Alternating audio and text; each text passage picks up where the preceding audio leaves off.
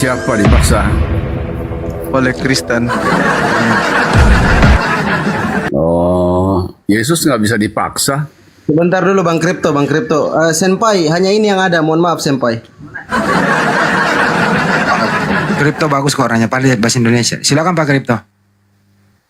Iya, Yesus tidak bisa dipaksa. Tapi Ya. ini Buktinya dia benalu Bang semua ini, benalu ini udah 4 kali dia benalu. ini ketemu, iya. Gak jelas ini, abu-abu Sama, gitu. sama seperti Tuhan diludahi tidak terhina, dipuji juga tidak lebih mulia. Tuhan kok diludahi Bang. Otak Anda berkarat juga. Nada Tuhan Jadi, diludahi Bang. Tuhan itu maha suci. Tuhan itu nggak bisa dia tidak bisa berubah oleh tindakan manusia. Manusia mau meludahi Tuhan. Waduh, Dia parah tidak kali ya. Kok Tuhan diludahin Bang. Tuhan Dari situ dimuliakan. pernyataan lebih mulia. Anda saja itu sudah keliru. Tak ada itu Tuhan diludahin. Terlepas dia Ada. kemudian itu merasa hina ataupun tidak, nggak ada. Yang diludahin itu makhluk. Tuhan yang mana yang diludahin Bang? Ya, ada orang yang membenci Allah, ya kan? Jadi dia meludahi, tetapi Allah itu tidak terhina oleh satu ludahan. Tidak, Orang gila. tidak pun juga. Di mana ada Lebih Allah mul- diludahin? Woi, di mana Allah diludahin? ada. Di mana? Ada orang-orang yang tidak suka Islam. Di mana Allah diludahin? Di mana? Di mana? Tidak ada di mana, tetapi ada orang-orang yang tidak suka dengan Islam. Ya, bukan saya, ya. Udah Jadi sakit. mereka Udah sakit. katakanlah meludahi Banyak macam Elohimnya orang sekarang sakit. Islam. Jadi Sekarang kalau sudah menurut macam-macam saya orang sakit. Tuhan itu diludahi pun tidak akan terhina. Ya, Kalau bicara dimuliakan juga Tuhan tidak lebih mulia. atau sembahan, nah, kayak gitu. Ya. Tidak pantas Anda menyebut Allah diludahin. Tidak pantas. Iya, biarpun Bapak diludahi, dia tidak terhina. Kalau Bapak Yesus yang diludahin, nah, itu fakta. Nah, kalau Wajar, Yesus karena dia diludahi juga tidak terhina. Yesus Hina dipuji-puji itu. setinggi langit juga Itu tidak. hina itu kalau tidak sudah lebih mulia diludahin, daripada. itu sudah hina itu, sudah dihinakan Di- itu. Kalau ada orang diludahin, apalagi depan umum, itu sudah menghinakan orang tersebut. Kedua, level yang diludahin ini berarti makhluk, karena pencipta nggak mungkin diludahi oleh makhluk. Berarti misionaris yang disodoi dan diludahi dihinakan dong itu ya. Iya. Yesus diludahin, berarti Yesus kategori makhluk. Yang meludahin hina, yang diludahin hina. Kalau dilevelkan kemudian dengan Tuhan, jelas itu. Makanya Yesus itu adalah manusia yang dipaksakan menjadi sembahan. Dia manusia biasa yang dianugerahkan mukjizat, dipaksakan menjadi Tuhan. Padahal dia hanyalah manusia biasa, makhluk ciptaan. Kenapa dia menjadi Tuhan? Karena nongolnya Yesus palsu yang mengajarkan ingin menyetarai pencipta alam semesta dengan memakai nama Yesus. Itulah Sam Bintang Timur yang ada di dalam Wahyu 22 nomor 16. Tapi itu bukan anak Maria. Anak Maria itu tidak tahu menahu tentang Yesus yang itu. Yesus di atas langit dia. Sedangkan Yesus yang datang mengaku bintang timur itu beda lagi. Itu bukan Yesus anak Maria. Itu Yesus lain.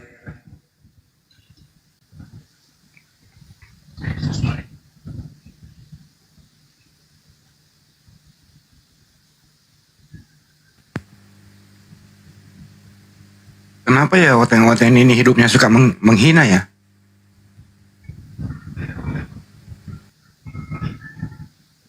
Tuhan Tuhan aja mereka hina, apalagi kalau manusia saja.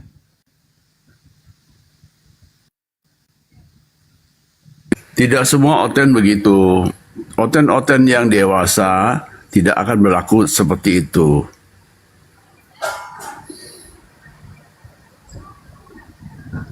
Perasaan semua oten itu percaya Yesus itu diludahin. Maksud saya, tadi kan saya baca, Yesus dipaksa jadi Tuhan. Mana bisa dipaksa sama siapa bisa jadi Tuhan? Dia bukan Tuhan, mau dipaksa juga tidak bisa jadi Tuhan. Apalagi diludahi. Diludahi saja tidak terhina dia. Dimuliakan seperti Tuhan juga tidak akan jadi. Yesus is Yesus. Gitu loh, Berarti Bang. Yesus bukan Tuhan, biar dipaksa tetap aja bukan Tuhan kan? Iya, bukan. Kalau Yesus bukan Tuhan, dipaksa jadi Tuhan juga nggak bisa. Tapi faktanya Kristen hari ini mempertuhankan, memaksakan Ya, mereka tapi nggak bisa. patut dikasihani karena mereka telah dididik begitu lama ya di gereja itu, jadi salah, maklum ya, karena situasional ya. Orang dibentuk ya, kalau burung elang bergaul dengan ayam, dia dari kecil ditaruh di kandang ayam, dia akan jadi seperti ayam kelakuannya. Padahal dia lebih bagus dari ayam, dia elang, burung Raja Wali. Begitu, saya pernah lihat video. Tapi Jadi kan oten-oten burung itu elang tidak punya akal, Bang. Beda dengan manusia. maksud saya, kalau oten itu adalah elang, tapi bergaul dengan ayam, dia kan jadi ayam lah. Walaupun dia adalah elang. Karena pergaulan, karena situasional. Gitu. Jadi kita harus mengerti lah. Sebagai guru, ngerti murid kenapa begini, kenapa begitu. Menurut Pak Kripto, yang merubah mereka ini menjadi ayam talinya elang siapa? Karena pergaulannya di gereja dengan khotbah pendeta, jadi salah. Coba dia bergaul sama saya, sama-sama oten, saya bisa arahkan. Ya, dengan sabar saya bisa membentuk dia. Apalagi sudah lama ya, kaku. Orang kalau udah terlalu lama, dirubahnya juga nggak gampang. Ya, kalau masih kecil gampang. Kalau udah kena penyakit, ya, miskin, jatuh miskin, baru dia bisa berubah. Kena suatu bencana, baru bisa berubah. Jadi menurut Pak Kripto mereka ini orang sakit. Iya sakit, ya harus disembuhkan. Iya. Menyembuhinya gimana, Pak? Ya diajak dialog ya, dialog, tapi dialog dengan baik, ya bukan dimarah-marahi gitu, diancam-ancam, dikata-katain gitu. Pak Kripto udah Dialog. berhasil nggak? Udah berapa orang yang Anda selamatkan? Oh belum, saya Bible study. Kalau saya di Bible study, saya bilang pendapat saya begini, walaupun bertentangan dengan mayoritas, tetapi kan saya sudah sampaikan kebenaran. Ya kebenaran itu nantinya akan bergerak sendiri. Tuhan saya lebih besar dari saya, jadi saya sudah jalankan pemberitaan kebenaran, ya. Nah Tuhan dan lebih berkuasa dari saya serahkan kepada Dia. Ya. Kalau Pak Kripto Jangan ini paksa. ciri khas Kristen Anda seperti apa? Saya tidak menuhankan Yesus. Itu kan cukup kan. Kalau di komal-komal itu, saya sendiri melihat oten-oten, saya bilang saya oten, dia oten. Tapi susah juga untuk meluruskan dia, memang susah. Tetapi kita tahulah kalau dipaksa, ya dipaksa itu nanti akan berbalik mengoyak kita. Ya, sama seperti Yesus bilang, jangan memberikan ya barang-barang berharga kepada binatang, anjing atau babi gitu ya. Karena mereka tidak menghargai mutiara atau barang berharga. Menurut Anda mereka ini akalnya yang rusak atau apanya yang rusak, Pak? Tadi saya bilang situasional karena sudah terlalu lama berendam, terlalu lama bergaul, ya, terlalu lama makan makanan ini, makanan Tapi apa Pak Kripto, khotbah-khotbah. mereka masih bisa membedakan duit 100.000 sama uang 50.000, Pak. Nah itu kan lain. Ini soal ketuhanan memang sulit. Ketuhanan itu nggak gampang. Kalau urusan duit gampang. Anak kecil tahu duit. Kenapa masalah duit Ketuhanan, gampang, masalah ginian kok susah? Kenapa, Pak? Ya ketuhanan susah lah. Ketuhanan itu urusan susah. Di Islam juga banyak perpecahan ya, Sunni dan Syiah ini segala macam itu nggak gampang lah. Kalau soal duit gampang. Islam tidak ada yang menuhankan manusia, Pak. Bukan soal menuhankan. Prinsip-prinsip lain kan berbeda juga Sunni dan Syiah. Ini pokoknya dulu, Pak. Pokoknya dulu. Di Kristen ini, iya. pokoknya dulu, Pak. Masalah Tuhan dulu. Semua umat Islam Tuhannya satu. Tunggal lah, Allah Subhanahu Wa Taala. Kristen ada yang menuhankan Yesus, ada yang kagak. Nah ini dulu diselesaikan, Pak. Penyebabnya apa tuh, Pak? Tadi kan saya bilang sudah lama berendam, sudah lama mendengarkan khotbah-khotbah, bergaul dengan orang-orang yang sudah percaya itu, jadi terpengaruh lah lama-lama. Begitu. Ikut-ikutan, namanya taklid, ikut-ikutan.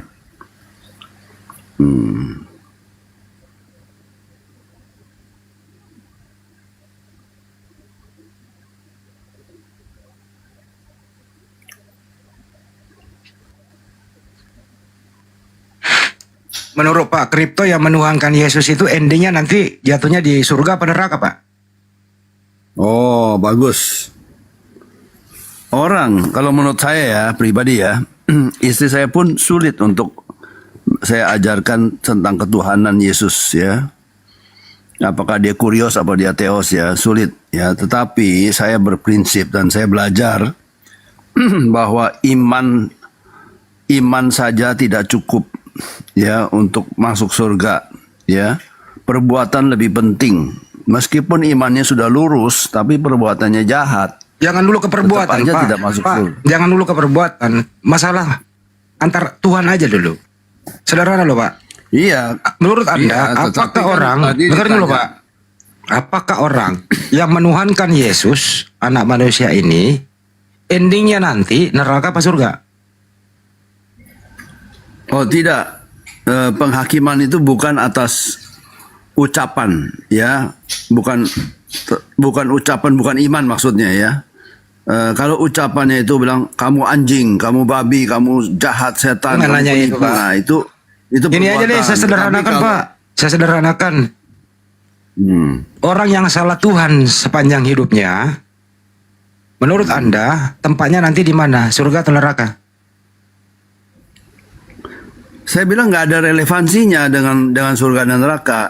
Relevansinya perbuatannya. Atau saya permudah? Saya permudah, hindari surga neraka.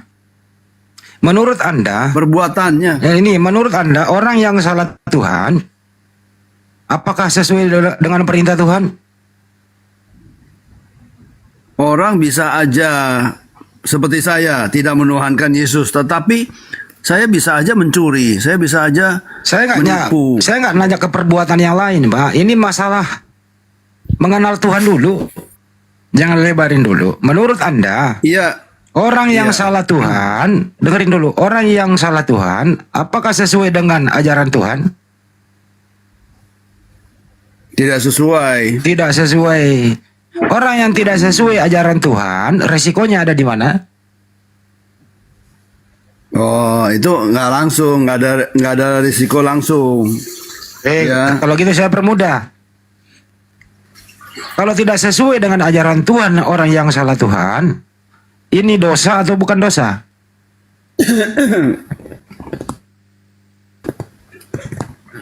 Begini ya, orang yang mengikuti ajaran ya, kalau Taurat itu banyak, jangannya banyak ya.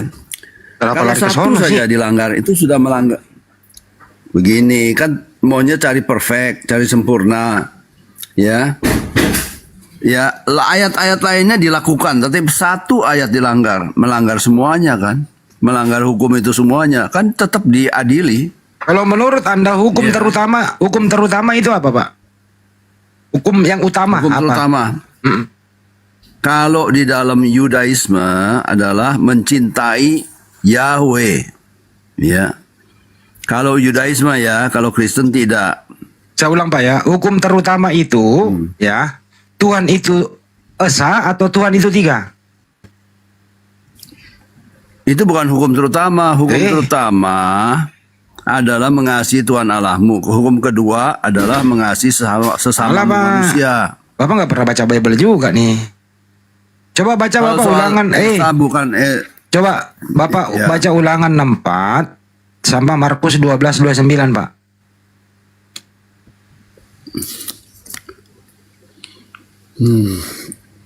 Markus. Ulangan 64 dulu deh baru Markus 2 Markus aja deh, itu Ya. Yudaisme ya. Markus aja deh, ya, Kristen. Apa? 12:29 Markus Pak. 12 29. 29. Jawab Yesus, hukum yang terutama ialah, dengarlah hai orang Israel. Orang Israel ya. Tuhan Allah kita, Tuhan itu Esa. Ya. Mengesahkan Tuhan itu hukum utama. Betul apa betul? Hukum yang terutama ialah, hukum yang terutama ialah, dengarlah hai orang Israel, Tuhan Allah kita, Tuhan itu Esa. Oke. Dari Tuhan itu esa atau tiga? Esa. Oke. Esa artinya apa? Esa ya satu. Oke. Yang satu itu siapa? Tuhan. Tuhan. Kalau ada orang membuat Tuhan selain itu melanggar hukum utama nggak? Tergantung. Kok Dia tergantung di bawah hukum lagi? Taurat apa nih ya, orang yang melanggar hukum tentu posisinya di bawah hukum kan. Saya melanggar hukum Pak, saya ulang dulu Pak. Ini Republik masalah Indonesia. Tuhan loh Pak. Pak, ini masalah Tuhan. Iya. Kan Anda udah Kalau ngomong saya nih. ateis, Yang kemana-mana Pak Kripto. kalau saya tidak beragama, ya, saya tidak ateis, saya nggak percaya Tuhan, ya. Terus hukum terutama ada Tuhan itu satu, saya bilang saya nggak tahu, ya. Pak Kripto ini kok ngomongnya ngelantur juga ya. Gini loh. Bukan ngelantur. Hukum Saya mau terutama. bilang, Dengerin Bang. Hukum terutama. Tuhan itu berapa? satu, Siapa yang satu itu? Tuhan. Siapa namanya? Tuhan namanya. Tuhan bukan nama Pak. Habis apa? Ya nama Tuhanmu siapa? Kalau Tuhan saya itu nggak punya nama. Oh, Punya Tuhanmu sebutan saja. Jadi Tuhanmu nonem. Nonim, anonim, sebutan. Nonim, Bapakmu tidak punya adalah nama. iblis. Tidak punya nama. Jadi Kristen Tuhannya nggak punya nama. Iya, tidak punya nama. Jadi kalau kau berdoa bagaimana ceritanya? Tuhan yang nggak punya nama gitu. Bukan. Tuhan kan sebutan. Panggil aja Tuhan. Atau orang panggil saja Bapak. Tapi itu bukan nama. Itu sebutan. Tapi Tuhan itu banyak Pak. Iya, kita kalau panggil anjing ya. Anjing itu kan diberi nama. Ada si Dogi. Anjing aja ada beri nama. si- Masa Tuhanmu nggak punya nama gimana sih? Iya. Ya, Tuhan memang tidak bernama. Kalau anjing, ciptaan itu semua punya nama. Tuhan itu tidak bernama. Karena Jadi dia Tuhan, bukan makhluk. oke cukup. Jadi Tuhan Anda nggak punya nama ya? Oke, kalau Iya. ada orang lain memberi nama Tuhan itu adalah Yesus, Anda setuju? Nggak setuju. Berarti Yesus bukan Tuhan. Tidak setuju. Berarti Yesus bukan Tuhan. Nah, Bukan. kalau ada orang mengatakan Yesus itu Tuhan, melanggar hukum terutama atau tidak? Tergantung orangnya. Orangnya di bawah hukum apa tidak? Saya ulang ya. Yesus bukan Tuhan. Hukum terutama adalah satu Tuhan, bukan Yesus. Nah, kalau ada orang mengatakan Yesus itu Tuhan, apakah melanggar hukum terutama tadi? Orang itu Buddhis yang ngomong Yesus itu Tuhan. Iya. Oh, tidak melanggar. Orang itu Hindu. Kalau Mana ngomong ada Buddhis menuangkan Yesus, Pak? Kalau dia ngomong, kan tadi dia ucapkan, ya kan? Tapi kalau dia Hindu, dia Islam atau dia Ini Buddhis, kalau kita saya itu masuk langsung, tidak ada- hampir Ya. hampir 80% ya Kristen itu mengatakan Yesus itu Tuhan.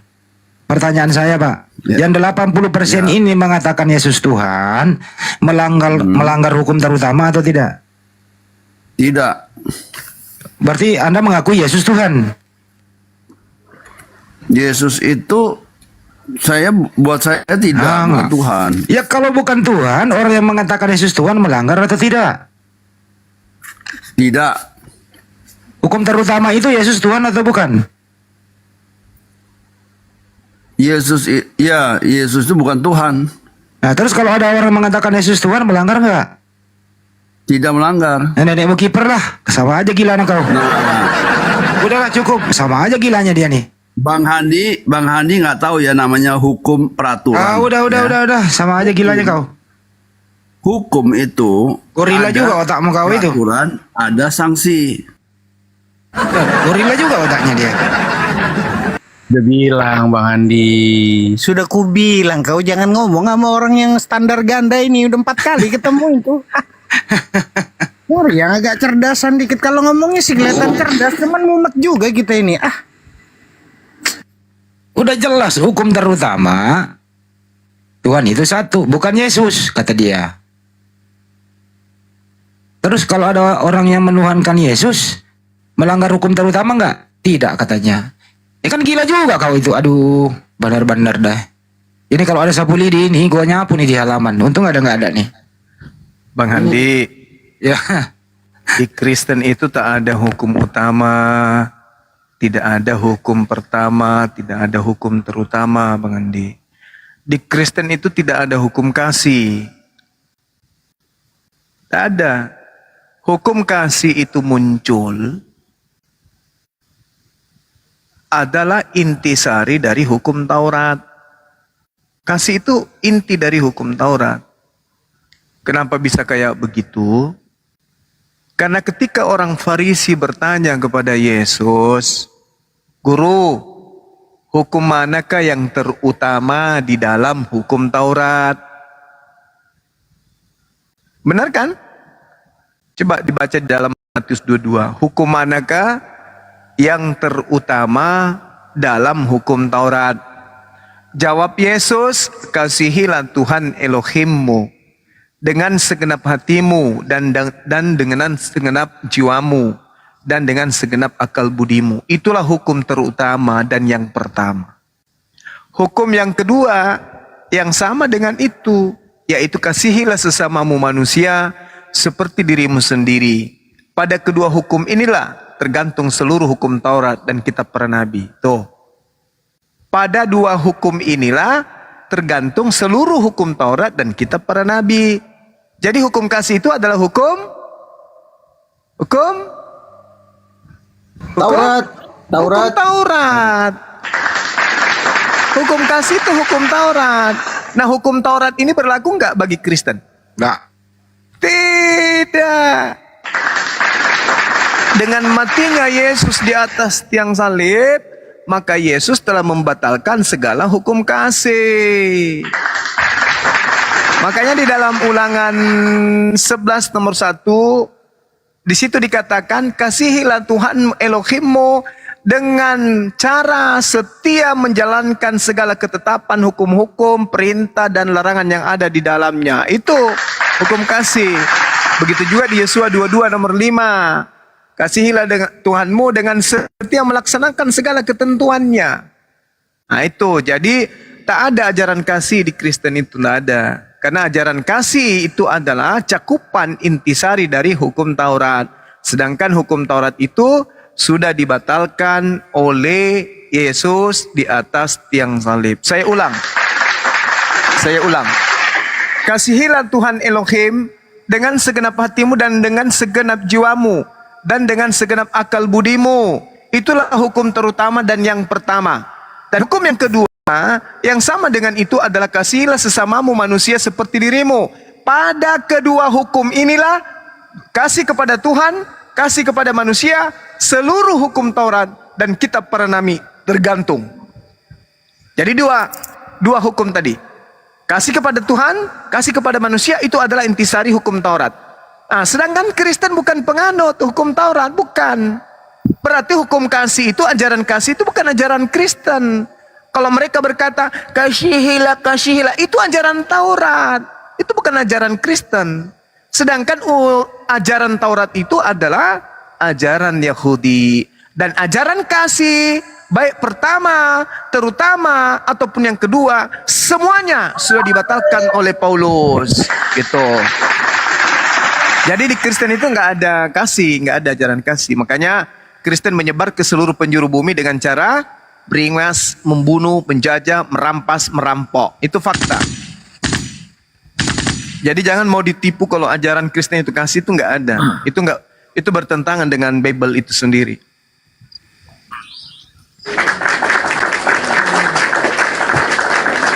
Baik, saya sapa dulu Bang Hans, Kristen atau Muslim? Bang Ponsi, Kristen atau Muslim? Dibuka mute-nya Bang Ponsi. Bang Hans ngomong, silakan. Kristen Islam KTP Bang.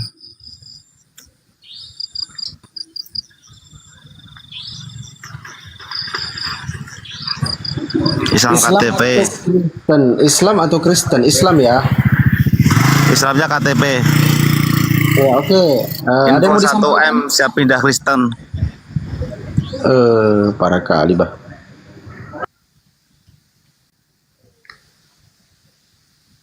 Gak lucu.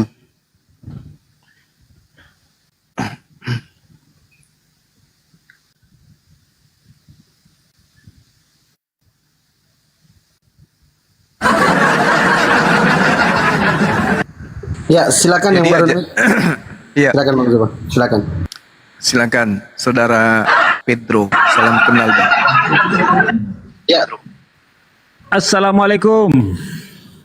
Waalaikumsalam. Waalaikumsalam warahmatullahi wabarakatuh.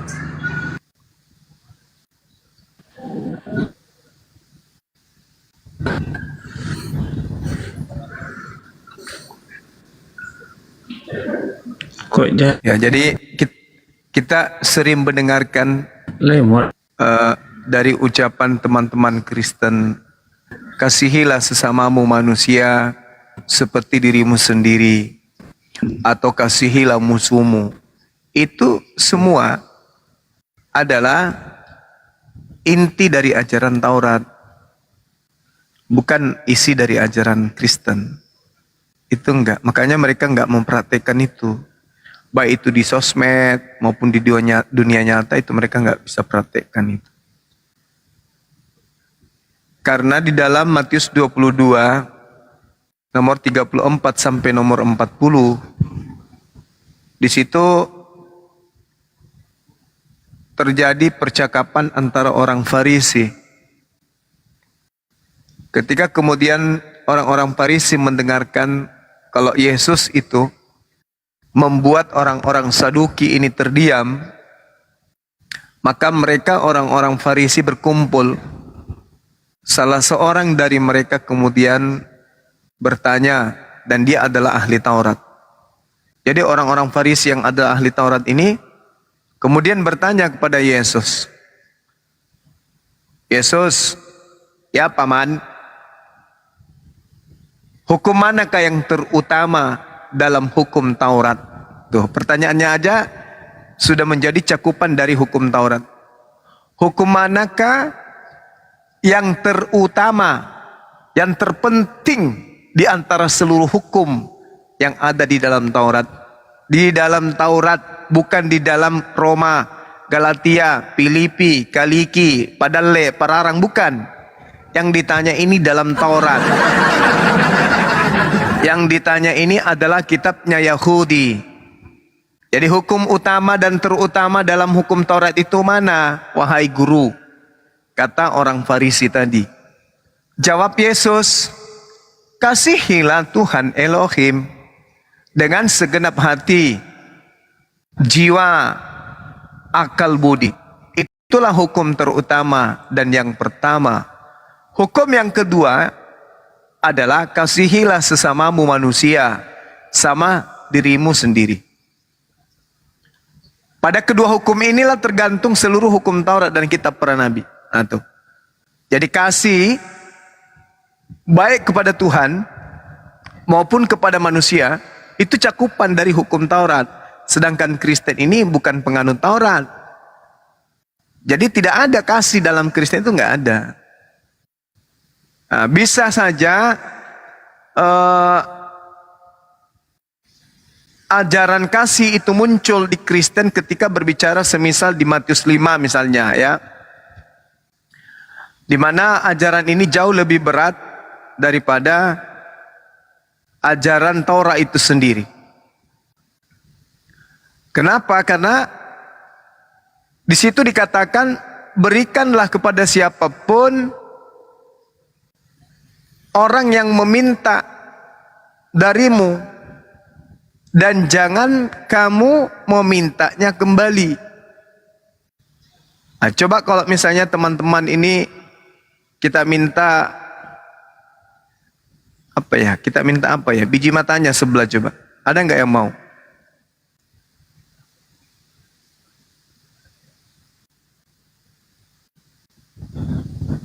Ada nggak yang mau? Mau. Coba kita lihat dalam Lukas atau di Matius 5. Berilah kepada orang yang meminta kepadamu dan janganlah menolak orang yang mau meminjam daripadamu. Lukas 6:30. Berilah kepada setiap orang yang meminta kepadamu dan janganlah meminta kembali kepada orang yang mengambil kepunyaanmu. Bisa tidak diperhatikan Kristen ini? Semisal ada orang Kristen kita minta tumitnya kiri kanan. Berilah kepada setiap orang yang meminta kepadamu. Jangan meminta kembali kepada orang yang mengambil kepunyaanmu. Akan tetapi barang siapa mendengar perkataanku ini, tetapi tidak melakukannya, ia sama dengan seorang yang mendirikan rumah di atas tanah tanpa dasar. Ketika banjir melanda rumah itu segera rubuh dan hebatlah kerusakannya. Nah coba. Akan tetapi barang siapa mendengarkan perkataanku tetapi tidak melakukannya, dia sama halnya mendirikan rumah di atas pasir. Lalu banjir melandanya, maka rubuh dengan hebat bangunan tersebut. Barang siapa mendengarkan perkataanku. Nah, kita mulai perkataan Yesus. Juallah segala milikmu dan berikanlah sedekah. Buatlah bagimu pundi-pundi yang tidak dapat menjadi tua, satu harta di surga yang tidak akan habis, yang tidak dapat didekati pencuri dan yang tidak dirusakkan ngengat. Juallah segala milikmu. Mendak Kristen jual semua yang Kristen punya. Berilah kepada orang yang meminta kepadamu dan janganlah menolak orang yang mau meminjam daripadamu. Nah, mau enggak teman-teman perhatikan ini? Berilah kepada setiap orang yang meminta kepadamu dan janganlah meminta kembali kepada yang telah mengambil kepunyaanmu.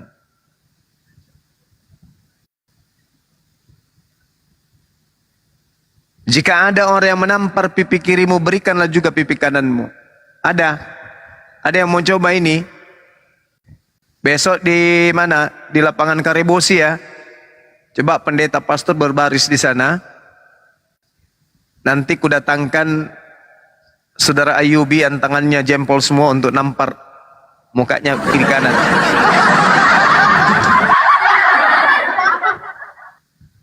Membalas enggak ya?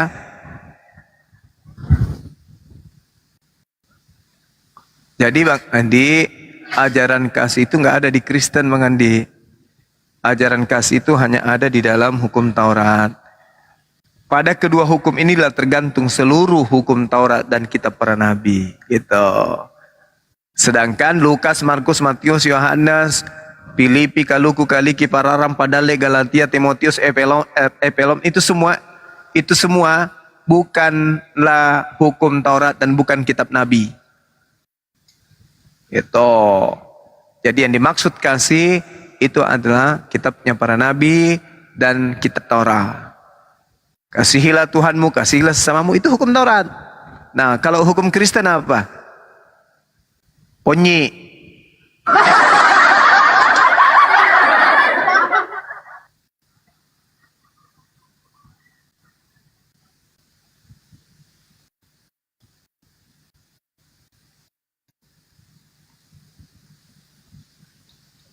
Baik, silakan Bang Abi, dibuka mute-nya Abi. Bro Abi, Kristen atau Muslim? Assalamualaikum warahmatullahi wabarakatuh. Waalaikumsalam warahmatullahi wabarakatuh. Terima kasih. Silakan, apa yang mau disampaikan Bang? Oh, salam-salam aja boleh, host. Silakan Bang, silakan. Bang Juma, Bang Handi.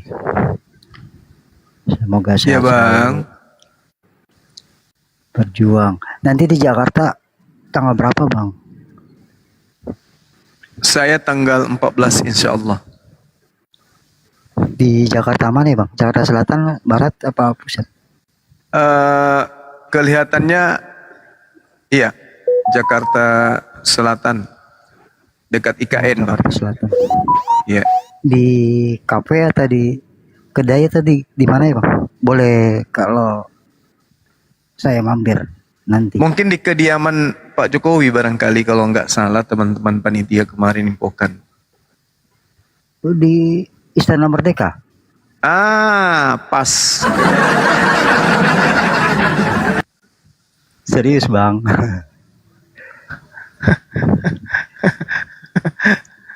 Apa sih? Bang Adi, apa kabar? Baik, Di tempatnya Bang Handinya besok. tempat saya bang. Baru dinaikin nih Bang Andi.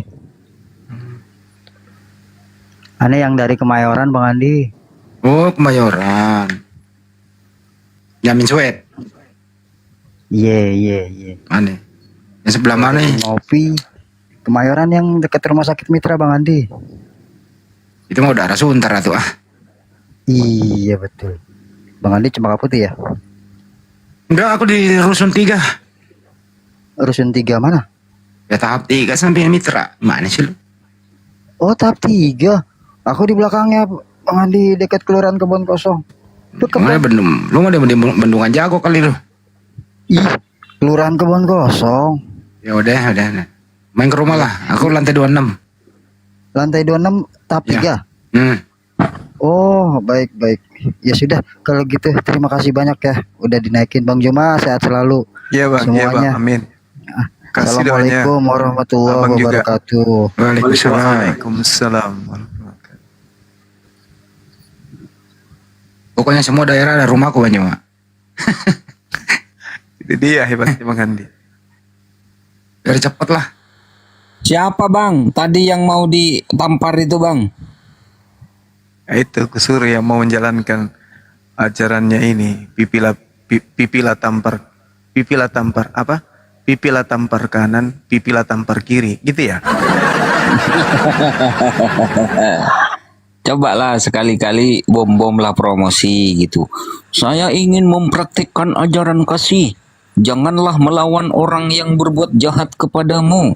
Melainkan jika pipi kiri di pipi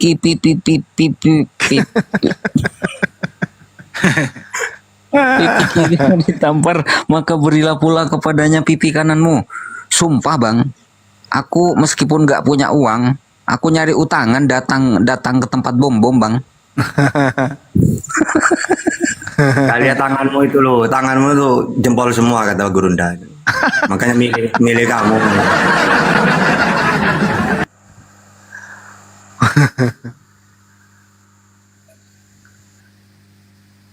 Tapi lebih parah tadi si Adi itu. Kalau ada maling motor masuk ke rumah saya, daripada dia jual bodong, gua kasih sekalian STNK sama BPKB, kan kasihan tuh maling, dia butuh.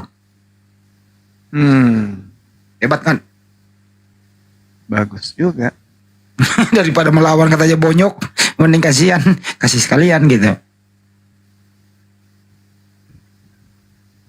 Ini kalau ajaran kini berlaku undang-undang kita, aduh. Udahlah. Selesai itu urusan.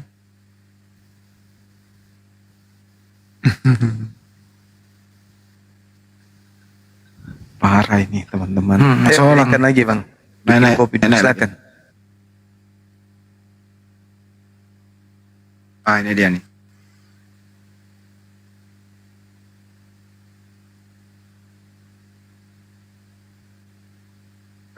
Teman-teman jangan lupa ya hadir nanti tanggal 16 September. 16 September di Ciater, Kabupaten Subang. Terserah mau lewat Bandung mau lewat Subang, terserah. 16 September mulai dari jam 10 pagi sampai besok. Ya. Acara bervariasi. Pokoknya datang aja deh. Usahakan kalau datang bawa beras 1 karung sama kompor. Kita buka dapur umum.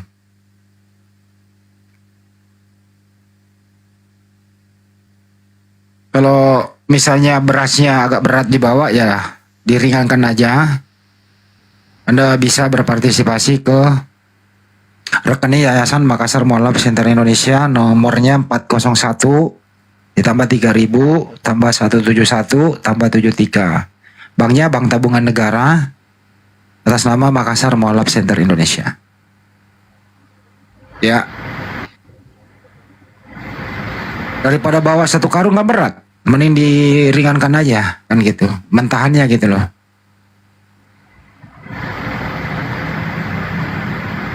Ya, Ohim datang ya. Muslimayan silakan.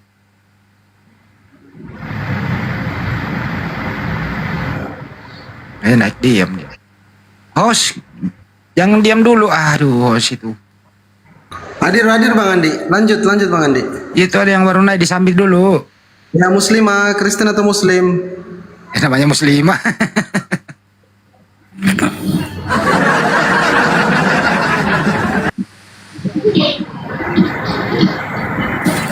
Ahmad Sunar gimana Ahmad Sunar?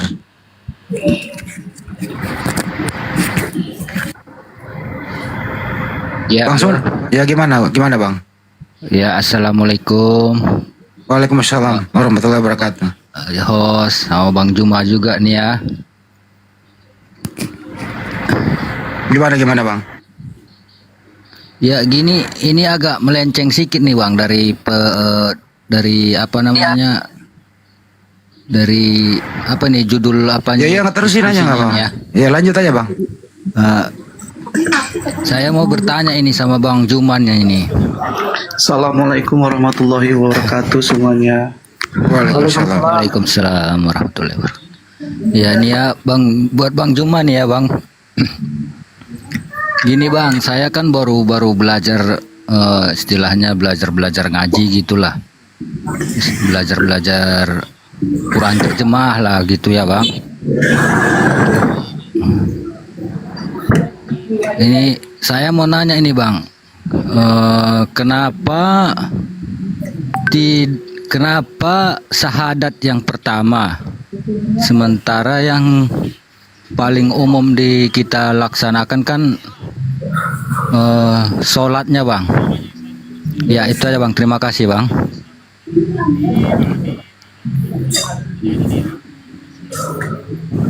Sholat itu tiang agama. Kunciannya surga kok sholat. Kalau nggak ada kunci sholatnya nggak bisa. Singkat aja. Dah. Jo silakan Jo. Maaf Bang Zuma, ini temanya Kristen tak kenal Tuhan begitu ya? Anda Muslim apa? Kristen? Muslim. Ya silakan. Yang saya mau tanya gini, kenapa orang-orang Nasrani gitu dia tidak menjalankan seperti syariat yang kita lakukan seperti bersunat, mengharamkan makan B2, terus juga minum khamar, mereka lakukan. Sebenarnya pengikut ataupun yang benar-benar pengikut Isa Al-Masih itu mereka atau kita gitu loh.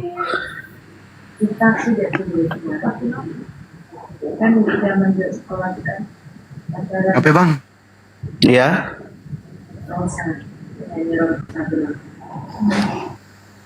Mas Pandi dipandu dulu, Mas Pandi, ku pusing ini apa sih?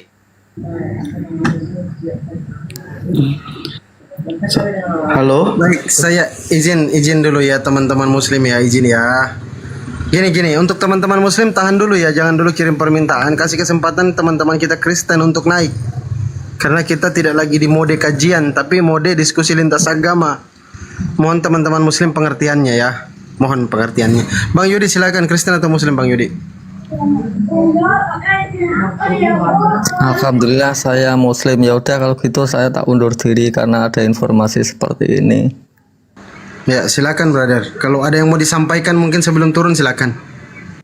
Ya, alhamdulillah, semoga sahabat-sahabat semua diberikan kesehatan semua. Saya undur diri bang, biar non muslim saja yang naik. Baik, makasih Bang. Assalamualaikum Bang Yudi, Bang Jojo. Assalamualaikum. Waalaikumsalam warahmatullahi wabarakatuh.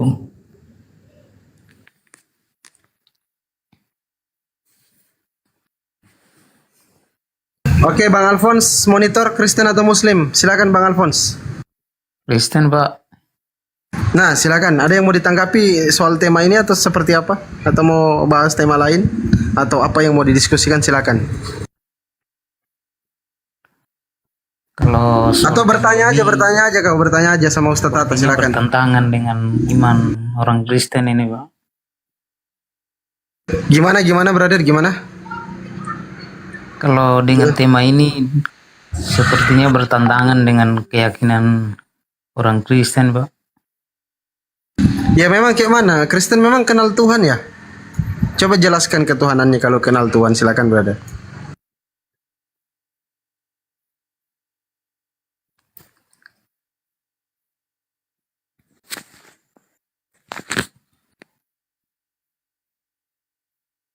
Silakan Ustaz Tata, kalau mau masuk Ustaz, silakan Ustaz Tata. Nggak mau? Lanjut.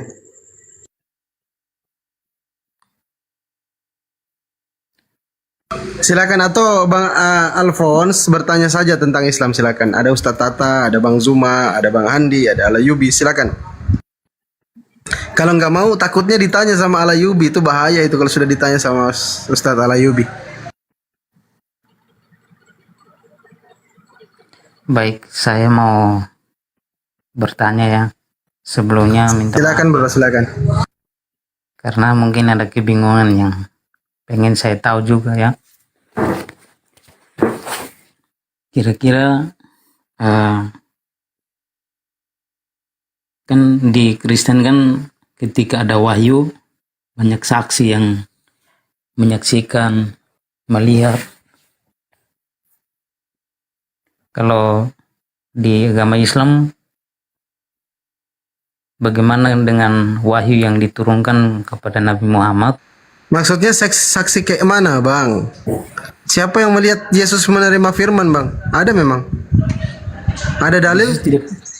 Jangan dipotong dulu, biarin dulu dikelarin pertanyaannya. Nanti dia turun nanti. Gimana Fandi? Nggak usah, langsung gue jawab aja. Ini menurut sesuai pemahaman saya, kira-kira penjelasannya bagaimana begitu. Saya tidak menantang, saya hanya cuma pengen tahu aja kebenarannya seperti Ya udah gini aja bang. Izin ya Gurunda. Oke. Silakan deh. Oke. Jadi gini, para nabi itu ketika diem Van. Jadi para nabi itu ketika diutus, ya, jangan ditanya saksi manusia. Karena semua para nabi itu pasti mengatakan, ya Tuhan yang mengutus saya sebagai saksinya. Contohnya Nabi Muhammad, Al-Fat ayat 28. Huwaladzi arsala rasulahu bil huda wa dinil haq liyudhhirahu 'ala dini kulli wa kafa billahi syahida. Dialah yang mengutus rasulnya dengan membawa petunjuk dan agama yang benar agar dimenangkannya terhadap semua agama. Dan cukuplah Allah menjadi saksi. Begitu juga ketika kamu nanya ke Yesus, Yesus, kamu ngaku utusan menerima wahyu, siapa saksinya? Yohanes 5:37. Bapa yang mengutus aku, dia yang bersaksi tentang aku. Jadi semua para nabi itu cukup Allah menjadi saksi. Lalu kamu nanya lagi, kenapa Yesus harus Tuhan? Maka dijawab oleh Yesus. 1 Yohanes 5 ayat 9. Kita menerima kesaksian manusia, tetapi kesaksian Allah lebih kuat. Jadi kamu kalau mau nanya saksi ke para nabi, pasti mereka menjawab, cukup Allah yang menjadi saksi, yang mengutus saya.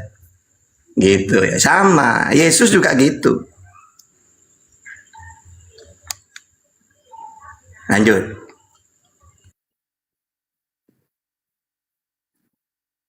Silakan bro, Alphonse. Oh, oke, sudah. Mungkin saya sudah paham. Lanjut. Pertanyaan berikutnya lanjut, biar nggak ngantuk, biar nggak tidur Ustaz Tata. Lanjut, Alfon.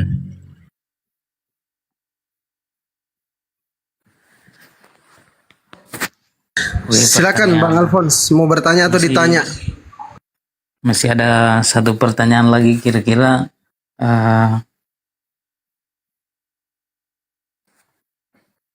laki-laki di dalam Islam bisa berpoligami, sedangkan kalau di perempuan katanya nggak bisa. Kira-kira menurut pandangan Al-Quran Sudah.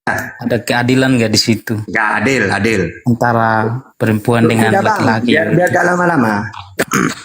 Jadi gini, perempuan itu ibaratkan gelas ya. Sedangkan laki-laki itu ibaratkan cangkirnya. Ketika cangkir ini isinya kopi, diisi ke gelas 4, maka gelas 4 ini tetap air kopi semua. Tapi kalau 4 gelas ini, kuku bima, himaviton, kopi, teh, dituangkan ke satu wadah, jadi air apa itu? Ya, kan tidak karu-karuan airnya. Sama dengan gini, orang laki-laki satu punya istri 3, hamil semuanya. Ya anaknya laki-laki itu. Tapi kalau perempuan satu menikah dengan laki-laki 3, jadi apa nantinya? Makanya dalam ajaran Samawi, poligami itu hanya untuk para lelaki. Makanya Salomo istrinya 700. Ya. Terus nanti istrinya siapa? Abraham 2, Yakub 4, Esau 2, Musa 2, Salomo 700. Karena memang andaikan 700 ini hamil semua, ya anaknya Salomo. Coba andaikan perempuan menikah dengan 700 suami, gimana nanti? Ibaratkan air yang bermacam-macam, ya laki-laki yang banyak masuk ke tempat satu. Nah gitu, jadi tidak boleh, tidak bisa gitu ya. Yang saya tanyakan kira-kira ada keadilan nggak di situ? Soalnya sama-sama memiliki maaf ya, kelamin yang sama satu ya kan, masa satu kelamin bisa dinikmati oleh banyak orang, apakah adil? Ya makanya nggak boleh kan, satu kelamin dinikmati banyak orang, nggak boleh itu. Yang nggak boleh, kenapa perempuan bisa dipoligami, laki-laki Ya, makanya kelaminnya bedanya laki-laki dengan perempuan gitu. Bukan cuma di Islam, di Bible saja kayak gitu, malah lebih parah. Kalau Islam dibatasi 4. Tapi kalau kitabmu mau berapa ratus bisa, karena tidak ada batas dalam Bible itu. Kalau Islam tidak boleh lebih dari 4. Kalau kenapa alasannya, kemana keadilannya? Wong sudah dari Tuhan kayak gitu, bukan cuma di Islam. Ya karena tadi itu, masa laki-laki gini, laki-laki kalau menikah banyak 3, 2, hamil semua, ya anaknya laki-laki itu. Nasabnya jelas. Tapi kalau perempuan suaminya banyak, nasab ini nanti gak jelas nantinya. Nasab itu, ini anaknya yang mana gitu loh. Udahlah Bang, mau paham mau enggak, yang penting udah selesai udah. Izin nambahin dulu. Izin nambahin dikit ya. Maksudnya tuh begini, Alfon. Kalau perempuan menikah dengan 4 laki-laki misalnya ya kan, lalu kemudian punya anak. Nah, si A nyumbang kuping, si B nyumbang hidung, si C nyumbang betis, si D nyumbang kepala misalnya. Kayak apa anaknya nantinya? Ya jadi jerapah, jadi zebra itu belang-belang nantinya bang, hitam putih hitam itu maksudnya. Jadi kemurnian nasabnya itu tidak terjaga, gitu maksudnya bang. Ya, ini saya paham yang tadi dijelaskan. Sebentar. Izin ya semua guru-guru. Ya Dek, ya Dinda silakan. Oke, izin Bang Sumaya, ya Dinda. Bro Alphonse sudah berkeluarga? Jawab sendiri. Sudah Pak. Udah berkeluarga? Sudah Pak. Oke, kalau istrimu itu punya suami Kang Dito Al Ayubi dan Fandi Ahmad misalkan dengan kamu. Istrimu itu suaminya 4, Alphonse, Kang Dito, Al Ayubi sama Fandi Ahmad. Kalau ada istrimu hamil, itu anak siapa? Aku tanya samamu. DNA katanya, disuruh DNA katanya. Itu anak siapa? Aku tanya samamu. Anak Kang Dito, anak Al Ayubi, atau anak saya Fandi Ahmad, atau anak kamu? Silakan. Bingung kan? Nah. Kalau milih Dito, kata Bang Dito, enggak, siapa tahu Fandi, enggak mau saya gitu. Bingung. Kalau Oke, saya paham sih. Saya paham dengan apa yang disampaikan. Tetapi di sini saya menggarisbawahi bahwa kita memiliki perasaan yang sama. Ketika kita diduakan atau kita menduakan, bagaimana rasanya dia, apa dia merasa sakit atau enggak menurut Islam, pandangan Islam lah. Kalau Iya, memang itu aja pandangannya tadi. sekarang Kalau begini. kamu mau ndak istrimu punya 4 suami, kamu, Kang Dito, Al Ayubi sama saya Fandi Ahmad, mau nggak? Ya, Jawab. yang jelas saya nggak mau karena perasaan saya pasti sakit. Nah, sekarang kita kembali kepada perempuan. Kalau perempuan 4 orang dan laki-lakinya 1, bagaimana perasaan dia? Sedangkan 4 orang itu semuanya sama-sama menikmati satu laki-laki begitu. Apa perasaan seorang wanita yang lain itu, apa merasa sakit atau enggak begitu? Terus kamu udah nanya ke kitab kamu. Kan ini bukan cuma di Islam, justru di kitabmu lebih parah, tidak dibatasin. Jadi kamu nanya kayak gitu tuh kecuali ya di Bible kamu dilarang poligami, di Islam doang yang boleh. Baru kamu konflik ke Islam. Wong nyatanya di kitabmu lebih parah. Kenapa kamu udah nanya ke Tuhanmu? Gitu. Ustadz Tata, kalau saya jadi Kristen, saya akan menikahi 100-200 istri. Karena di dalam Kristen tidak ada standar harus adil. Orang yang poligami itu harus adil. Nggak ada standarnya dalam Kristen. Dan tidak ada larangan untuk poligami. Yesus pun tidak sama sekali melarang poligami. Nggak ada. Coba cari, mana Yesus melarang poligami? Nggak ada.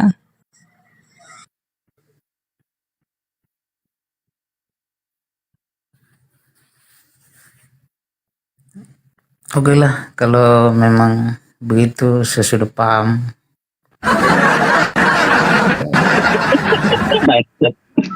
Assalamualaikum warahmatullahi wabarakatuh. Waalaikumsalam.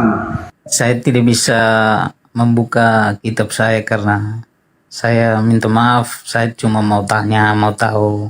Saya tidak menjelekkan, sebelumnya saya minta maaf. Saya tidak menyerang, saya cuma pengen tahu aja gitu.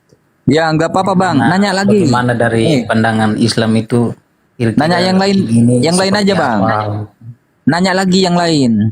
Poligami kan sudah, nah sudah dijawab oleh Ustadz Tata. Nanya yang lain aja, yang lain. Nggak apa-apa, nanya aja terus. Terus saya mau tanya lagi,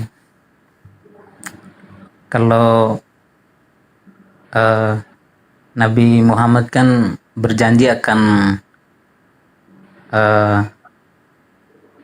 bagaimana ya pertanyaannya?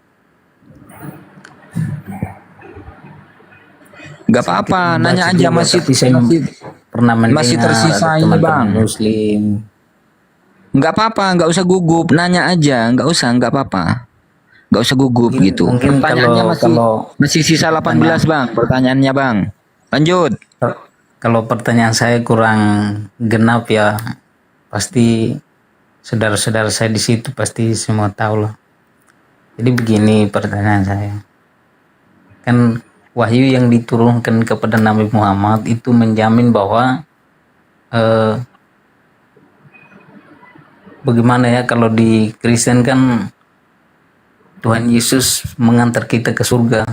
Dia sudah sampai di sana, dia naik ke surga dan dia akan kembali untuk membawa kita ke sana. Itu Kristen.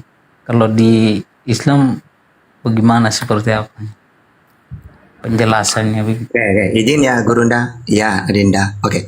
Jadi gini, sama semua para nabi itu mengajak umatnya ke surga. Ibaratkan gini, wahai Nabi Muhammad, engkau saya utus kepada siapa ya Allah? Kepada seluruh alam. Dalilnya, wa ma arsalnaka illa rahmatan lil alam, seluruh alam, lil alamin. Caranya gimana ya Allah? Ajak mereka mengenal Tuhan yang benar, yaitu Allah. Dan kamu harus mengaku utusanku. Asyhadu an la ilaha illallah wa asyhadu anna Muhammadar Rasulullah. Man kana akhirul kalam la ilaha illallah dakhalal jannah. Jadi ketika Nabi Muhammad mengajak manusia ke surga, caranya tiada Tuhan selain Allah, Nabi Muhammad utusannya Allah. Begitu juga Yesus. Yesus, kamu saya utus kepada siapa ya Allah? Kepada umatmu Israel. Matius 15:24. Apa tugas saya? Ajak mereka ke surga. Bagaimana caranya? Kenalkan tiada Tuhan selain aku, Allah, dan kamu harus ngaku utusanku. Akhirnya Yohanes 17:3. Inilah hidup yang kekal di surga. Mereka mengenal satu-satunya Allah yang benar dan mengenal Yesus sebagai utusan. Jadi semua para nabi itu mengajak manusia supaya kenal Tuhan, supaya masuk surga. Wa ma arsalnaka min qablika min rasulin illa nuhi ilai annahu la ilaha illa ana fa'budun. Semua para nabi ini aku utus sebelum engkau Muhammad agar mereka mengenalkan aku sebagai Tuhan. Jadi kalau Kristen salah. Udah tahu jalan ke surga menurut Yesus, mengenal Allah dan mengenal Yesus sebagai utusan, malah utusan yang dituhankan. Gitu. Salah kayak gitu. Tidak memenuhi syarat. Tanya lagi bang. Pertanyaannya tinggal 17. Lanjut. Yang lain. Iya tinggal 17 pertanyaan lagi. Habisin bang. Lanjut. Oke, ini ada pertanyaan lagi. Maaf ya, pertanyaannya banyak ya. Walaupun tidak terlalu sempurna pertanyaannya, tapi saya pengen tahu.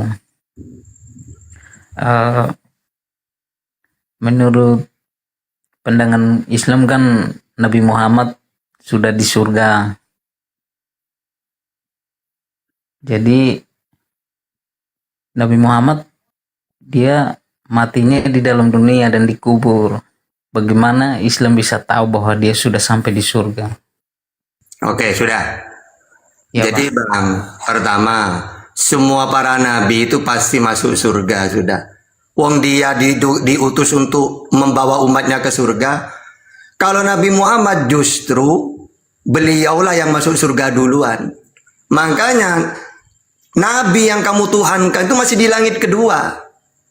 Kalau Nabi Muhammad, surga ini tidak bisa dimasukin nabi-nabi yang lain sebelum Nabi Muhammad masuk duluan. Dalilnya hadis Muslim 505. Ana aksarul anbiya tabaan yaumal qiyamah wa ana awwaluman yaqra'u babal jannah. Saya adalah nabi yang paling banyak pengikutnya di hari kiamat dan saya orang pertama kali mengetuk pintu surga. Ada lagi di dalam hadis Ibnu Abi Syaibah nomor 31802. Al jannatu hurrimat alal anbiya hatta adkhulaha wa hurrimat alal umami hatta tadkhulaha ummati. Surga itu tidak boleh dimasuki seluruh nabi sampai aku memasukinya. Surga pun tidak boleh dimasuki umat nabi manapun sebelum umatku masuk dulu. Jadi umat Islam ini umat lahir tapi masuk surga lebih dulu. Ya. Jadi kalau cuma hitung-hitungan masuk surga, justru Nabi Muhammad lebih dulu. Kalau masalah wafatnya, tapi kan Nabi Muhammad wafat, loh. Para nabi kalau tugasnya selesai ya wafat. Contohnya Musa, ya wafat dia. Kalau Nabi Isa, dia kan masih punya tugas lagi. Sehingga Allah angkat dia hidup-hidup. Dan nanti akan diturunkan lagi, wafat dia di bumi ini. Gitu loh. Jadi kalau cuma bahas surga-surga, kami lebih istimewa daripada nabi-nabi yang lain, umat-umatnya nabi yang lain. Gitu. Ya kan? Silakan Bang. 16 pertanyaan, sisanya lanjut. Boleh menambahkan Bang?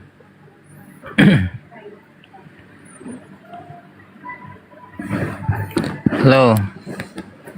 Halo. Oke, sudah pertanyaannya. Makasih banyak ya untuk penjelasannya. Sebelumnya saya minta maaf kalau saya menyinggung ya. Bang Alphonse bertanya banyak-banyak Bang Alphonse. Ini Hilya ini Kristen atau Muslim Hilya? Muslim Bang. Oke, di mute dulu Bang, di mute. Kasih Alphonse, silakan, kesempatan Alphonse. untuk yang lain bertanya lah. Enggak ada yang lain. Kamu sendiri di sini. Silakan kau bertanya sampai puas, sampai Yesus turun kedua kalinya. Silakan.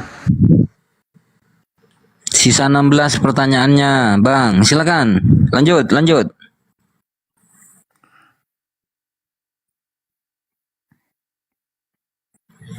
Silakan Bang Alfon, mau tanya apa lagi? Ayo, ini pertanyaan kelima. Silakan, lanjut.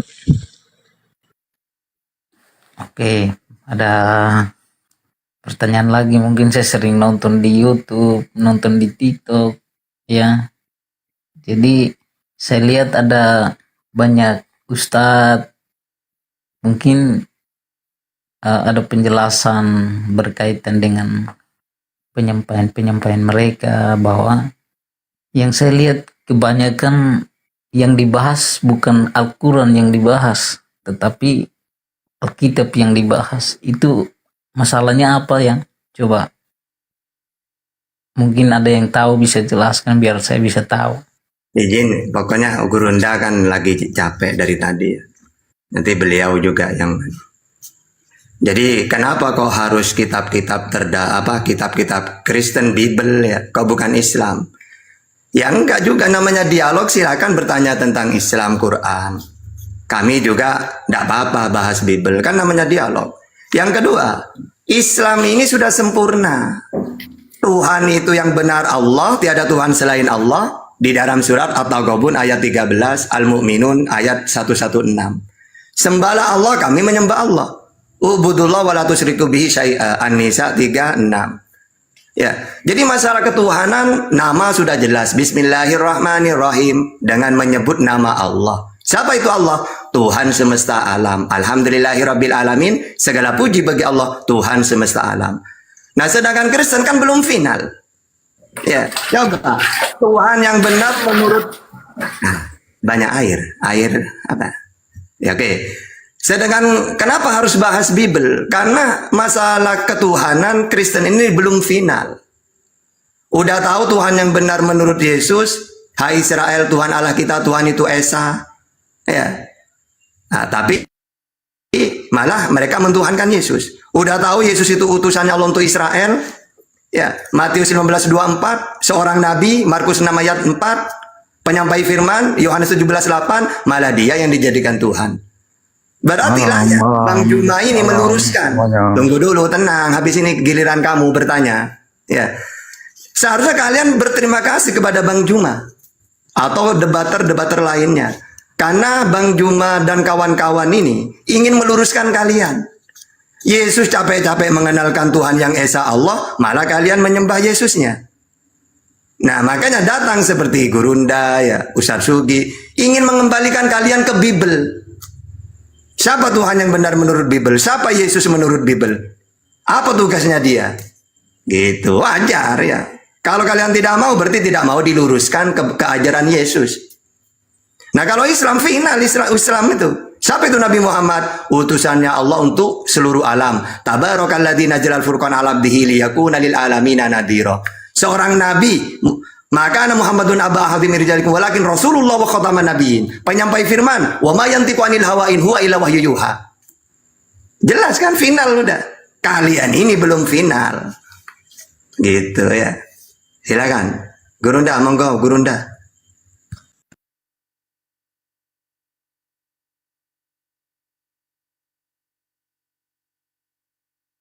Kang Dito, tangani dulu Kang Dito komalnya. Saya mau jalan pulang 15 sampai 20 menit. Lanjut Kang Dito. Siap host, Masya Allah. Izin Gurunda. Iya Kang Dito. Oke, pertanyaannya mungkin yang sederhana begini. Kenapa kita debater Muslim kebanyakan di dunia lintas agama ini lebih sering banyak menanggapi atau membahas tentang Bible, kan gitu ya? Karena satu hal kenapa kita mempelajari Bible atau disebut dengan Kristologi, Bang Alfonsus ya. Karena yang kita cek, yang kita pelajari, ini persepsi di luar kekristenan. Bagaimana kita menggunakan intelijensi bahwa membaca itu sudah mendapatkan poinnya, tidak berdasarkan dogma dan doktrin. Nah, dunia lintas agama ini, bagi kalian yang memang mengimani Bible itu sebagai kitab suci, nah ini yang harus kita diskusikan. Sudut pandang di luar kekristenan tanpa doktrin itu bisa mendapatkan banyak kesimpulan gitu loh. Tapi kalau secara imani saja, ya itu contoh debater-debater kalian yang kekristenan itu banyak ternyata menyangkal Bible itu sendiri pada saat menghadapi kita. Nah itu sih kalau menurut saya, apalagi kalau paham mengenai sejarah, harusnya Bible itu searah atau inlinier. Coba dengarkan narasi saya. Pada saat Kristen mula-mula, apakah disebut Protestan? Pada saat Eusebius membuat suatu kanonika atau Bible itu dipilah menjadi wahyu, apakah itu Protestan sudah ada? Apakah itu Kristen Protestan sudah ada?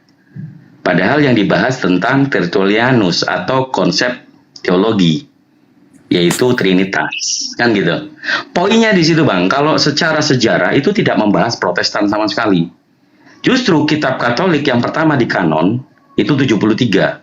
Saat ini yang Anda pegang di Protestan itu ada berapa? 66. Bagaimana itu terjadi? Apakah kitab yang disebut kitab suci itu lama narasinya Om ini bisa berkurang gitu loh?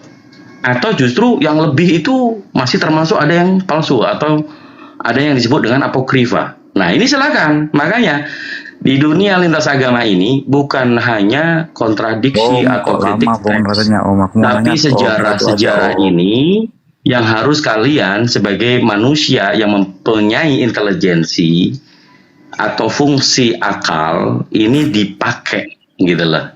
Itu tambahan saya mungkin. Ya silakan. Saya boleh Om. Apalagi Ansong, Alfon. Ini Ronggo ini kenapa sih ini? Bisa nggak gantian dulu? Kamu santai aja. Sampai pagi diladeni di sini ya. Enggak Om, ada. Mas satu aja, cuma nanya satu aja Om. Sebentar ke saudaramu dulu, Bang Alfon. Ya, karena tadi yang bertanya ini Bang Alfon. Kamu diam dulu ya, sebentar ya. Aku nggak mau muter-muter Om, nanya. Oke, gimana Alfon? Mau disanggah atau mau ditambahin atau mau masih bertanya lagi, silakan. Khusus malam ini buat Alfonsius, silakan.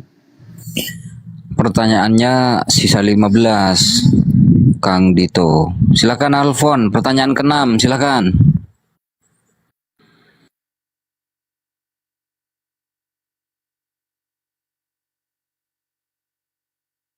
Ya, Bang Alfon, sambil nunggu hostnya nyampe di rumah atau Gurunda, monitor Gurunda. Oh, masih ini. Lanjut, Alfons.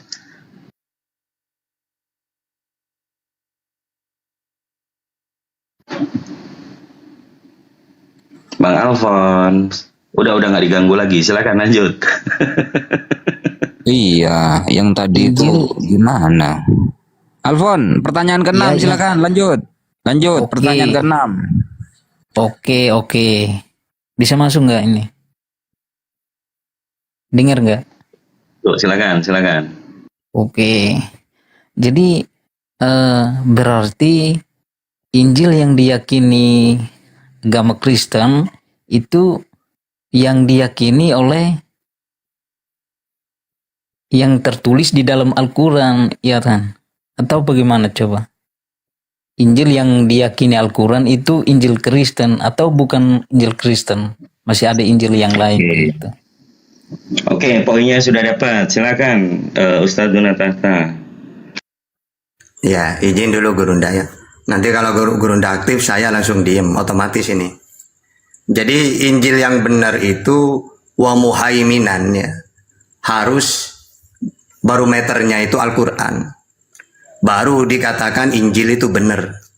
Misalnya dalam Matius 15:24, aku diutus hanya kepada domba-domba yang hilang dari Israel. Untuk mengatakan ini benar-benar Injil, ada nggak dalam Al-Quran? Ada. Ali Imran 49, wa rasulan ila bani Israel. Isa diutus untuk Israel. Di dalam Al-Quran, di dalam Bible Markus 6 ayat 4, Yesus ngaku nabi. Ternyata di dalam Al-Quran ada apa enggak? Ada. Maryam ayat 30. Ini Abdullah atani al-kitab wa ja'alani nabiyya. Di dalam Bible dia menerima firman, penyampai firman. Yohanes 17:8. Di dalam Al-Quran Al-Maidah 46, wal yahkum ahlal injil bima anjalallah. Benar. Di dalam Al-Quran, di dalam Bible Tuhannya Yesus itu Allah. Dengarlah hai Israel, Tuhan Allah kita, Tuhan itu Esa, mengenal satu-satunya Allah yang benar. Di dalam Al-Quran Al-Jufruf 64, innallah wa rabbi wa rabbukum fa'budu. Allah itu Tuhanku dan Tuhanmu. Ya, berarti kalau ada dalam Al-Quran, ada di Bible, berarti asli itu. Tapi kalau di dalam Al-Quran mengatakan laqad kafarul ladzina qalu innallaha salisu salasa. Isa itu bagian dari Tuhan, kafir itu. Sedangkan di Bible malah orang Kristen mentuhankan Yesus. Palsu itu sudah. Tidak ada dalilnya itu. Ya, gitu. Jadi untuk mengetahui Injil yang benar harus sesuai Al-Quran. Karena Al-Quran firman-Nya Allah. Meluruskan kitab-kitab terdahulu yang diselewengkan. Gitu. Ya. Berarti menurut Al-Quran bahwa Yesus sama Isa Al-Masih itu sama.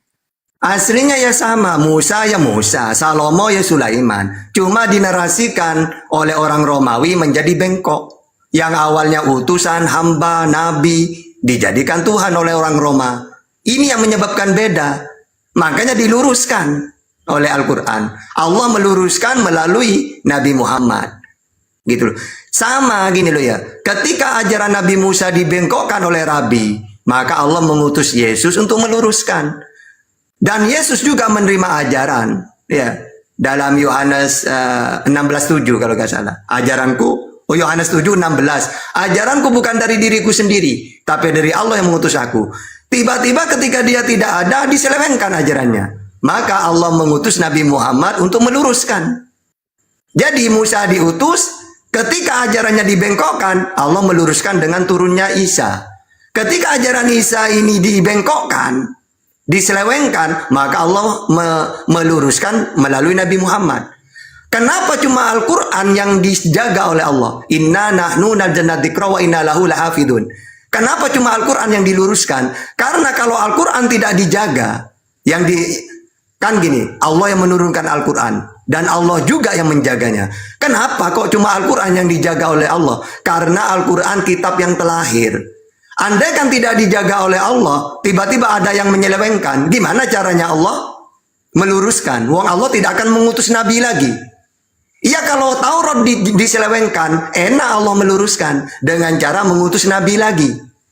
Tapi andaikan Al-Quran tidak dijaga, terus ada penyelewengan, gimana caranya Allah meluruskan? Wong Allah tidak akan mengutus Nabi lagi. Bagaimana caranya Allah menjaga Al-Quran? Dengan cara anak kecil, orang dewasa, tua, bahkan orang buta pun bisa hafal Quran. Jadi caranya Allah menjaga Al-Quran, caranya Allah permudah umatnya Rasulullah menghafal. Mau anak kecil, bahkan orang buta pun hafal. Coba Bible, Taurat, siapa yang hafal? Karena memang tidak ada dalilnya. Aku yang menurunkan Taurat dan aku juga yang menjaganya. Gak ada dalilnya, cuma Al-Quran yang ada. Karena Al-Quran kitab terlahir sampai akhir zaman sudah. Ya, gitu. Lanjut. Ya. Oh ya, makasih atas penjelasannya. Tapi menurut Bapak bahwa kalau Yesus dengan Isa Al-Masih itu sama, salah satu tertuju pada satu orang, ya kan? Apa yang eh, coba Bapak bisa jelaskan kok ada perbedaan di situ. Yesus lahirnya di kandang, sedangkan Isa Al-Masih lahirnya di pohon kurma. Itu mana yang betul menurut pandangan Al-Quran begitu? Yang betul itu firman-Nya Allah. Sekarang gini ya, di dalam Bible itu nggak dijelaskan, cuma palungan gitu. Tapi kalau Al-Quran jelas sesuai dengan kenyataan. Maryam itu dituduh anak zina, dituduh berzina karena tidak punya suami. Akhirnya dia menjauhkan diri. Tiba-tiba waktunya melahirkan, dia cari tempat sandaran. Ya masuk akal. Yang kedua karena dia manusia. Ya, masa di kandang kan tidak mungkin. Ya, jadi secara sejarah kenyataan memang dia itu mau pergi. Gimana ya kalau melahirkan ya, sedangkan orang-orang menuduh saya ini lah hamil di luar nikah karena saya tidak punya suami gitu. Akhirnya dia keluar sehingga waktunya melahirkan dia bersandar di pohon kurma itu. Tapi gini, masalah kayak gitu tuh tidak penting lahir di mana itu. Yang jelas tetap lahir Isa atau Yesus. Seharusnya yang menjadi masalah itu siapa Yesus. Apa tugasnya? Ini yang penting. Maka antara Bible dengan Quran sama. Dia seorang nabi, utusan, penyampai firman, mentuhankan Allah. Sama. Bukan masalah kelahiran-kelahiran itu tidak masalah, ya tetap lahir dia. Gitu loh. Yang penting-penting saja yang ditanyakan. Siapa itu Yesus, siapa itu Isa. Maksudnya kan itu kan firman Allah, firman Tuhan. Jadi ya memang harus ada gunanya. Jadi makanya firman-Nya Allah, sedangkan Lukas tempat kelahirannya Yesus dalam Bible itu sejarah, bukan firman-Nya Allah. Itu yang ditanyakan biar kita tahu begitu. Ya makanya Bang, kalau cuma beda masalah lahirnya, itu bukan inti itu. Iya, tinggal maksudnya kita mau percaya kemana. Kalau percaya Al-Quran karena yang berfirman Allah, maka di bawah pohon kurma. Kalau percaya kepada Bible, ingat Bible tentang kelahiran itu bukan firman Allah itu, tapi sirah nabawiyah kalau dalam Al-Quran, kisah-kisah tentang Yesus, gitu loh. Maka secara akal lebih percaya ke firman Tuhan daripada sejarah.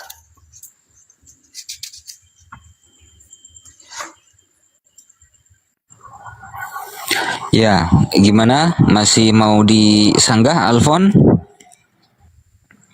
Oke, artinya kan saya cuma tanya menurut pandangan saudara saya Islam. Bukan saya mau membeda-bedakan, bukan. Maksudnya saya tanya untuk kira-kira pandangan saudara saya Islam, oh seperti ini begitu. Oke. Jadi begini, Alfon. Kita umat Islam ya tentu saja percaya terhadap Al-Quran. Selain Al-Quran itu ditulis sezaman dengan Rasulullah sang penerima wahyu, yakni Al-Quran, itu ditulis sezaman. Sementara kalau Bible, jauh. Bible itu adanya di abad ke-4, sementara Yesus di abad ke-1. Jadi ada jeda 300-an tahun antara Yesus dengan Bible itu sendiri. Lukas dapat dari mana, Matius dapat dari mana, Markus, Yohanes dapat dari mana? Ini gelap. Dapat berita dari mana Matius, Markus, Lukas, dan Yohanes ini? Dapat dari siapa? Mendengar dari siapa? Enggak jelas. Sedangkan Al-Quran jelas, ditulis oleh para sahabat. Rasulullah yang menerima wahyu. Begitu. Lanjut, pertanyaan ke-7. Oke, sudah banyak pertanyaan. Saya juga sudah tidak tahu lagi mau tanya apa ini. Semua saya sudah tanyakan. Terima kasih banyak untuk penjelasan semua. Tanya aja terus. Kamu nggak boleh turun, bertanya aja terus. Ayo, nggak apa-apa. Ayo, pertanyaan ke-7.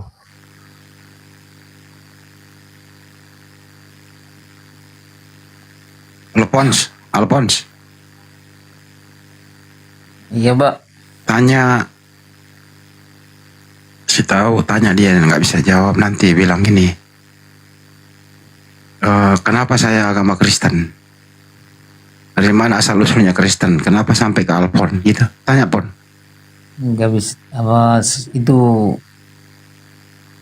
artinya keyakinan saya, iman saya. Jadi saya cuma di sini, hadir di sini hanya mau tanya bagaimana pandangan Islam berkaitan dengan Alkitab. Makanya dari tadi saya tidak membahas Alkitab saya, karena di sini saya cuma mau tanya, mau tahu. Kalau soal yang lain tidak, makanya saya cuma bertanya untuk tahu dari tadi. Jadi Bapak membahas kembali ke Alkitab seperti ini. Nah, itu pandangan dari Al-Quran ke Injil saya gitu. Jadi saya pengen tahunya seperti itu. Oh, pandangan Bapak seperti Ya, gini Alfon. Intinya Alfon, Al-Quran itu memuliakan Nabi Isa alaihissalam atau Yesus.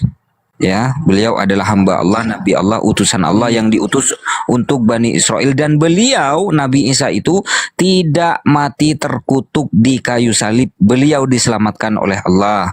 Sementara versi Bible, Yesus itu mati terkutuk di kayu salib. Itu Bible tuh. Yesus mati terkutuk di kayu salib. Galatia 3 nomor 13. Gitu Alfon. Lanjut pertanyaan ke-7. Assalamualaikum Bang Jibril. Waalaikumsalam warahmatullahi wabarakatuh. Assalamualaikum warahmatullahi wabarakatuh semuanya. Waalaikumsalam warahmatullahi wabarakatuh. Masya Allah. Alfon pengen tahu Yesus lahir di mana di dalam Bible? Pengen tahu nggak? Saya tidak tanya tentang hal itu. Yang saya tanyakan bagaimana pandangan Al-Quran terhadap Alkitab saya, Injil saya begitu. Kalau soal membahas itu saya tidak masuk ke ranah sana, karena saya masuk di sini tujuan saya untuk bertanya berkaitan dengan hal ini saja. Oke, nggak apa-apa. Silakan lanjut. Pertanyaan ke-7. Silakan.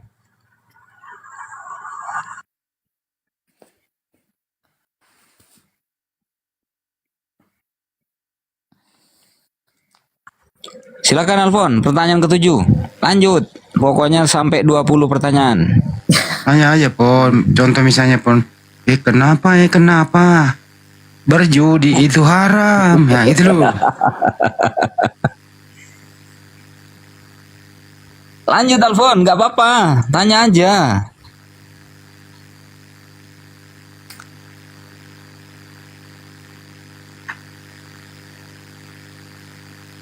Alfon, ada muncul pertanyaan baru lagi. Nah, lanjut. Ini belum saya tanyakan. Di sini saya mau tanya, kan Islam kan dikatakan tidak menyembah berhala, ya kan? Mungkin pada zaman dulu kan mungkin cerita dari ini saya dengar dari teman saya pernah cerita bahwa Nabi Muhammad pernah menghancurkan patung-patung yang sesuatu yang dilakukan oleh manusia serupa dengan Tuhan sendiri, dengan merancang batu, ya kan? Atau betul nggak? Nah, yang menjadi pertanyaan saya, kalau memang Islam tidak menyembah batu, bagaimana bisa saudara saya semuanya bisa menjelaskan tentang batu yang di Arab Saudi, ada di Ka'bah itu? Oke, cukup. Kita harus mengorbankan banyak uang, banyak tenaga, banyak waktu untuk pergi untuk hanya mau mencium batu Oke, sudah cukup. Poinnya ada 2 ya. Itu. Iya udah, poinnya ada 2. Yang pertama, apakah umat Islam itu menyembah batu? Terus kemudian yang kedua, apakah haji itu hukumnya wajib atau sunnah? Gitu ya. Oke, silakan Ustaz Tata. Ya, jadi pertama ketika Rasulullah menerima perintah sholat, kiblatnya masih ke Baitul Maqdis di Palestina sana. Karena memang nabi-nabi terdahulu kiblatnya ke situ. Mazmur 5 ayat 8, biar nyambung. Tetapi aku berkat kasih setiamu yang besar, aku akan masuk ke dalam rumahmu, sujud menyembah ke arah bedmu, Baitullah. Makanya Nabi Muhammad selama 16 bulan menghadap ke sana, Baitul Maqdis. Lalu turun ayat bahwasanya qad nara taqalluba wajhika fis sama falanwalliyannaka qiblatan tardoha. Disuruh pindah ke kiblat yang awal, karena kiblat yang pertama kali itu Ka'bah. Karena yang membangun Ka'bah itu Ibrahim, Nabi Ibrahim. Inna awwala baiti wudi'a linnas bi Bakkah. Bahwa kiblat yang pertama kali dibangun adalah Ka'bah. Kalau kiblat di Israel kan yang membangun cucunya Ibrahim. Ya, minimal Musa, Salomo. Nah, sehingga kami bukan menyembah Ka'bah, tapi berkiblat sebagaimana nabi-nabi yang lain, ya, nabi-nabi Israel. Mazmur 138 ayat 2 menghadap ke bait suci Baitullah, Bait Allah kalau bahasa sana. Makanya tidak ada hubungannya dengan batu. Ya, kiblat itu tanahnya yang suci.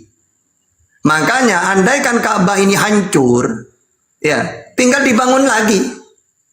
Ya, dulu kena banjir, ya dibangun oleh Rasulullah. Waktu Rasulullah umur 20 tahun, belum jadi nabi. Begitu juga bait Allah di Israel. Setiap dijajah oleh negeri lain, hancur rata. Setelah aman, merdeka, dibangun lagi. Masalah Hajar Aswad itu tidak ada hubungannya dengan kiblat. Cuma ketepatan ada di situ. Coba kamu curi sudah, bahkan sudah pernah hilang lama. Ya tetap kiblat ya ke Ka'bah.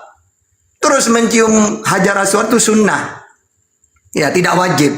Jadi kalau orang ke sana, yang wajib itu hajinya. Maka yang wajib tawaf, ya, ihram, sa'i, baina Safa wal Marwah, kayak gitu tuh. Itu yang wajib. Kalau mencium Hajar Aswadnya itu tidak wajib.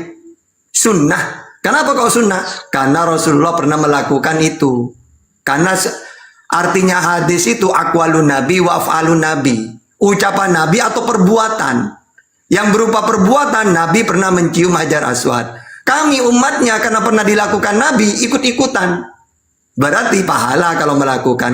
Kalau tidak melakukan, tidak mencium, ya gak masalah. Ya. Jadi yang salah paham ini dikira kami sujud kepada Ka'bah. Tidak. Sama seperti orang Israel. Aku menyembahmu ya Allah, menghadap ke rumahmu. Kalau bahasa Arab rumahmu itu rumahnya Allah, bahasa Arabnya Baitullah. Sama. Kalau ajaran Samawi, kalau kalian Kristen karena memang bukan ajaran Samawi, tidak punya kiblat, gitu ya. Oke, silakan. Ya, hukum haji Ustadz, hukum haji wajib bagi yang Lillahi 'alan nasi hijjul baiti man istata'a ilaihi sabila. Haji itu wajib bagi orang man istata'a ilaihi sabila, bagi orang yang mampu, istata'a, mampu.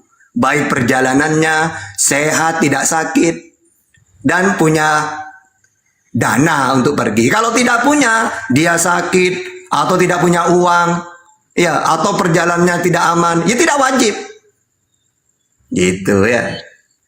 Oke, Alfon sudah terjawab ya. Umat Islam tidak nyembah batu dan haji itu hukumnya wajib bagi orang yang mampu, bagi umat Islam yang mampu. Gitu, Alfon. Lanjut pertanyaan ke-8, Alfon.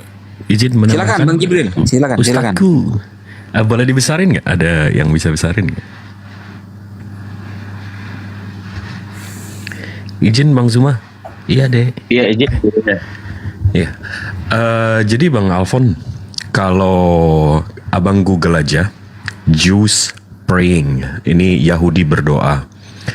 Umat Samawi memang ada perintah untuk mengarah, Bang.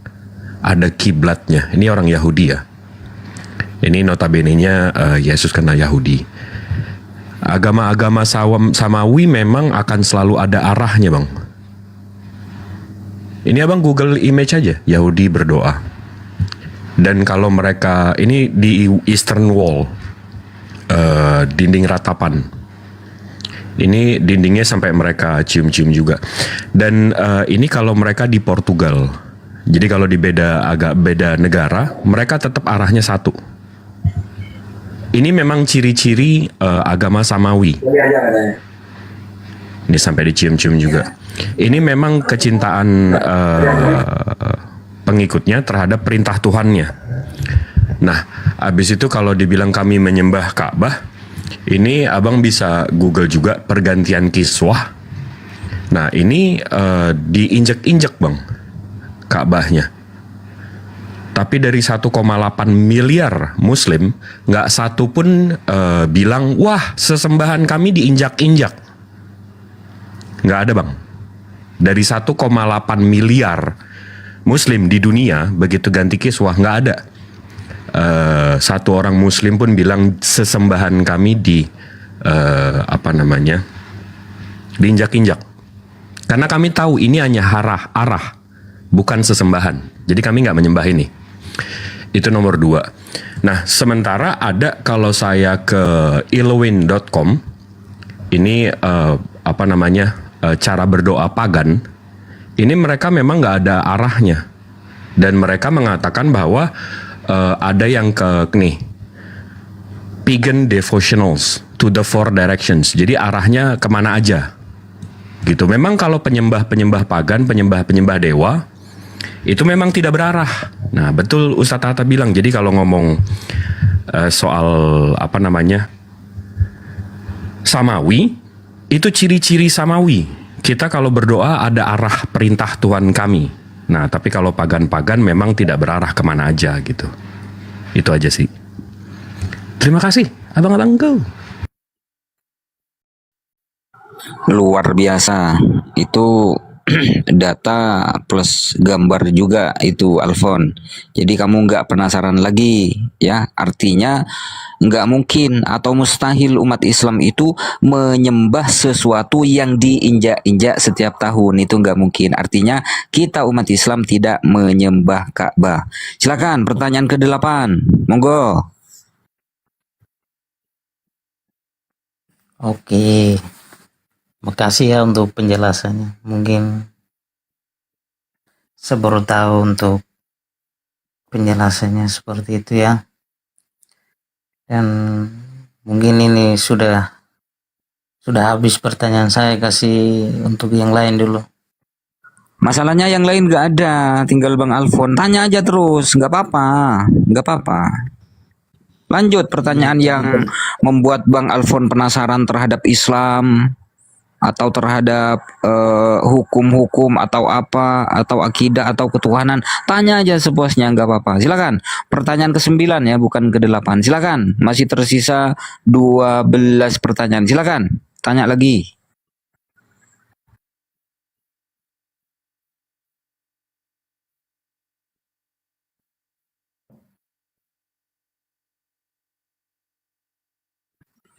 Silakan Alfon, tanya lagi, nggak apa-apa. Cukup Bang. Cukup. Ya Bang. Oh ya udah, nggak apa-apa. Gimana nih Kang Dito? Udah cukup pertanyaannya? Padahal masih tersisa 12 loh. Boleh nggak nih ditanya sekarang? Sudah banyak pertanyaan. Oke, Bang Alfon, udah boleh ditanya gantian nggak nih? Saya boleh, lanjut. Bang Alfon, boleh gantian ditanya ini? Bang Alfon. Cek. Bang Alfon, monitor. Boleh ditanya balik nih? Ais. Jatuh, host. Gak apa-apa Bang Jibril, mungkin duduknya terlalu pinggir. terlalu ke pinggir jadi ini angin jatuh. Oke, yaudah kita submit dulu nih tamu yang dari tadi naik turun. Ya, Bang Erik, selamat malam. Ya, selamat malam, Bapak-bapak haji yang terhormat. Abang ini Kristen apa Islam, Bang? Oh, puji Tuhan, saya Kristen. Oke, Kristen. Apa mau ditanya nih? Nih, Lanjut. ini kan temanya Kristen tak kenal Tuhan itu ya, Bang ya? Kan ada temanya di sini, Kristen tak kenal Tuhan gitu ya? Nggak usah lihat tema aja, mau tanya saja lah, Bang. Ya itulah. Oke, Aku apa tuh? bertanya, kenapa kok judulnya seperti ini? Abang tahu asal-usulnya rupanya, Bang? Asal-usul Kristen itu seperti apa? Insya Allah, Bang. Nah itu aja, jawablah.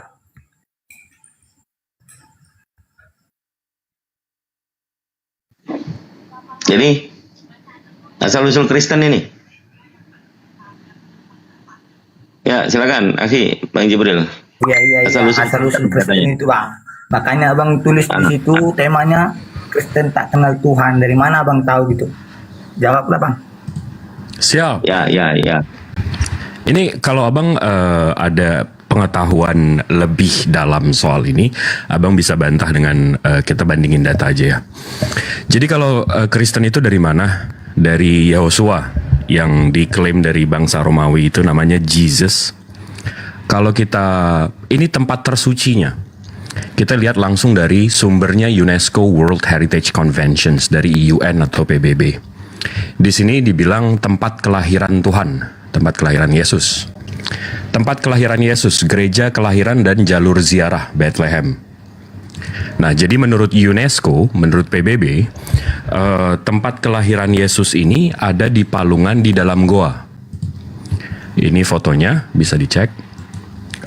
Kalau ada data pembandingnya bisa ini yang disebut Palungan, WHC UNESCO, all right reserved.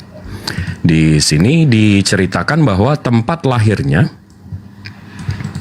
saya translate ya, Gereja Basilika asli tahun 339, abad keempat, yang dibuat oleh Saint Helena, yang sebagian masih bertahan di bawah tanah, diatur sedemikian rupa sehingga ujung timurnya berbentuk segi 8 mengelilingi dan memberikan pemandangan goa. Nah, jadi tempat lahirnya itu sebenarnya goa dan dibangun gereja di sekitarnya. Nama gerejanya Church of Nativity. Jadi kalau kita telusuri lagi tempat lahirnya, apakah benar di goa? Ternyata begitu kita lihat, betul. Nah, ini goanya. Goanya kecil aja, ini palungannya. Katanya palungan. Dan orang sampai jongkok-jongkok untuk masuk ke palungannya. Ini tempat tersucinya. Setelah itu tempat meninggalnya. Ini kita ambil dari Firm Fellowship of Israel Related Ministries. Ini dari Israel. Ya. Tempat meninggalnya itu katanya di Golgota. Nah, begitu kita search for the hill and the tomb. Saya translate lagi. Kemudian pada abad keempat, Ibu Konstantinus Helena, sama ya, berarti orangnya ya, yang menemukan tempat lahirnya tadi, Saint Helena. Ternyata beliau juga yang menemukan tempat meninggalnya. Helena datang mencari tempat tersebut, alhasil dia memerintahkan untuk membangun gereja di sekitar lokasi tersebut. Meskipun ada banyak perselisihan tentang misi dan niatnya, sebuah gereja umum bergaya Bizantium abad keempat dibangun di sini dalam bentuk salib.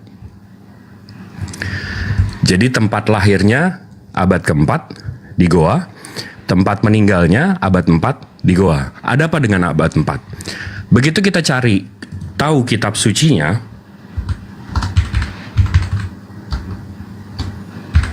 bentar ya.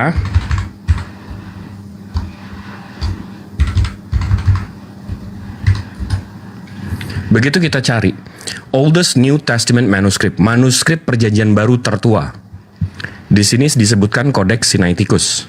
Kalau kita search lagi Codex Sinaiticus, rupanya ada nih. codexsinaiticus.org. Di sini kalau kita lihat nih Codex Sinaiticus.org, Ini dari gereja sumbernya, The British Library, National Library of Russia, St. Catherine Monastery, Leipzig University Library. The About Codex Sinaiticus, ini kitab suci kalian nih. Kalau saya translate lagi. Codex Sinaiticus, sebuah manuskrip Alkitab Kristen yang ditulis pada pertengahan abad ke-4. Berisi salinan lengkap perjanjian baru Kristen yang paling awal. Jadi tempat lahirnya abad ke-4, tempat meninggalnya abad ke-4, dibangun oleh Saint Helena dan Konstantin yang notabene-nya penyembah Zeus sebelum menyembah Yesus. Dan kitab sucinya pun yang paling awal di abad ke-4. Nah, jadi itu Bang, awal-awalnya. Tapi kalau Abang mau saya teruskan, saya bisa teruskan Bang. Sampai ke ayat-ayatnya yang memang dikutip dari penyembah Zeus. Silakan Bang.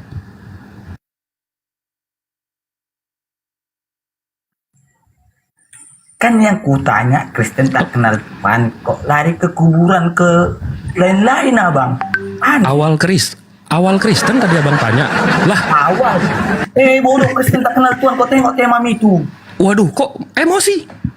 Bukan emosi kau nih. Kok marah? Kau jawab apa? Kok emosi? Sabar Bang. Kok emosi? Bang Erik sabar. Zeus itu Bang Erik sabar. Ini ujian. Sabar, jangan emosi Bang. Sabar. Aku emosi. Yang kutanya nggak kalian jawab, yang lain-lain kalian kasih tunjuk. Awal kekristenan kan? Tuan. Ini BG, dengar. Awal kekristenan kan? Abang-abangku di sini, apakah saya menjelaskan awal kekristenan? Ya wajib kau lihat dibela. Itu komplotanmu semua itu. Betul. Waduh, emosi.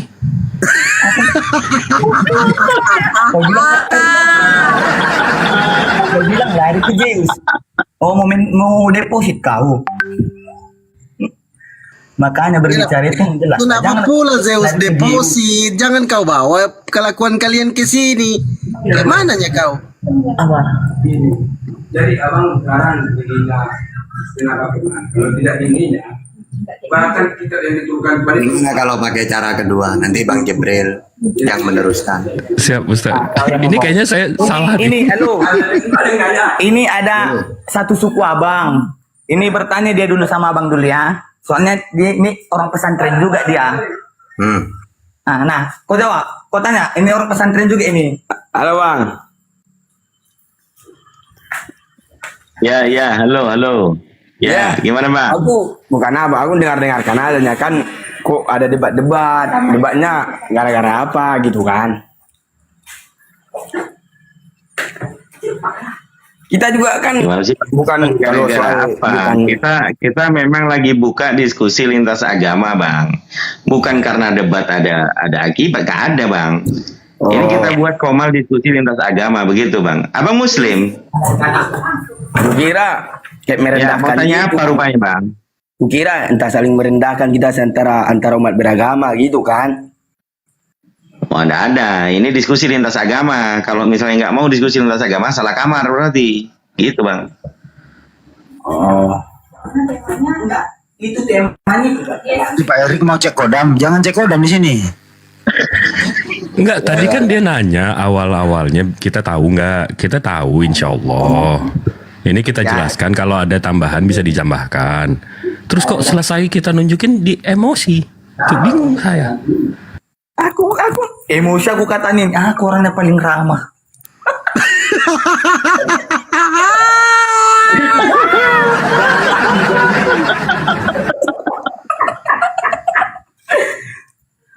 Jadi gini Bang, aku mau bertanya, orang abang udah makan belum?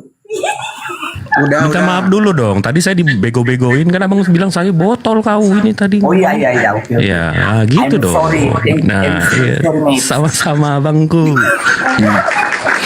Kami sudah makan Bang, tapi maaf kami tidak makan babi Bang. Itu jawabannya Bang. Kenapa gak makan babi? Enggak babi lo Bang? Karena Yesus juga nggak makan babi Bang. Astaga, dari mana Bang tahu Bang? Yesus nggak makan babi, mau lihat di internet lagi apa dia? Buktinya congornya nggak bau babi, Yesus nggak harum bau congornya, nggak bau babi. Bang, kalau memang abang apa, dengar ya Bang ya. Please, Handi Celebes. Iya Bang. diam dulu ya bang ya. Aku mau bertanya dulu bang. Jangan langsung. Ya kan Anda bertanya tadi udah makan, saya udah jawab. Kita sudah pada makan, tapi kita nggak makan babi gitu loh. Jawab udah diam. Aku mau bertanya. Oh, ya, silakan. Ya kan dia bertanya. Ya Mas Jibril ya, dia nanya sudah pada makan belum? Udah, tapi kita nggak makan babi kan loh. Ya oke udah sip. Nah gini bang. Jadi kenapa babi itu diharamkan bagi umat Islam bang? Contohnya itu loh menjijikan. Udah dijawab. Ciri-ciri samawi memang begitu bang. Agama-agama samawi selalu akan ada larangannya. Cuma pagan yang tidak ada larangannya, bangku. Itu dari mana abang tahu itu bang? Kita bisa lihat dari nabi-nabi sebelumnya. Anda ini nggak sopan ini, sambil makan sambil ngomong, nggak sopan Anda ini. Sambil makan babi Anda ngomong. Silakan Ustaz Tahta. Ustaz Tahta silakan. Biar. Anda nggak sopan sambil makan babi Anda ngomong. Nggak sopan Anda. Ini nggak ada babi di sini ya. Itu boncongmu itu loh. Muncung babi mau. lanjut. Babi aku, kok fitnah aku ya. Lebih kejam fitnah bang. Nah. Udah yang kutanyakan itu lah bang, kenapa babi diharamkan? Kan udah abang jawab tadi. Jadi gini bang, apa abang nggak tahu itu? Biar saya bang Andi. Iya. jangan habiskan waktu dengan yang begini. Kenapa dilarang makan babi? Karena Kristen itu salah sembah Tuhan. Salah sembah Tuhan maksudnya? Nyambung.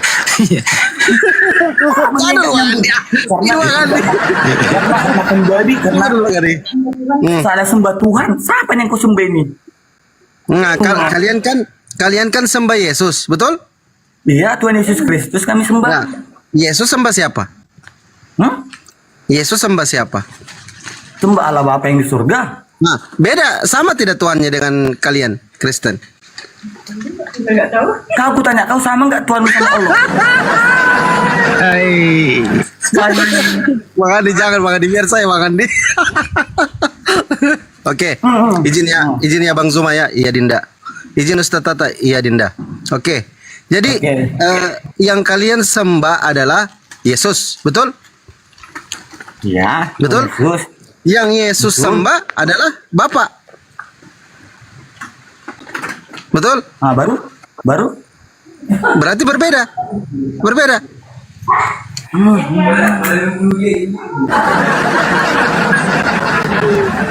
Itulah kau kebanyakan makan congor babi. Congor babi. Gondik liar. Kau tahu kenapa babi jalannya nunduk, Bang? Kenapa rupanya? Ya karena malu kalau kau makan tiap hari karena sama emaknya babi. Tahu Bang kenapa babi jalannya nunduk? Bang Andi. Halo. Tahu Abang enggak kenapa babi jalannya nunduk? Ayo coba sebentar Bang Erik. Coba lah kita agak serius dikit. Ini supaya mengedukasi. Iya, nah, karena aku udah tadi yang pertama. Nah, kalau tadi yang pertama kan sudah bertanya tuh, di mana kalian itu mengenal kekristenan kan gitu. Yo. Begitu kan? Iya. Nah, selanjutnya, Abang disuruh siapa Bang makan babi, Bang? Aku. Ya babi enak. Disuruh siapa, Bang? Disuruh ya kemauanku lah. Mana ada yang nyuruh-nyuruh? Ya aku mah Kristen ya, aku makan babi itu enak. Islam pun banyak makan babi Bang, jangan Abang salah. Nggak usah ke sana dulu. Ini konteksnya, Udah kita jelasin. Ya.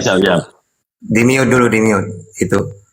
Jadi kalau kita kenapa babi itu haram? Pertama alasannya karena perintah sudah larangan. Ya, kalau dalam Al-Qur'an itu Al-Maidah ayat 3, hurrimat alaikumul maitatu waddam walahmul hinjir. Jadi diharamkan daging babi.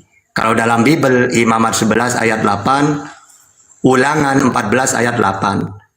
Itu juga ketetapan diharamkan. Kalau ditanya alasannya, maka dalam Al-Qur'an Al-An'am 145. wala aulah khinzir fa innahu rijsun. Jadi babi itu haram fa innahu rijsun, kotor. Itu alasannya. Tapi yang jelas itu sudah larangan. Baik dalam perjanjian lama, Al-Quran, Samawi, semuanya haram sudah. Kalau ditanya kenapa haram, maka fa innahu rijsun itu. Ya udah gitu. Justru kamu ngaku Kristen tidak tahu kitabnya. Padahal di kitabnya dilarang gitu. Oke, lanjut. Nah, di umat Islam katanya babi haram gitu ya. Ya Pak Ustadz ini, iya Pak Ustadz. Jadi kan ada sering kuliah berita gitu kan Pak kan, dari TikTok, dari Facebook. Ada Ustadz yang mencabuli apa gitu, itu nggak haram. Udah beres, sudah orang ini kalau mau bertanya itu tanya baik-baik. Kalau udah mau bertanya turun. Saya kan bertanya itu Pak, Bapak bilang babi haram. Kalau ada biarawati yang hamil, bagaimana itu? Banyak banget tuh biarawati yang hamil. Siapa yang tanggung jawab? Kedua, kenapa ada laki-laki sama laki-laki dikawinkan dalam gereja? Siapa tanggung jawab? Bagaimana itu?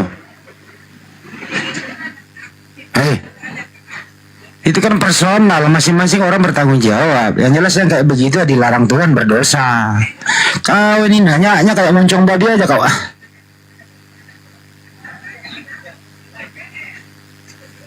Kau aja itu sama istrimu itu belum tentu itu halal kau itu. Kau itu berzina sama istrimu. Kenapa? Karena kau kawin sama istrimu itu tidak ada. Yesus tidak pernah mengajarkan kau kawin sama istrimu. Ya, yang mengajari kau kawin sama istrimu Bapak gereja. Yesus nggak pernah ngajarin. Ayo lu, kenakan lu.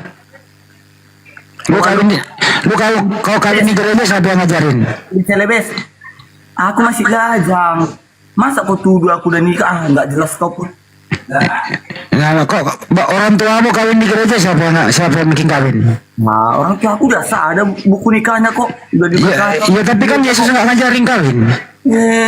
Kenapa kau kawin? Yesus tidak ngajarin kawin. Nah, Allahmu ada mengajarkan kau kawin. Yesus tidak ngajarin kawin. Allahmu ada mengajarkan kau kawin. Iya, Nabi. Pergi dia. Kenapa dia? Izin mau meluruskan untuk 2100 yang mendengar. Boleh digedein. Jadi kalau kasus di Indonesia itu oknum ya, jelas ya, cuma kurang lebih 1-2% dari total kelakuannya. Tapi kalau kita lihat ini dari BBC, Spanish Church Sexual Abuse efek 200.000 anak. Bisa dibaca ya, ini dari BBC. Ini beritanya bukan orang Muslim yang bikin. Habis itu dari NBC News, hampir 1.700 priest ini apa ya Bang Handi ya? Peserta. Pendeta. Oh. 1.700 pendeta yang melakukan. Habis itu kalau kita ke NBC News lagi, 600 anak di 60 tahun terakhir. Sampai Bang Handi, ini lucu nih Bang Handi, mungkin bisa diliput nih.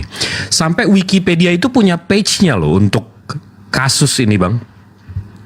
Catholic Church Sexual Abuse Cases. Ini semua negara. International Extent Accused. Ini sebutin negara mana yang kalian mau. Amerika, ada. Dominican Republic, ada. El Salvador, ada. Honduras, ada. North America, Kanada, ada. Meksiko, ada. Amerika, ada. Negara mana lagi?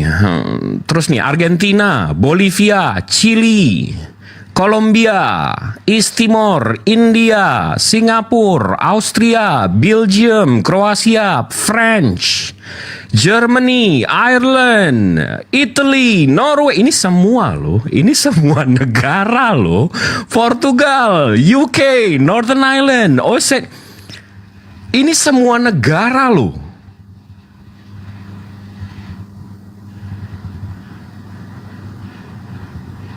Jadi coba kalau mau nunjuk-nunjuk pastiin jarinya bersih deh. Ya.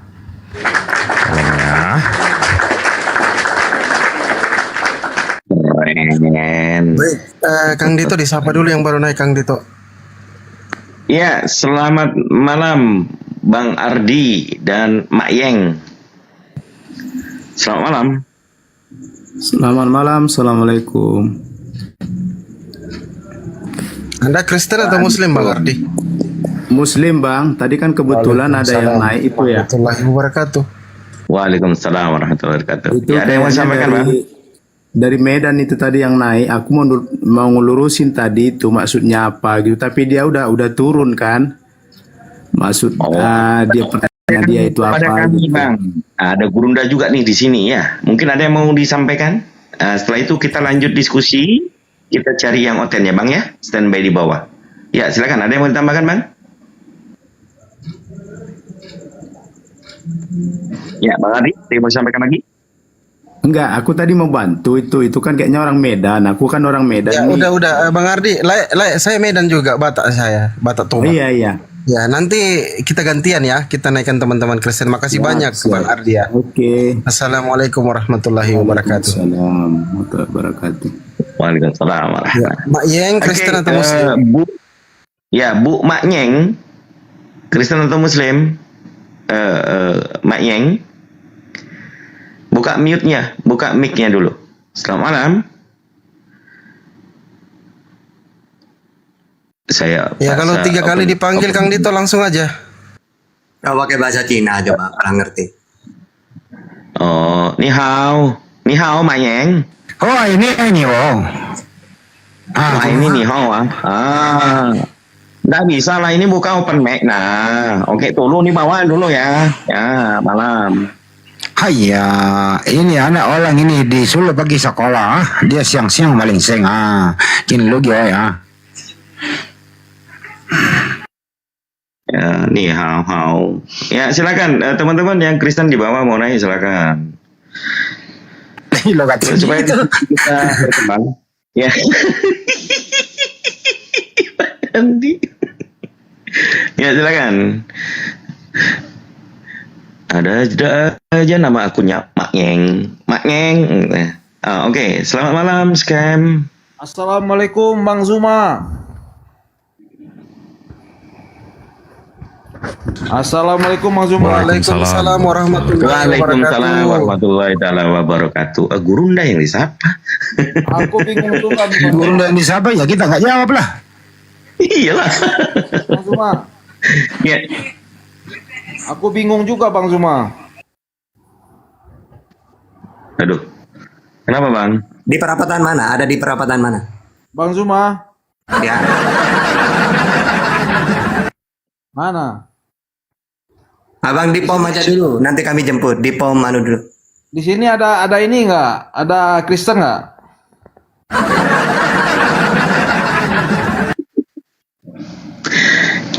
Ya Bang, kita lagi buka-buka brankas Bang di bawah. Kalau ada yang oten, yang Kristen biar naik. Ya, Abang ada mau sampaikan Bang? Gini Bang, aku tadi masuk roomnya Kristen. Berapa kali aku masuk, aku ditendang terus. Masalah Markus itu Bang. Masalah Markus kenapa Bang?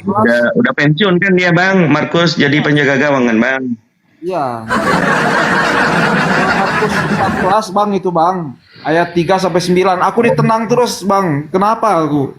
Makanya aku menanya kalau ada Kristen di sini, aku menanya gitu.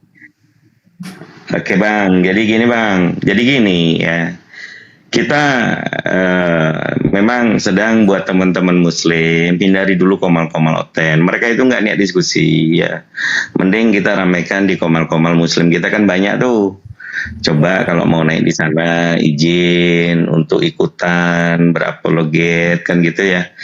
Jadi hindari dulu untuk naik-naik ke sana kecuali kita udah siap mantap betul gitu ya. Kalau naik di sini terus kemudian membawakan yang di sana itu ini kita jamnya lagi nyari oten Bang, sama-sama. Mungkin gitu dulu Bang ya. Ada lagi mau sampaikan Bang?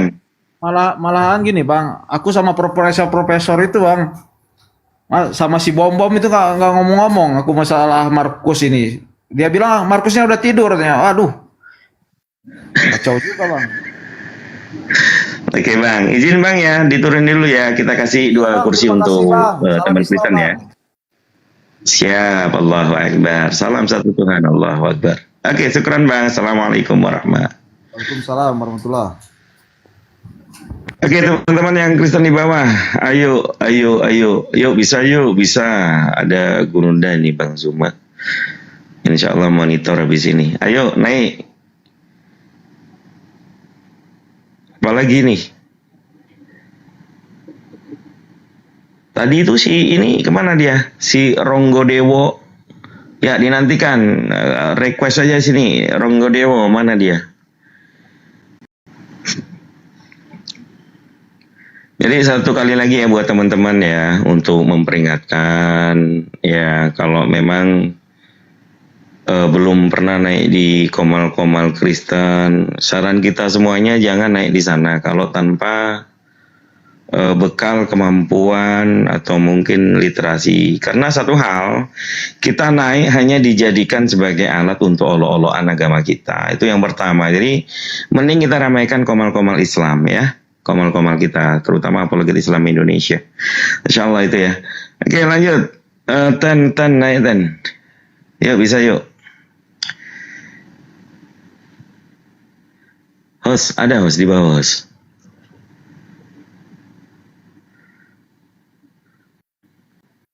Saya coba tenggelam dulu, nyari yang di bawah ya. Sabar. Kalau ketahuan, jangan ini ya. Jangan sembunyi ya, hotel-hotel di bawah ya. Aku jambak di atas nih. Tapi alangkah baiknya teman-teman Kristen kalau memang mau menjelaskan bahwa yang kita bahas di sini itu kadang cocomologi atau mentafsir, ya silakan naik. Tidak ada salahnya kalian naik. Tunjukkan kepintaran kalian. Kita buat ajang diskusi lintas agama ini penuh makna. Ya. Maknanya apa? Ujung-ujungnya juga banyak yang mualaf kan begitu ya. Ya, untuk saudara-saudara yang muslim standby dulu ya, karena semuanya di atas sudah muslim semua. Afri Elioaman.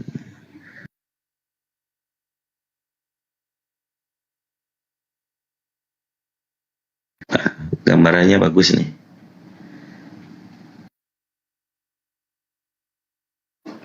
Ya, silakan naik. Udah saya accept tadi. Oh, oke. Selamat malam, Bung Afrilioman. Selamat malam. Ya, Bang. Selamat malam. Ya, dari Kristen ya, Bang ya? Bagaimana, Bang? Abang dari Kristen ya? Betul, betul. Oke. Ya, silakan abangku. Ada yang mau disampaikan atau mau melakukan penginjilan? Boleh, silakan, kami diinjili di sini. Lanjut. Ya, Kang Dito disapa juga Bono Cikal ini. Ini Bang, saya mau tanya. Abang ini agama apa sebenarnya? Sebentar ya Bang Afri ya, nanti saya jawab mewakili saudara-saudara guru-guru saya di atas ya. Sebentar, izin dulu. Bang Bono Cikal, selamat malam. Selamat malam, Assalamualaikum warahmatullahi wabarakatuh.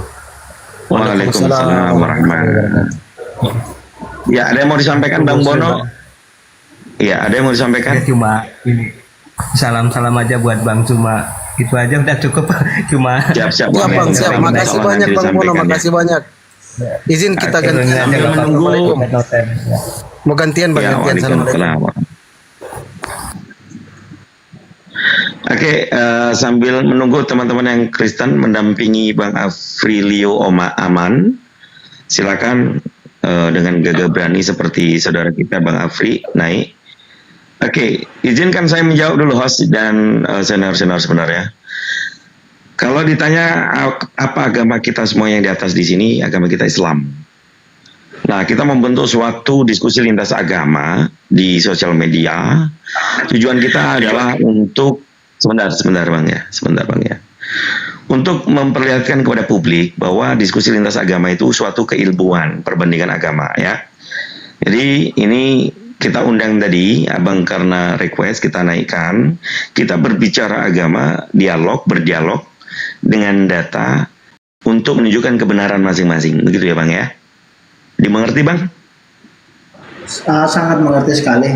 Tapi maksud saya begini Bang. Oke. Nah, pastikan Abang di situ menjawab pertanyaan saya bahwa Abang itu agamanya apa. Seperti saya menjawab bahwa saya Kristen begitu Bang. Ya, silakan. Mungkin mulai ada apa yang mau ditanyakan atau mau ditanya, silakan. Begini Bang, saya banyak pertanyaan yang akan saya mau tanyakan, tapi Abang jawab dulu saya. Abang dari agama apa? Agama Islam atau agama apa? Iya, Islam Bang. Tadi udah saya sampaikan kami semuanya yang di atas ini Islam. Silakan bertanya tentang keislaman. Dan kita pun juga akan bertanya tentang kekristenan yang Anda pahami, begitu ya Bang ya? Oke Bang, oke. Oke, silakan. Tulisan yang Ya, nanti kita atur siapa-siapa yang menjawab begitu ya. Ya, tulisan yang di atas Oke, ini silakan. itu tema malam ini kan, tema bahwa tulisannya Kristen tak kenal Tuhan begitu kan? Ya, di luar konteks itu juga enggak apa-apa. Kembali lagi ke konteks tadi ya.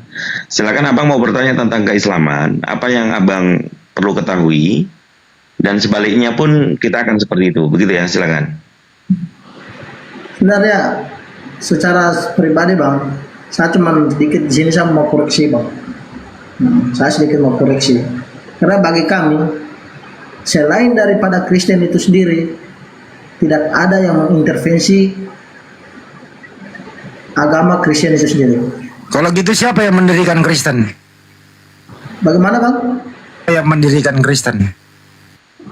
Yang mendirikan Kristen.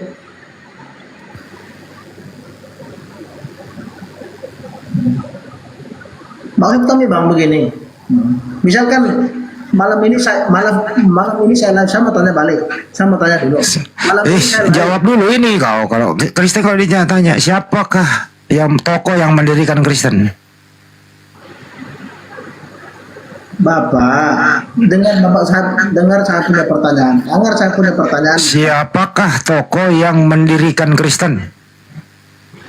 Saya bukan bertanya untuk pengertian atau menjawab suatu pertanyaan. Saya hanya mengklarifikasi Bapak punya. Ya, kalau begitu silakan turun tidur. Bang Andi, biarkan mi dulu Bang Andi. Biarkan mi dulu. Saya mau klarifikasi, Abang punya tema malam ini. Justru kami sangat sakit hati sekali ketika Abang yang bukan Kristen mengatakan Kristen tidak kenal Tuhan, begitu. Bang Afri, itu coba tengok baik-baik temanya. Kristen tak kenal Tuhan, itu tanda tanya di belakang temanya. Ketika ada tanda tanya itu berarti bukan pernyataan tapi pertanyaan. Nah, kalau teman-teman Kristen tidak menjawab berarti memang benar Kristen tak kenal Tuhan. Tapi kalau Kristen menjawab, oh enggak begitu Bang Fandi, kami itu kenal Tuhan, dan silakan dijelaskan seperti itu. Silakan. Oke, saya paham. Ya, paham ya Bang ya. Sebentar, tarik nafas dulu, cooling down dulu. Ini persepsi karena tanda tanya kurang gede Bang Fandi, host. Kasih 3 lah tanda tanyanya gitu. Jadi ini kalimat pertanyaan bukan pernyataan. Begitu ya Bang Afri ya? Tidak. Betul? Soalnya Oke, silakan. Saya masih Nah, gimana? Masih apa? mungkin saya masih apa tadi, maaf Bang ya. Soalnya saya juga sempat menonton live dari Haji Ustadz siapa tadi? Ada itu yang lagi live juga. Sementara live juga. Nah, lalu mengatakan bahwa itu buat tema juga, tema tentang Tuhan kami. Tema tentang Tuhan kami Bang. Tuhan kami, Tuhan Yesus menyembah Tuhannya. Yesus menyembah Tuhannya begitu. Jadi mungkin saya malam ini saya juga macam emosi saya terbawa-bawa Bang begitu. Jangan. Oke. Saya juga mau live. Saya mau agama minta Bang ya. Tapi macam saya tidak ini kan. Ya. Jadi begini Bang. Cooling down dulu. Minum air putih dulu ya. Jadi Bang, kita akan disaksikan oleh 2,4 ribu orang mata memandang nih. Ya, jadi abang naik ini sudah otomatis nanti dikenali oleh teman-teman Kristen maupun yang Islam kan gitu. Nah, kita membuat suatu diskusi lintas agama ini supaya menambah wawasan dan pengetahuan kita. Abang tadi sudah blunder nih karena menganggap bahwa kita itu menghujatkan gitu, padahal di situ pertanyaan. Nah, silakan ini sudah naik, Bang Alfi sudah dikenal. Nah, silakan. Sekarang bagaimana Bang Afri Lioman mengenal Tuhannya karena sebagai Kristen? Silakan. Sambil ini ya menyimak ya. Gurunda, monitor Gurunda. Oke, silakan lanjut. Jadi begini Bang ya. Kami orang Kristen, kami sangat mengenal Tuhan. Kami sangat mengenal Tuhan. Kami sangat mengenal Tuhan karena Tuhanlah yang mengampuni, karena Tuhanlah yang menebus segala dosa kami, ya, yang menebus segala dosa kami, dan kami yakin itu. Dan Tuhanlah segala pencipta segala-galanya. Yang tidak mempercayai Tuhan itu di luar dari Kristen itu sendiri. Begitu. Jadi kami sangat mempercayai Tuhan, Bang. Oke, sebelum saya lemparkan ke narasumber, saya pengen tahu mewakili teman-teman yang di bawah 2,2K orang ini, siapa Tuhannya Bang Afrilio Aman sebagai orang Kristen? Silakan. Tuhan kami itu Yesus Kristus. Oke, siap. Yesus Kristus Tuhannya Bang Afri sebagai orang Kristen. Silakan Ustadz Tata, mau ditanggapi, mau ditanyain, silakan. Ya. Jadi yang sabar dulu Bang ya, jadi biar kita jelas. Jadi misalnya judulnya Kristen tidak kenal Tuhan. Ya kita buktikan. Orang kenal Tuhan itu harus sesuai dengan dalil yang disampaikan para nabi. Kalau cocok berarti kenal. Kalau tidak cocok berarti tidak kenal. Saya contohkan Musa, Yesus, Nabi Muhammad. Bagaimana mereka ini menceritakan tentang ketuhanan? Pertama, Musa, Tuhan itu Esa, Ulangan 6 ayat 4. Yesus mengatakan Tuhan Esa, Markus 12:32. Nabi Muhammad, Tuhan itu Esa, Qul huwallahu ahad. Yang kedua, Musa mengatakan Tuhan tidak bisa kelihatan, Keluaran 33:20. Yesus mengatakan Tuhannya tidak kelihatan, Yohanes 5:37. Nabi Muhammad menceritakan Tuhan tidak kelihatan, Al-An'am 103. Yang terakhir, Tuhan tidak serupa dengan apapun. Nabi Muhammad Asy-Syura ayat 11, Laisa kamitslihi syai'un. Nabi Musa mengatakan Tuhan tidak serupa dengan apapun, Keluaran 9:14, Yesaya 40:18. Nah sekarang Anda mentuhankan Yesus, dari mana? Padahal Yesus mengatakan, Yohanes 4:22, kamu menyembah apa yang tidak kamu kenal, kami menyembah apa yang kami kenal. Terus Tuhan siapa yang Yesus kenal? Allah Bapa, Tuhan langit dan bumi. Matius 11:25. Ada di mana? Ada di langit. Matius 23 ayat 9. Berapa jumlahnya Tuhan itu? Esa. Ya. Markus 12:29. Hukum yang terutama apa? Dengar hai Israel, Tuhan Allah kita, Tuhan itu Esa. Ini kan jelas sudah, Tuhan. Berarti kenal kan? Nah sekarang Anda mentuhankan Yesus itu dari mana dalilnya? Padahal Yesus sudah memperkenalkan Tuhan yang benar. Allah Bapa tidak kelihatan, di langit tidak serupa dengan apapun. Itulah Tuhannya Yesus, Tuhannya Musa, Tuhannya semua para nabi. Ya, sehingga kalau kamu mentuhankan Yesus, di mana dalilnya? Silakan.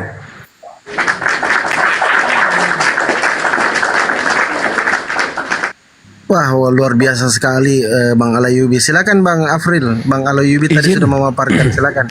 Izin undur diri, maha benar Allah dengan segala firman-Nya. Assalamualaikum warahmatullahi wabarakatuh. Saya menjelaskan ya. Waalaikumsalam warahmatullahi wabarakatuh. Bagi kami orang Kristen Bang, terserah yang selain agama Kristen mengatakan apa menurut ajarannya, menurut Al-Qurannya, itu terserah ya. Tapi kalau menurut kami Bang, Yesus betul. dia datang dan dia hadir di bumi itu untuk menyelamatkan manusia. Dalam arti, dalam kata selamat ini, dia yang diutus, betul bahwa dia diutus, tetapi yang diutus itu rohnya itu adalah Tuhan yang kita percaya bahwa Allah Bapa, begitu, Allah Bapa yang datang itu, betul bahwa tubuhnya itu manusia, tetapi rohnya itulah Tuhan. Makanya kami orang Kristen mempercayai bahwa Tuhan Yesus itu roh Allah, Roh Kudus. Sekian.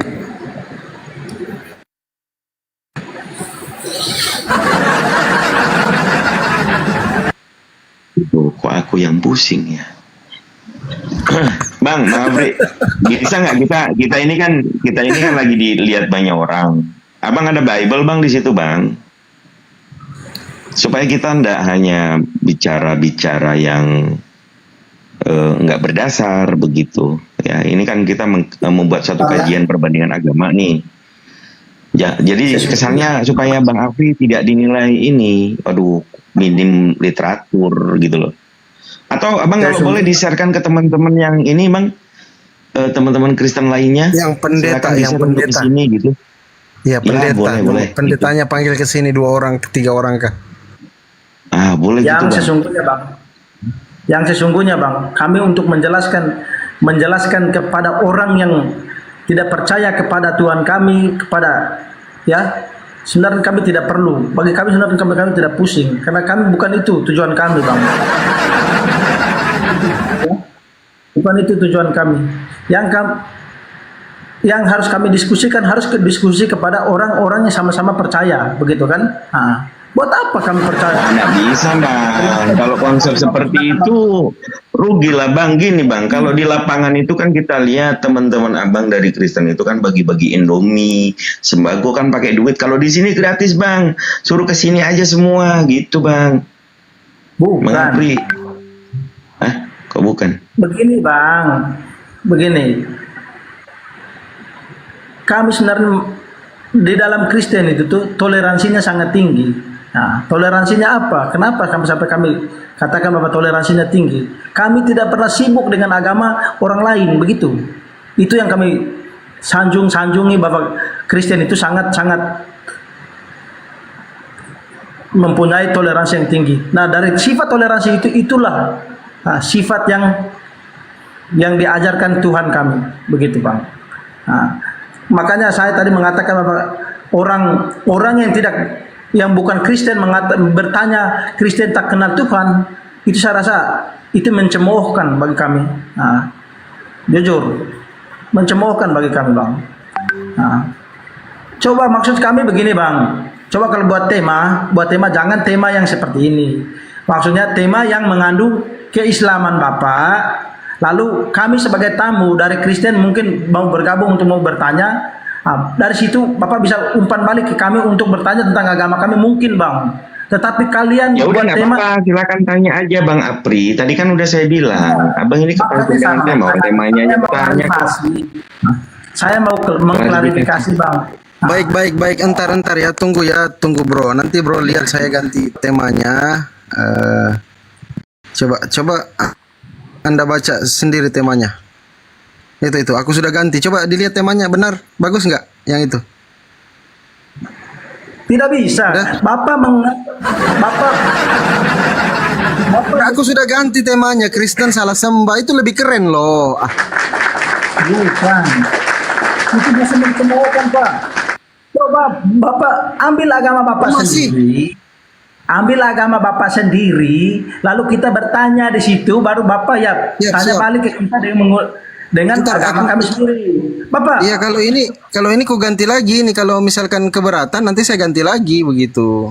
Ya Oke. kan? Ini tidak bagus nih Pak, tidak benar. Udah bagus, oke, saya ganti lagi. Ya oke. Jadi Tapi buat tema yang kita dia ada tersinggung Bang Andi.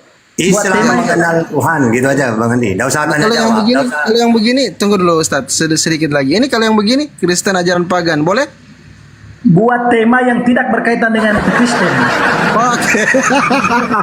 Iya bang, buat tema yang tidak berkaitan dengan Kristen itu kami terima bang. Tapi kalau bapak yang bukan Kristen lalu buat tema berkaitan dengan Kristen, Yaudah Kang, maksudnya kamu yang bapak cari tema, ayo. Kamu yang cari tema apa kira-kira coba?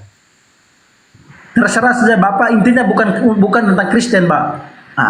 Ketika saya berbicara tentang di situ kami sebagai tamu sudah masuk. Jual sayur aja bang kayak ibu-ibu, benar? Jual sayur aja. Kok di sini ada ustadz juga tapi masih bisa begini? Tidak bisa lah, masa ustadz bisa begini? Nggak ada ustadz. Mana tulisannya ada ustadz? Nggak ada. Ini Handi, Ada tadi yang Bang Dito, nggak ada. Gini aja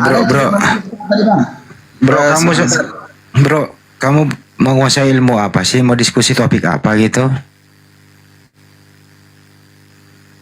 Ini Hansio ini Kristen atau Muslim? Hansio 27.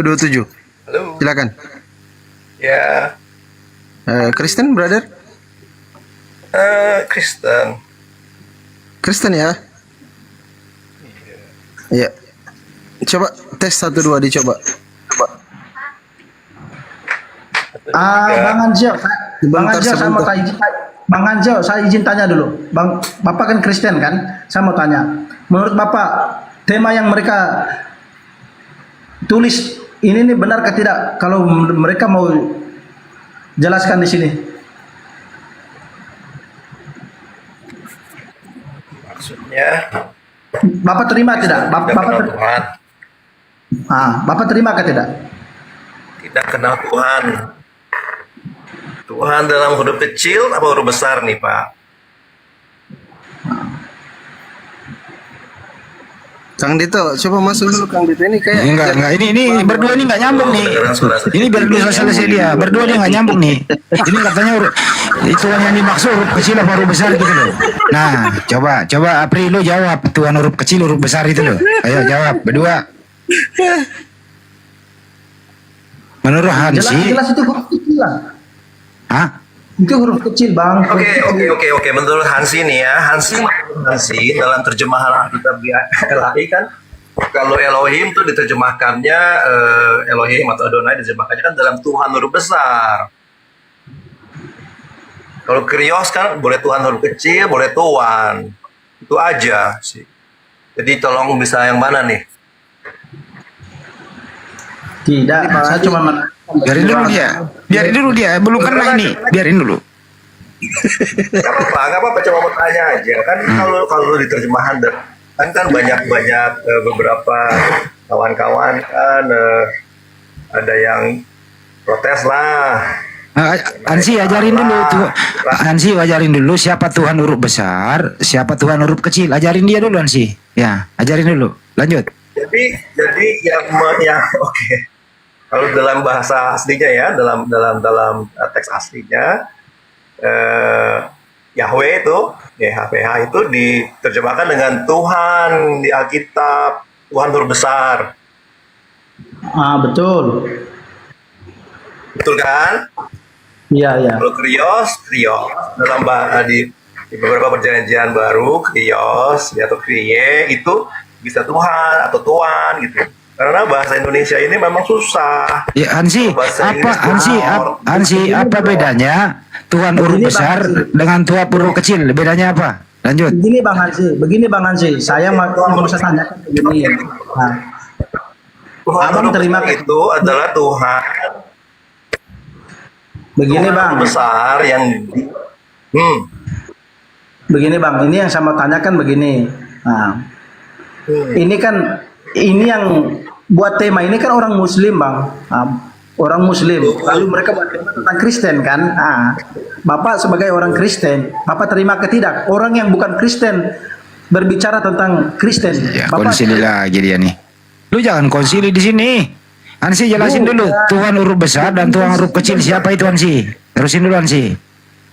Oke, Tuhan huruf besar itu Yahweh. Kalau di dalam Alkitab Perjanjian Lama. Berdoa itu begini doanya. Kalau berdoa itu bagaimana?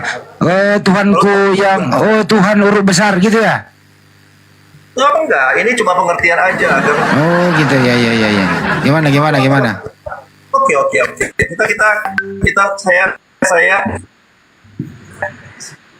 Saya ikuti alur pikiran kamu. Tapi penerjemahan kitab dalam bahasa Indonesia coba untuk menerangkan kepada pembacanya kalau Yahweh itu diterjemahkan dengan Tuhan huruf besar, TUHN huruf besar. Itu aja. Supaya bisa karena kemudian karena Tuhan itu kemudian dipanggil, ini yang sering diprotes oleh para kenapa ditulis Allah gitu loh, gelarnya, julukannya. Kalau Tuhan, kenapa disebut Allah gitu. kalau ke Yesus itu Tuhan huruf besar apa huruf kecil kalau ke Yesus? Tuhan huruf besar sebenarnya kalau dalam kepercayaan dari kekristenan, karena Tuhan huruf besar yang mewujud menjadi manusia itu kan, inkarnasi menjadi manusia, Tuhan huruf besar. Tapi karena ini memang susah dari bahasa asli ke bahasa Indonesia, ada Kyrios, ada bahasa Indonesia itu Tuhan, kadang-kadang juga Tuhan. Ya ini agak sedikit rancu memang untuk bahasa Indonesia, memang sulit sekali tapi kalau bahasa Inggris itu Lord. Lord itu bisa Tuhan, ya bisa Lord. Lord juga bisa dianggap, kalau Lord Jesus ya di Tuhan Yesus. Ya kalau pasnya aja, pasnya ke Yesus, Tuhan huruf besar apa huruf kecil? Kalau terjemahan ya Tuhan huruf kecil karena itu kriye dalam bahasa Ibrani bahasa Yunani ya. Oke, cukup. Tuhan yang mana nih? Ya, cukup. Apa bedanya Tuhan huruf besar dan Tuhan huruf kecil? Bedanya apa?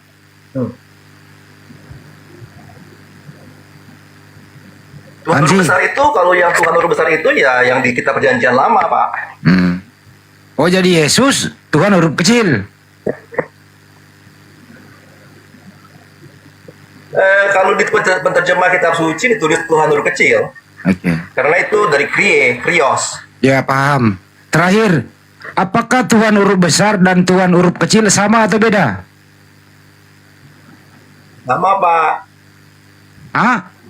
Sama dalam arti ini, sama dalam arti Tuhan huruf kecil itu terjemahan dari krios. Gelar. Anaknya Maria itu Tuhan huruf besar apa Tuhan huruf kecil? Huruf besar. Anaknya Maria Tuhan huruf besar. Ya kalau dalam kepercayaan Kristen ya huruf besar karena itu adalah pewujudan dari Yahweh. Yang menciptakan manusia Tuhan huruf besar apa huruf kecil? Yang menciptakan manusia Tuhan huruf besar apa Tuhan huruf kecil? Ya sebenarnya gini, kan kita akarnya ya, awalnya ya, ini dari kitab Yahudi ya. Apri pusing loh Apri. Yahudi ya. Makanya ini kan asalnya kan dari kitab Yahudi kan. Pencipta itu kan dari kitab Yahudi, Yahweh kan. Yahweh yang diterjemahkan Tuhan dalam huruf besar.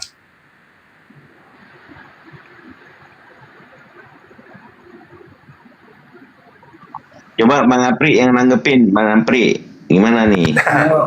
Oke. Kalau menurut saya cuma menjelaskan aja bahwa penterjemahan kitab suci memang tidak gampang untuk menerjemahkan dalam bahasa asli ke dalam bahasa Indonesia. Memang kitab kami kitab terjemahan. Saya berbicara secara logika saja.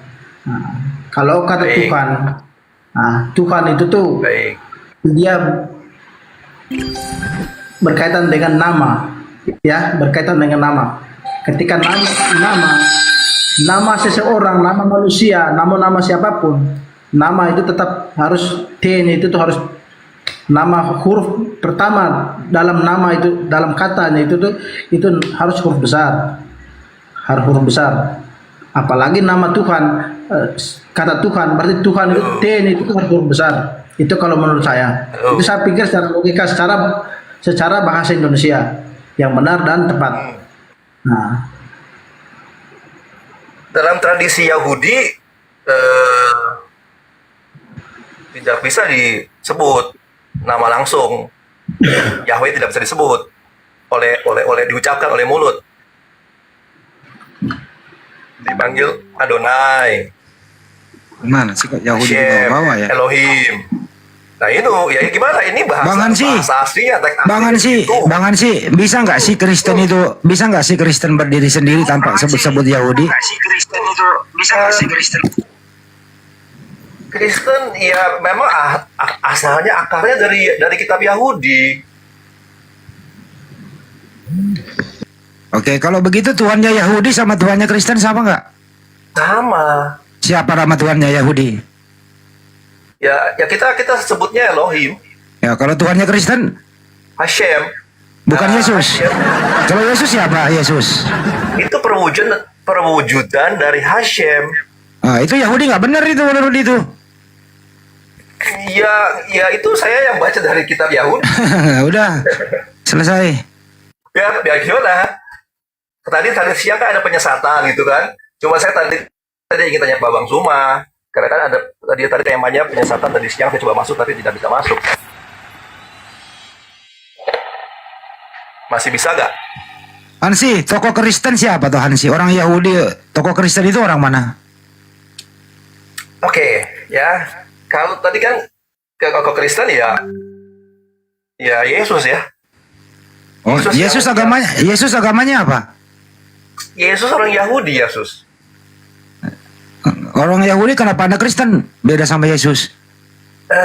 Kristen memang pengikutnya Yesus, itu disebut Kristen. Yesus, apakah agamanya Yesus Kristen? Enggak, bukan. Nah, berarti Anda beda agama dong. Jadi agama Anda dan agamanya Yesus beda.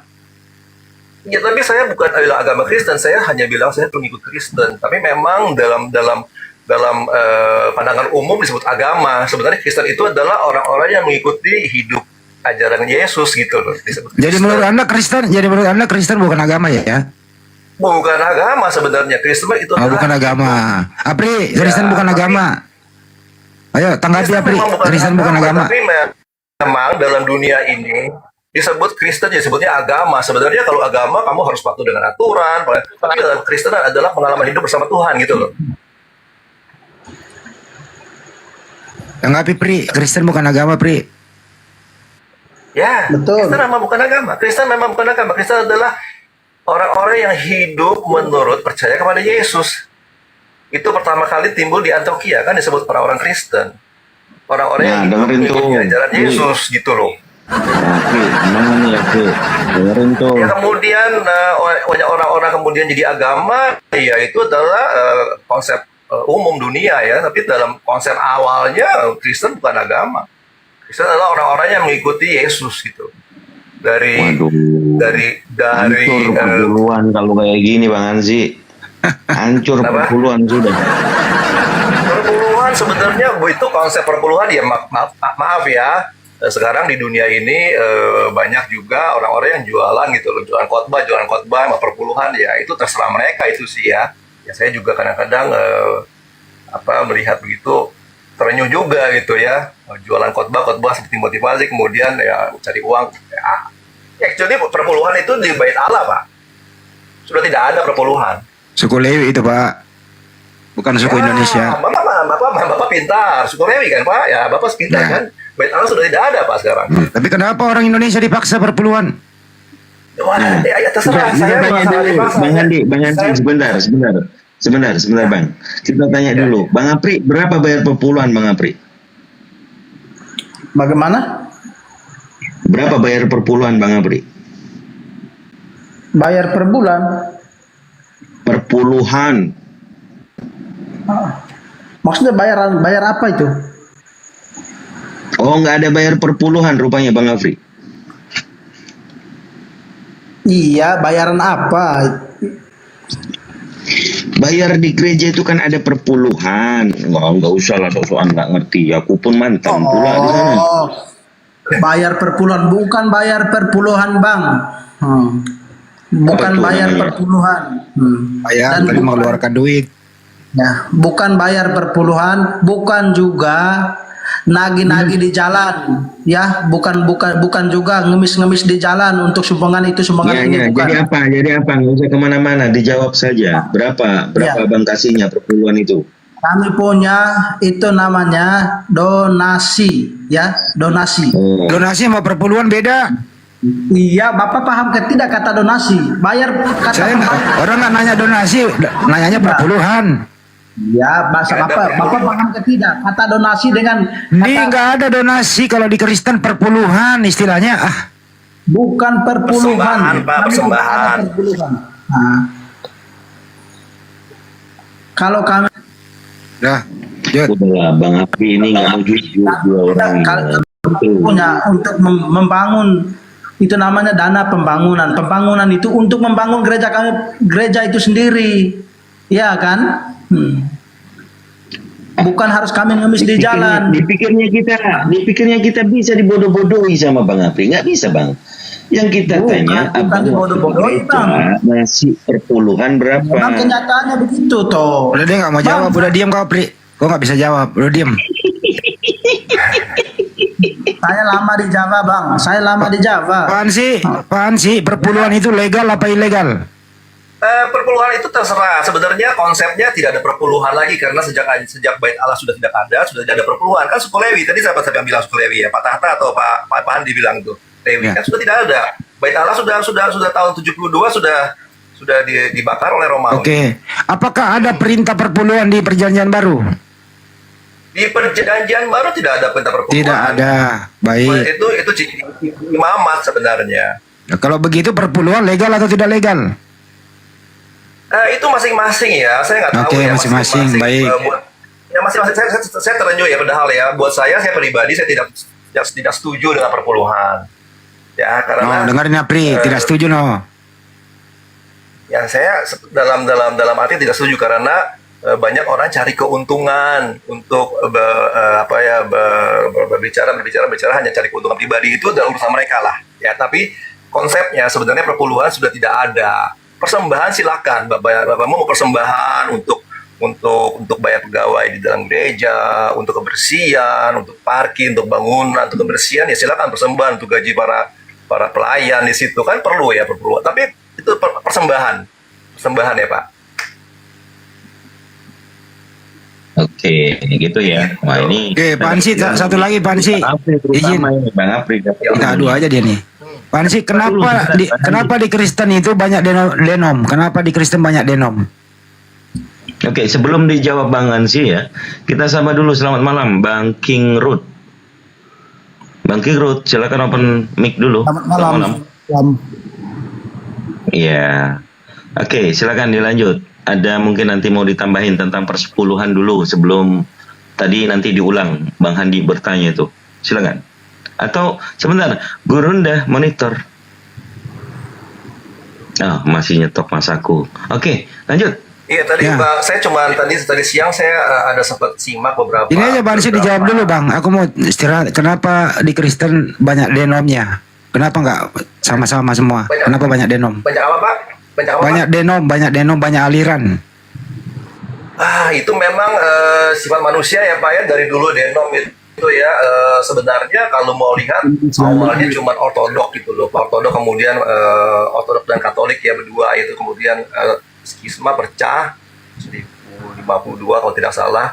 Ya kemudian tahun yang paling parah itu adalah perpecahan di Protestan ya, reformasi tahun 1500-an Martin Luther. Kemudian Martin Luther dipecahin lagi, sekarang ada 3000 denom.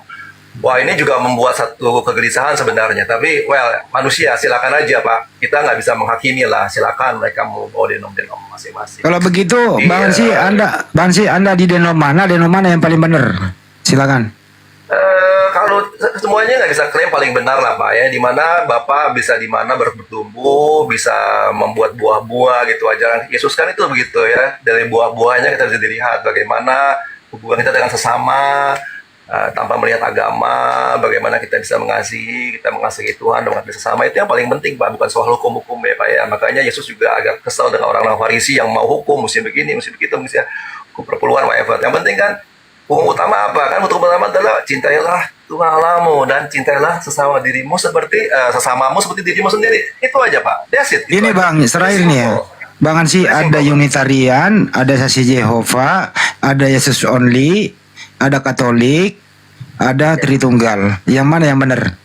Izin bang, bukannya Islam. Sebenarnya ya itu mereka mentafsirkan, ya memang tidak gampang ya. Mereka mentafsirkan kitab suci, teks-teks kitab suci itu teks-teks kuno Pak ya. 3.000 tahun yang lalu. Coba untuk di teks, apalagi yang kita anggap yang terakhir aja lah. Teks-teks kitab suci perjanjian baru 2000 tahun yang lalu, kitab-kitab kuno Pak. Mereka coba untuk mentafsirkan masing-masing dengan dalam bahasa asli ke bahasa Indonesianya aja udah cukup susah Pak diterjemahkan. Kadang-kadang terjemahannya tidak tepat Pak. Ya, itu kenyataan Pak. Kenyataannya kalau diterima bahwa tidak mudah. Maksud saya Bang, yang mana yang benar menurut Abang gitu loh.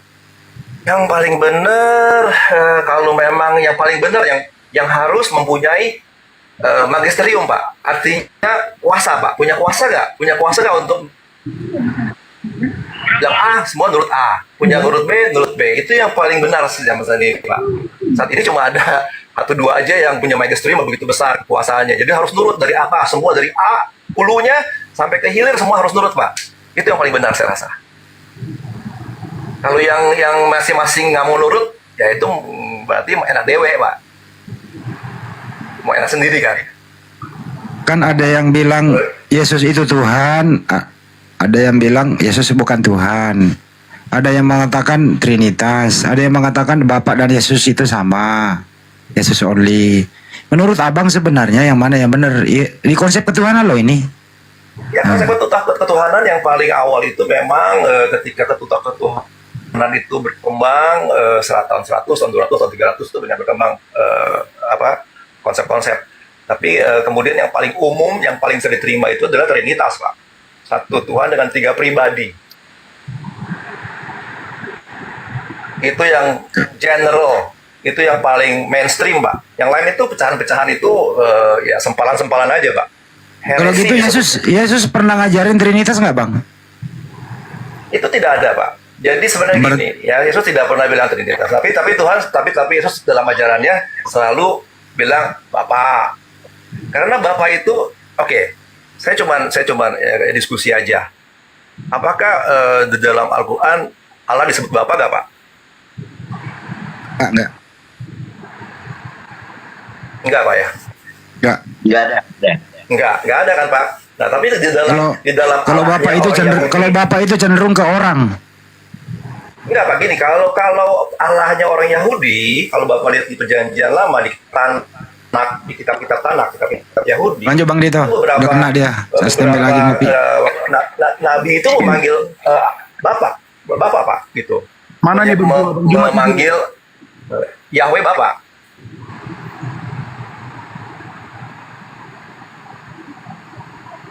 Bang Jumat itu di kitab Melaki gitu loh. Iya. Oke, Bang King, kenapa Bang King? Memang Yesus memanggil Bapa gitu Bapak. Kemudian ya ada roh gitu ya, ada roah, ada hembusan gitu ya. Jadi ada beberapa faktor-faktor yang kemudian setelah Yesus wafat kemudian murid-murid kemudian pengikut-pengikutnya mulailah merangkum gitu loh pengalaman-pengalaman pribadi mereka. Dan tahun 200 apa kemudian Trinitas. Iya, sebentar ya Bang Haji ya. Mainstream. Iya, mainstream. Oke. Nanti saya lanjutkan dengan Bang Hansi ya. Ini Bang King kenapa tadi ada bersuara? Kenapa Bang Hansi? Bang King. Kenapa Bang King? Bang King Rudi. Silakan aja tanya Bang, kalau bisa saya jawab. Apa yang Abang tanya? Oke.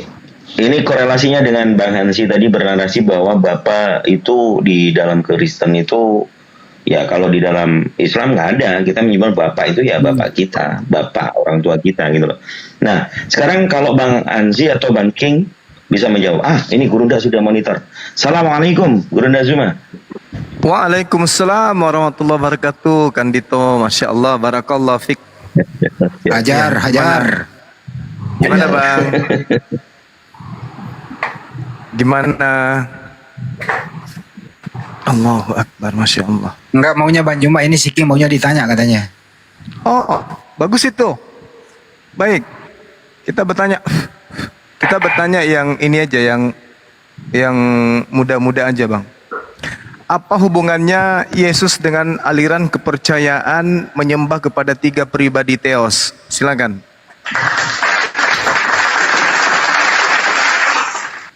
Ayo, silakan. Apa-apa? Hubungannya Yesus dengan aliran kepercayaan menyembah 3 pribadi Theos itu apa? Karena Yesus tidak pernah mengajarkan beribadah atau memahami bahwa Tuhan yang mengutusnya itu memiliki 3 pribadi. Ada nggak jawabannya? Tuhan yang memiliki 3 pribadi itu Bang, maksudnya Ya. Bapa, Putra, Roh Kudus, dan Dia. Ya, maksud saya hubungannya dengan ajaran Yesus itu apa? Itu kan konsep yang baru yang muncul dari Roma. Hubungannya dengan Yesus itu di mana?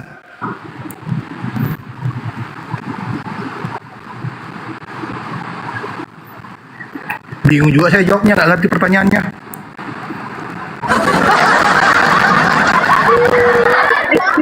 Yesus mengajarkan hidup kekal itu adalah mereka mengenal Engkau satu-satunya. Kalau satu-satunya itu berarti tak ada tambahan, tak ada sekutu, satu-satunya, dan itu adalah tiket untuk masuk surga. Tiket masuk surga mengenal Tuhan yang diperkenalkan oleh Yesus sebagai satu-satunya sembahan, satu-satunya yang pantas kemudian diibadahi. Dan pada saat bersamaan, hidup kekal itu wajib hukumnya mengenal Yesus yang hanyalah utusan. Berarti menurut Yesus, untuk hidup kekal alias masuk ke dalam surga, mengenal 2 hakikat. Hakikat pencipta dan hakikat manusia, yaitu Yesus yang adalah utusan. Nah, sedangkan Kristen mengusung konsep kepercayaan pencipta, dalam hal ini Theos, itu berubah menjadi 3 pribadi yang tadinya satu. Yesus, Roh, dan Bapa itu sendiri. Ini ajaran yang kayak gini-gini, itu hubungannya dengan Yesus itu apa kira-kira?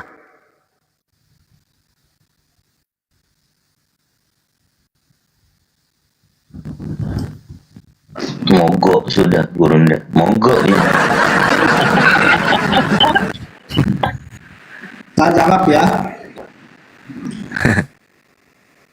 Jangan minta ditanya Bang kalau masuk hukum Islam. Karena Kristen dengan Yesus itu nggak ada hubungannya. Yesus itu hanya aksesoris yang dipakai oleh Roma untuk melanggengkan ajaran nenek moyang mereka, yaitu nyembah kepada dewa. Dewa mereka yang tadinya Horus, Hercules, mereka gantikan dengan dewa baru bernama Yesus. Tapi Yesus yang adalah Yeshua HaMasyiah yang datang di tengah-tengah Bani Israel, itu beda ajarannya. Jadi tak ada hubungan antara Kristen dengan Yesus anak Maria, itu nggak ada sama sekali. Sama sekali nggak ada. Setitik pun nggak ada. Kecuali sebagai penggenapan pengajar-pengajar palsu, nabi-nabi palsu dan Mesias-Mesias palsu. Jadi yang menjadi penggenapan dari nubuat Yesus yang mengatakan akan muncul pengajar palsu, nabi palsu, Mesias palsu, yang menggenapinya itu adalah Kristen. Nah, sebagai pengikut palsu dan Yesus palsu, Tuhan palsu, agama palsu, kitab palsu, di situ jelas bahwa orang Kristen harus menjadikan nama Yesus ini sebagai jualan agar dianggap sebagai pengikut. Padahal pada prinsipnya tak ada hubungannya, tak ada benang merah yang bisa menjadi penyambung antara ajaran Yesus yang benar itu dengan ajaran Kristen yang dipaksakan menjadi benar. Itu fakta, Bang.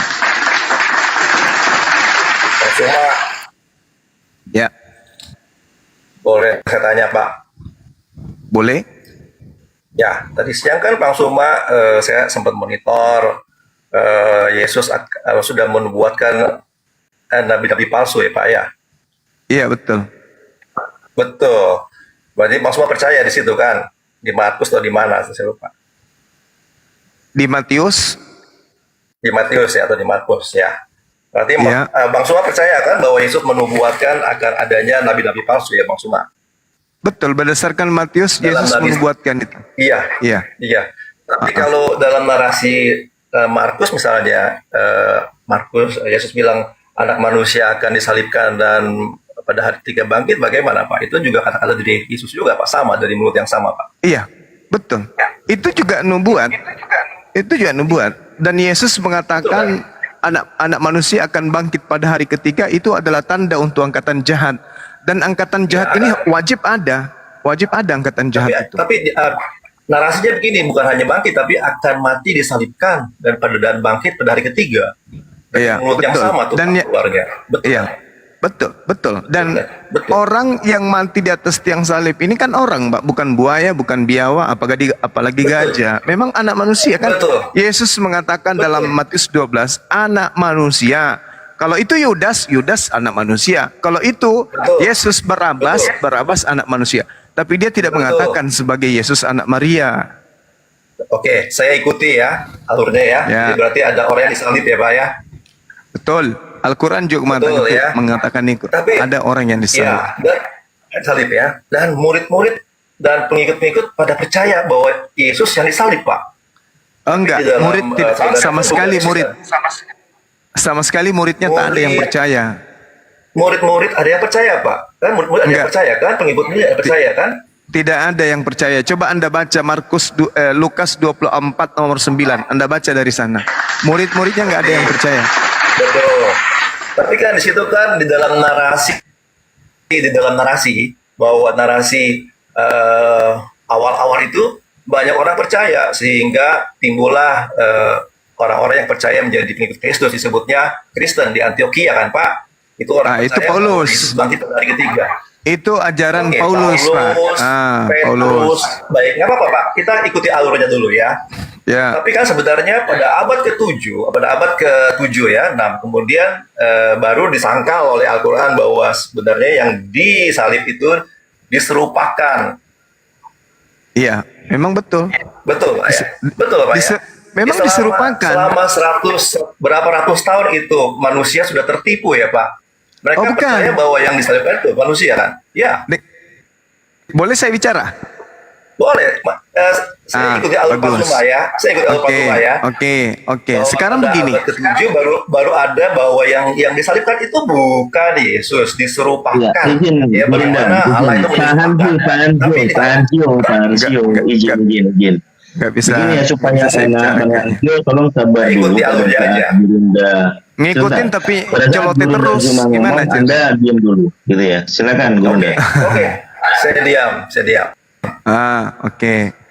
Jadi dikenal kemudian bahwa Al-Quran mengatakan orang yang diserupakan. Satu hal yang perlu saudara pahami. Murid-murid Yesus tidak pernah diajarkan kalau dia akan bangkit pada hari ketiga. Catat itu. Murid-muridnya. Yang kedua, pada saat penangkapan, murid Yesus itu tak ada. Yang ketiga, pada saat dieksekusi, murid Yesus juga tak ada. Maria tidak pernah sakit ayan. Maria tidak pernah kena amnesia. Maria juga tidak pernah kemudian kena penyakit pikun atau stroke ringan atau berat. Ketika gurunya dikuburkan atau menghilang sudah terangkat ke langit, pada minggu pagi dia datang ke kuburan bertemu dengan penghuni kubur. Apa yang terjadi? Apakah kemudian Maria mengenal orang tersebut? Tidak. Kenapa Maria tak mengenalnya? Bukankah itu adalah Yesus yang asli? Oh no, itu adalah orang yang diserupakan dengan Yesus. Buktinya Maria tidak mengenal orang tersebut. Itu yang pertama. Yang kedua, Yudas. Yudas menceritakan bahwa di dalam Yohanes 20, ketika Yudas dan orang-orang Roma datang bertanya kepada seseorang dan ditanyai kemudian, siapa yang engkau cari? Mereka menjawab, Yesus dari Nazaret. Mereka berkata kemudian, oknum itu kemudian menjawab, akulah Yesus yang engkau cari, akulah dia. Nah, mereka mundur dan jatuh. Kenapa bisa demikian? Ada apa? Kenapa dia harus bertanya, siapa yang kau cari? Yesus dari Nazaret. Kalau itu adalah Yesus, maka dia akan mengatakan, engkau yang aku cari. Tapi faktanya, dia mengatakan, kami mencari Yesus dari Nazaret. Artinya yang bertanya ini bukan Yesus. Kemudian, di dalam kitab Yohanes 13, nomor 4, di situ diterangkan bahwa Yesus menggunakan kain lenan. Menggunakan kain lenan. Sejenak sebelum perjamuan kudus yang terakhir. Dia menanggalkan jubah, lalu menggunakan kemudian kain lenan. Pada saat penangkapan, ada seseorang yang melepaskan kain lenan dan lari telanjang meloloskan diri. Pertanyaannya, ini siapa? Coba Anda baca di dalam Markus 14, nomor 50, 51, 52. Bukankah orang-orang Roma sudah menangkap? Sudah menangkap siapa? Sudah menangkap yang tadi. Siapa yang kau cari? Yesus dari Nazaret. Akulah dia. Ditangkaplah orang itu. Padahal itu mustahil Yesus. Karena kenapa Yudas tidak mengenalnya? Ditangkap orang ini. Setelah orang ini ditangkap, murid-muridnya meninggalkan dia. Lari semuanya, tak ada lagi. Tapi kenapa ada sosok pemuda yang masih ikut sama orang yang ditangkap ini? Harusnya murid sudah berlari semua. Tetapi apa faktanya? Ada orang di belakangnya kemudian menggunakan kain lenan. Siapa yang menggunakan kain lenan? Yesus. Melepaskan kain lenan tersebut ketika ingin ditangkap. Lalu lari melepaskan diri. Nah, ini fakta. Kemudian, di dalam kejadian penggantungan di atas pohon atau salib menurut kalian. Di situ jelas sekali, Yesus, oknum yang dikatakan Yesus, meminum anggur. Padahal dia pernah menyatakan bahwa aku tidak akan minum anggur lagi selain nanti di kerajaan Bapa. Faktanya, sejenak sebelum dia mati, dia meminum anggur. Berarti itu bukan Yesus. Terakhir, Al-Quran mengatakan mereka berselisih paham. Kisah Para Rasul 25 nomor 19. Mereka berselisih paham tentang agama dan berselisih paham tentang seseorang bernama Yesus. Ada yang mengatakan sudah mati, tetapi Paulus mengatakan dia masih hidup. Berselisih paham. Nah, endingnya kemudian adalah dosa apa yang Yesus lakukan sehingga dia wajib kemudian dihukum terkutuk di atas pohon. Sekian.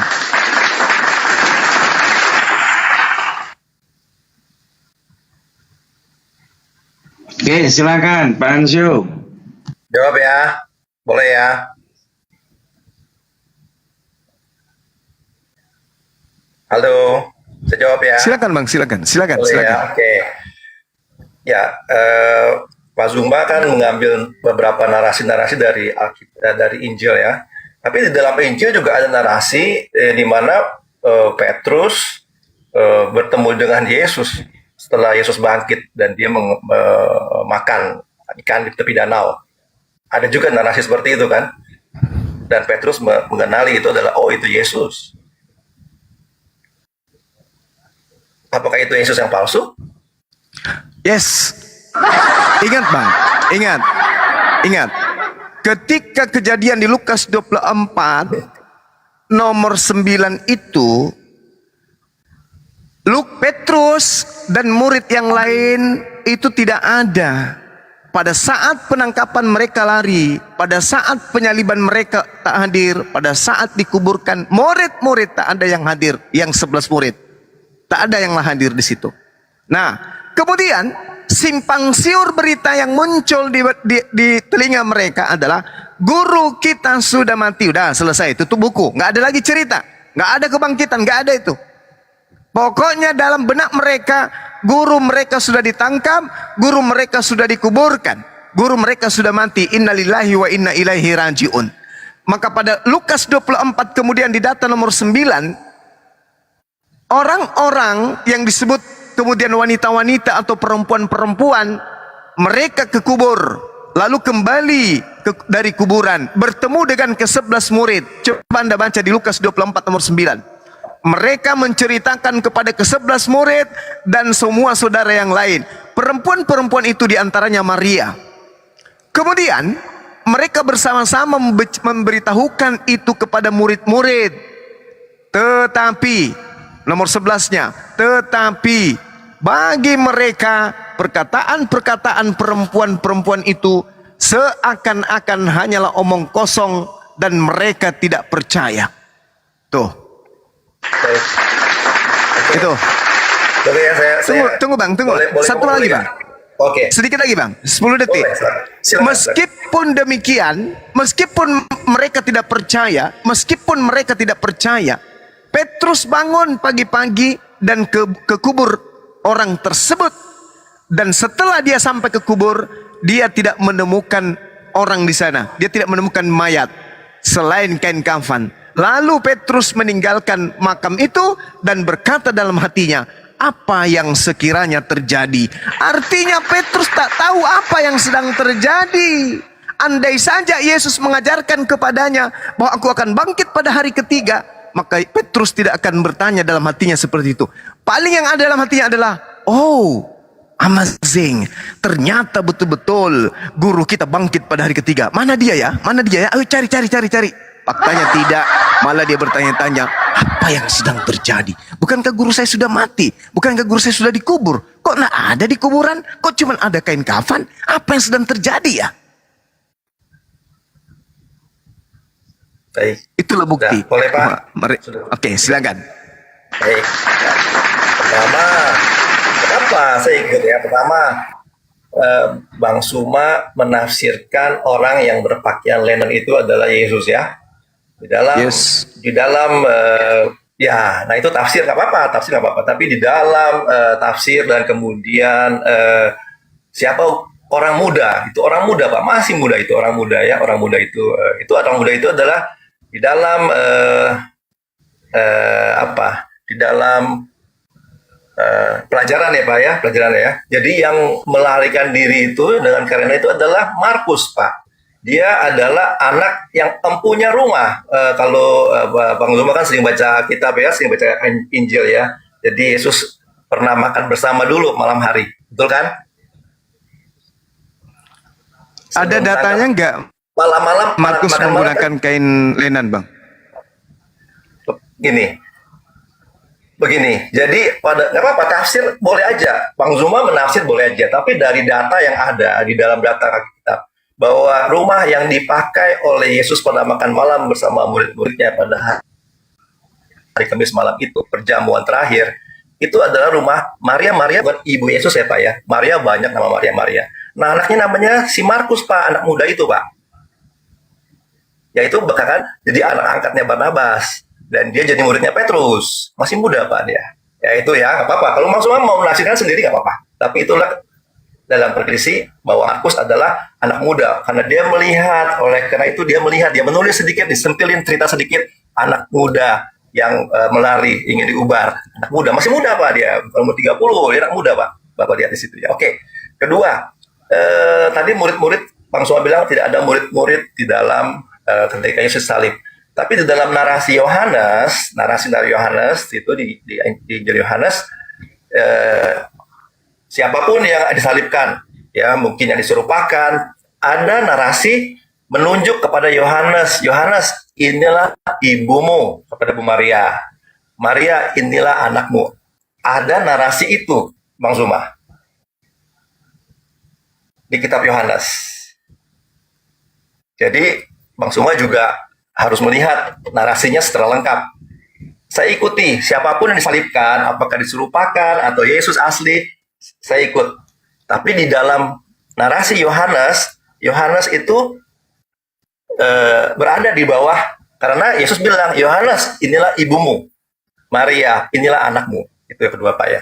Ketiga, berarti dari narasi Bang Suma tadi cerita bahwa berarti setuju ya, murid-murid percaya Yesus mati ya Pak. Ada orang yang mati, mereka menyangka Yesus mati, Pak ya? Iya, Yesus mati. Yang digantung itu katanya mati, tapi faktanya nggak mati. Ya, tapi berarti murid-murid percaya Yesus mati ya, Pak? Waktu itu mereka bergabung. Ya, betul. Betul ya? Dalam benak mereka gurunya mati, ya betul. Tapi tidak ada dalam benak mereka. Mati, ya? Tapi tidak ada dalam benak mereka gurunya bangkit. Yang ada dalam benak mereka gurunya mati. Halo. Ya, suara saya nggak kedengaran ya? Nggak kedengeran, Pak. Jadi Bang Suma tujuh. Iya.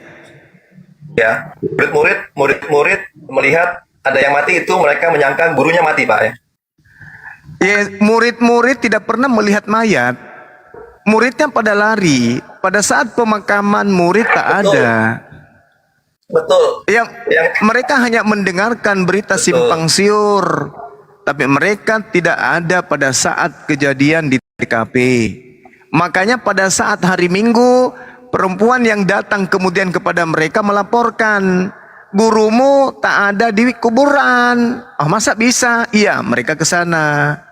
Setelah Petrus ke sana, ternyata memang betul Narasi Yohanes gimana, Pak? Kalau narasi Yohanes gimana? Yang mana? Kalau narasi Yohanes Yang mana? apakah betul bukan Yohanes? Yohanes gimana ibu? Yang Di mana? kitab Yohanes, Pak. Yohanes 19 itu. Sebentar ya, saya cari ya. Saya nggak pegang kitab suci ya. Saya yang nggak hafal, yang Pak. berdiri. Mungkin yang hafal ya, Pak. Hafal Bapak ya. Yohanes 19 yang Anda maksud, nomor 25 sampai 27. Yang Anda maksud itu kan dikatakan begini. Dekat salib itu Yesus kemudian berdiri ibunya dan saudara ibunya, Maria dan juga istri Klopas kan, Maria Magdalena. Nah, mana muridnya? Nggak ada muridnya di situ, nggak ada. Ketika Yesus Maria melihat Magdalena, ibunya, oke, Yohanes. Itu ada narasi Yohanes kepada murid yang dikasihinya, Pak. Inilah ibumu. ketika Yesus melihat ibunya dan murid yang dikasihinya di sampingnya, berkatalah ia kepada ibunya, "Ibu, inilah anakmu." Kemudian katanya kepada murid-muridnya, "Inilah ibumu." Dan sejak saat itu murid itu menerima dia di dalam rumahnya. Siapa yang dimaksud murid yang dikasihi di sini? Siapa itu, Bang? Jadi gini, tidak ada Yohanes di situ, nggak ada Yohanes. Yang ada ibunya. Nggak apa-apa. Saya ikutin narasi Bang Suma ya. Kan disebut namanya di situ, Bang. Kan disebut namanya di situ.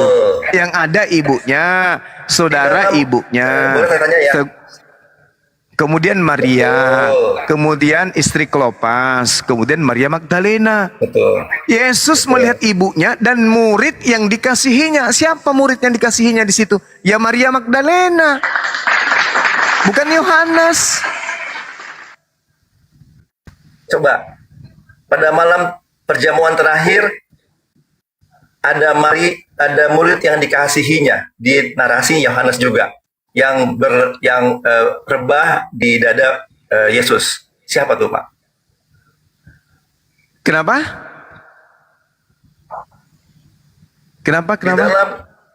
Di dalam Injil, halo, jelas gak, Pak? Iya, jelas. Di dalam Injil, di dalam Injil Yohanes, satu-satunya Injil Yohanes yang selalu menulis, cuma satu-satunya di dalam Injil hanya Yohanes yang hanya menulis murid yang dikasihinya. Selalu ditulis, Pak, murid yang dikasihinya, murid yang dikasihinya. Ada tuh, Pak, di beberapa narasi di situ. Saya tidak sepasif maksudnya saya hafal ayat-ayat, tapi di dalam narasi kalau saya baca Injil itu selalu nggak melihat ayat, selalu bercerita secara turut. Itu ada selalu narasi murid yang dikasihinya. Dan pada waktu itu juga Petrus nanya kan, siapa yang mau berkhianat? Dia menyenggol si Yohanes, murid yang dikasihi. Lalu merasakan dia itu dirinya sebagai murid yang dikasihinya. Karena dalam tradisi gereja, jadi murid yang dikasihnya itu Yohanes. Dan ada rumah di Turki, di Efesus, terus itu rumah Yohanes, Pak.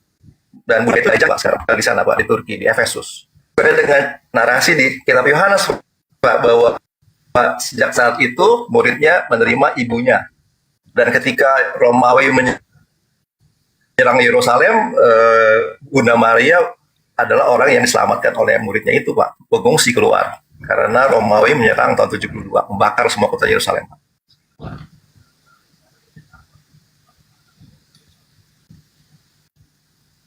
Jadi ada narasi-narasi benang merah nih Pak ya. Saya sih ikuti aja Bang Sumat mau cerita mau ini, tapi kita sama-sama duduk dengan narasi-narasi yang ada gitu loh Pak. Betul Iya, Bang Sumaya, kalau halo? kita aduh nggak nyambung kita ini ya. Yohanes 19 Bang itu tidak bercerita tentang Yohanes sebagai murid yang dikasihi. Murid yang dikasihi itu adalah Maria Magdalena. Boleh kita lihat di dalam Yohanes 13:23 atau Yohanes berapa itu? 13 nomor 25. Dan seorang dari antara para muridnya yang duduk bersandar di dada Yesus. Tidak mungkin Yohanes bersandar di dada Yesus. Itu siapa Pak? Yang bersandar di dada Yesus itu sudah pasti perempuan. Dan yang bersandar di dada Yesus itu tentu Maria Magdalena. Karena orang Oke, yang saya ikuti intim narasi, nggak kepada apa-apa. Narasi maksudnya.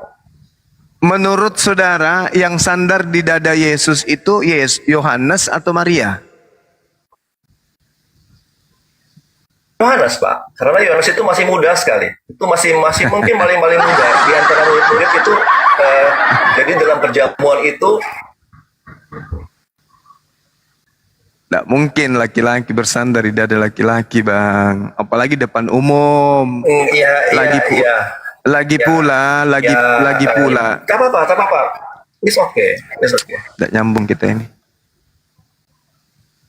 Yaudah, Anda ngomong dulu lah. Saya ikuti. Ngomong seenaknya. Kalau Pak Bang Suma menafsirkan itu perempuan. Iya nggak apa-apa, tapi Anda ngomong terus gimana ceritanya jalan diskusi. Ini mungkin Bang Hansio bisa berpindah tempat dulu karena itu sinyalnya ngaco Bang Hansio itu sinyalnya ngaco jadi putus-putus. Pada saat Gurunda ngejelasin, Anda masih ada suara gitu. Nah, coba dikondisikan dulu itunya sinyalnya Bang. Suaranya juga dari tadi kayak robot sebenarnya. Jadi ya saya sebutkan ya nama-nama murid Yesus, nama-nama wanita dan juga orang yang ada di samping salib Yesus. Dan di dekat salib Yesus berdiri ibunya satu. Saudara ibunya. Siapa saudara ibunya? Enggak mungkin Yohanes. Karena Yohanes itu sepupu sekali dengan Yesus. Ponaan ibunya, anak Elisabet. Tidak mungkin itu adalah saudara ibunya. Dua. Kemudian yang ketiga Maria. Yang keempat istri daripada Klopas. Tidak mungkin istri Klopas itu Yohanes, nggak mungkin. Nggak mungkin Klopas beristrikan Yohanes, laki-laki sama laki-laki, nggak mungkin. Dan yang terakhir Maria Magdalena. Nah, itu. Data 26-nya ketika Yesus melihat ibunya dan murid yang dikasihinya di sampingnya berkata ia kepada ibunya, "Ibu, inilah anakmu." Murid yang dikasihi salah satunya adalah Maria, kemudian Maria Magdalena, kemudian istri Klopas, kemudian bibinya atau saudara ibunya, dan yang ketiga adalah ibu kandungnya sendiri. Yang mana di antara orang-orang ini yang orang murid yang dikasihi? Kok jadi Yohanes? Gak ada murid pada saat penyaliban, tak ada murid yang hadir pada saat itu, gak ada. Kalau Anda tidak percaya, coba Anda baca kemudian di dalam Markus 14 nomor 50. Kita baca di sana. Apa yang dikatakan kemudian kitab Anda sendiri tentang keadaan muridnya, hubungannya dengan penyaliban. Dikatakan bahwasanya di data 50-nya, lalu semua murid itu meninggalkan Yesus dan melarikan diri. Bagaimana mungkin kemudian ada Yohanes kembali di sana? Sedangkan tidak disebutkan nama Yohanes pada saat berada di samping salib. Lalu semua murid itu meninggalkan dia dan melarikan diri. Makanya di dalam Lukas 24 mereka sudah putus asa, nggak ada lagi. Mau apa lagi? Guru kita sudah mati. Guru sudah mati, mau kayak mana? Kecuali angkatan jahat. Kalau angkatan jahat itu diberi tanda. bahwa bahwa anak manusia akan bangkit pada hari ketiga. Angkatan jahat masih menunggu kebangkitan. Tapi kalau murid Yesus yang bukan angkatan jahat tidak menunggu. Makanya di dalam Lukas 24 nomor 36, ketika murid ini sudah melupakan, ceritanya sudah tidak ada harapan lagi untuk bersama dengan guru. Karena guru kita sudah disalib, guru kita sudah dibunuh, guru kita sudah dikuburkan. Dan tutup cerita. Tiba-tiba di tengah-tengah mereka di hari Minggu itu muncul suara, yaitu suara Yesus. Damai sejahtera bagi kalian. Mereka terkejut dan takut dan menyangka mereka melihat hantu. Loh, kok bisa? Bukannya guru mati? Kok bisa nongol di sini? Jangan-jangan ini hantu.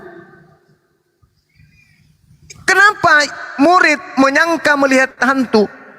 Karena dalam benak mereka, guru kita sudah dikubur loh. Kok bisa ada di sini? Jangan-jangan ini hantu. Akan tetapi Yesus berkata kepada mereka, "Mengapa kamu terkejut? Apa sebabnya timbul keraguan-raguan di dalam hatimu? Lihat tanganku, lihat kakiku. Aku sendiri loh ini. Aku loh gurumu. Rabalah aku dan lihatlah. Karena hantu tidak ada daging dan tidak ada tulang seperti yang kamu lihat pada diriku ini." Aku ini bukan hantu loh. Artinya apa?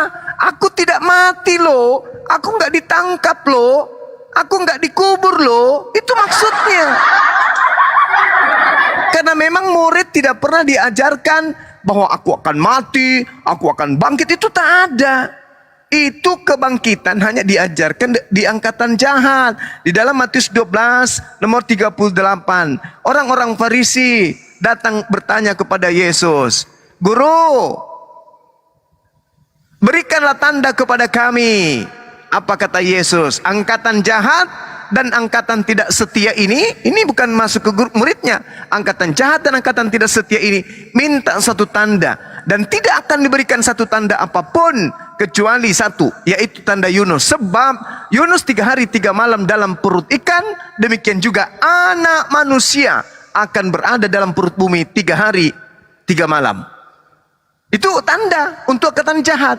Nah, pada hari ketiga ada kebangkitan. Untuk siapa? Untuk angkatan jahat. Tapi untuk murid tidak ada tanda-tanda kayak gitu, nggak ada. Yang diberi tanda tersebut kebangkitan hanya angkatan jahat.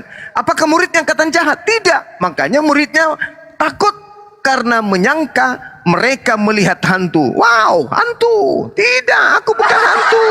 Sebab hantu tidak berdaging, hantu tidak bertulang. Adakah di antaramu yang memiliki makanan? Muridnya memberikan ikan goreng dan sedikit madu. Dia makan ikan goreng itu untuk membuktikan apa? Untuk membuktikan dirinya bangkit dari kematian, atau membuktikan dirinya bukan hantu? Dia makan ikan goreng untuk membuktikan kalau dia itu bukan hantu. Tidak mati dia. Dia belum mati. Seperti itu, Bang. Silakan. Baik. Jadi kesimpulannya Allah yang menjadi mastermind-nya nih Pak ya? Iya, betul. Tuhan menyelamatkan orang yang dikasihinya. Kan itu janjinya. Allah, iya, betul. Betul Bang. Tapi Bang, jadi setelah berapa ratus tahun kemudian ini penyesatan itu karena ikut campur tangannya Allah nih Pak ya? Oh bukan. Paulus ini yang menyebabkan. Paulus yang menyebabkan. Terus dibiarkan gitu loh. Ini kan satu skenario yang tersembunyi kan. Oh bukan begitu. Orang-orang justru bersyukur kemudian Allah masih menginformasikan bahwa sebenarnya itu adalah penyesatan. Bersyukur. Kenapa demikian? Karena Allah menghukum mereka. Orang-orang Yahudi dihukum, ahli Taurat dihukum oleh Allah. Karena menolak nabinya. Menolak dengan membuat makar. Mana makarnya? Matius 26 nomor 4. Mereka membuat tipu muslihat. Matius 26 nomor 59. Mereka membuat saksi-saksi palsu. Coba. Markus 1 nomor 14. Markus 14 nomor 1. Mereka membuat tipu-tipu dan kesaksian-kesaksian palsu. Jelas itu. Yohanes 11 nomor 11. Yohanes 11 nomor 53. Mereka sepakat membunuh Yesus. Matius 27 nomor 18. Pilatus mengetahui bahwa mereka menyerahkan Yesus untuk disalibkan karena dengki. Mereka sangat benci kepada Yesus. Maka Allah membalas tipu daya mereka itu, sehingga apa yang mereka percayai, mereka anggap sebagai sebuah kebenaran. Bersyukur abad ke-7 Allah mengutus nabinya sebagai nabi penutup untuk meluruskan dan membersihkan Yesus dari orang-orang kafir. Makanya umat Islam berjuang bahwa Yesus tidak disalibkan. Yang disalibkan itu adalah orang yang diserupakan. Makanya Maria tak mengenal yang dibunuh itu. Maria, Yudas tak mengenal yang dibunuh itu. Bahkan murid-muridnya kaget mengira melihat hantu. Kenapa? Karena muridnya tidak pernah diajarkan ada kebangkitan pada hari ketiga. Itu fakta. Sedangkan Kristen ini adalah aliran kepercayaan yang rasa agamanya Hinduisme, ajaran Yunani. Itu ajaran Kristen dipadukan dengan ajaran orang Yahudi, digabungkan menjadi satu, sehingga muncul Trinitas, Tritunggal, bla bla dan seterusnya. Karena Tuhannya Yahudi diambil sebagai Tuhan pencipta alam semesta, digabungkan dengan ajaran Roma Yunani, di mana mereka punya konsep dewa, mereka bisa nuzul menjadi binatang setengah, manusia setengah. Itulah sehingga ada konsep Yesus 100% Tuhan, 100% manusia. Kenapa? Karena itu dikawinkan, sinkretisme antara ajaran tauhid dan ajaran paganisme. Lahirlah agama Katolik mula-mula. Nah, Andalah pengikutnya. Begitu, Bang. Makanya saya katakan Kristen dan Yesus itu tak ada hubungannya sebenarnya. Yang menghubungkan antara Yesus dengan Kristen adalah Paulus. Baca Kisah Para Rasul 24 nomor 5. Paulus ini adalah tokoh dari sekte Nasorios. Nah, itulah dia. Tak ada hubungannya Yesus dan Kristen. Bahkan Yesus bertemu dengan orang Samaria.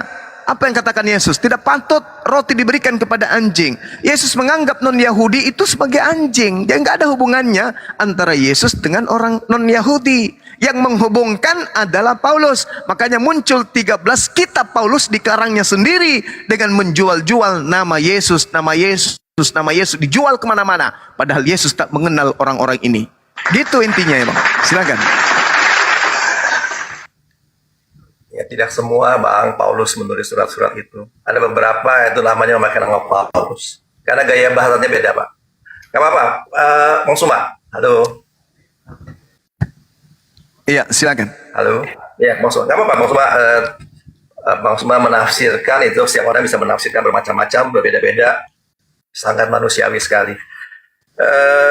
Cuman jadi kesimpulan bahwa memang dari akar-akarnya adalah Allah ini banyak membuat hatu trik ya, tricky ya, menipu banyak orang menyangka bahwa Yesus mati gitu. Ini ya penyebab utamanya adalah ini, Allah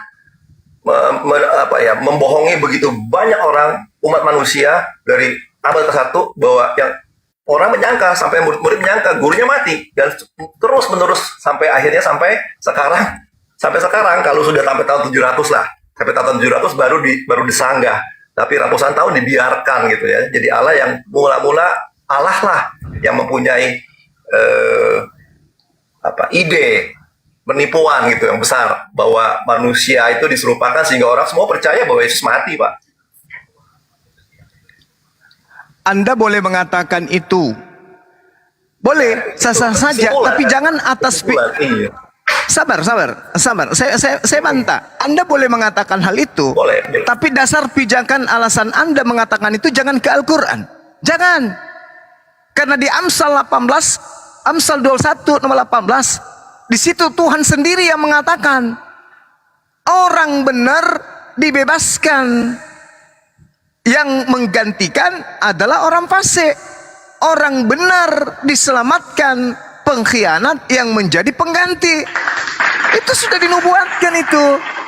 Nah, kemudian yang kedua, coba Anda baca di dalam Keluaran 20. Apa yang Tuhan katakan di sana? Jangan membuat bagimu patung yang menyerupai apapun yang ada di langit, di atas, atau yang ada di bumi, di bawah. atau yang ada di dalam air di bawah bumi.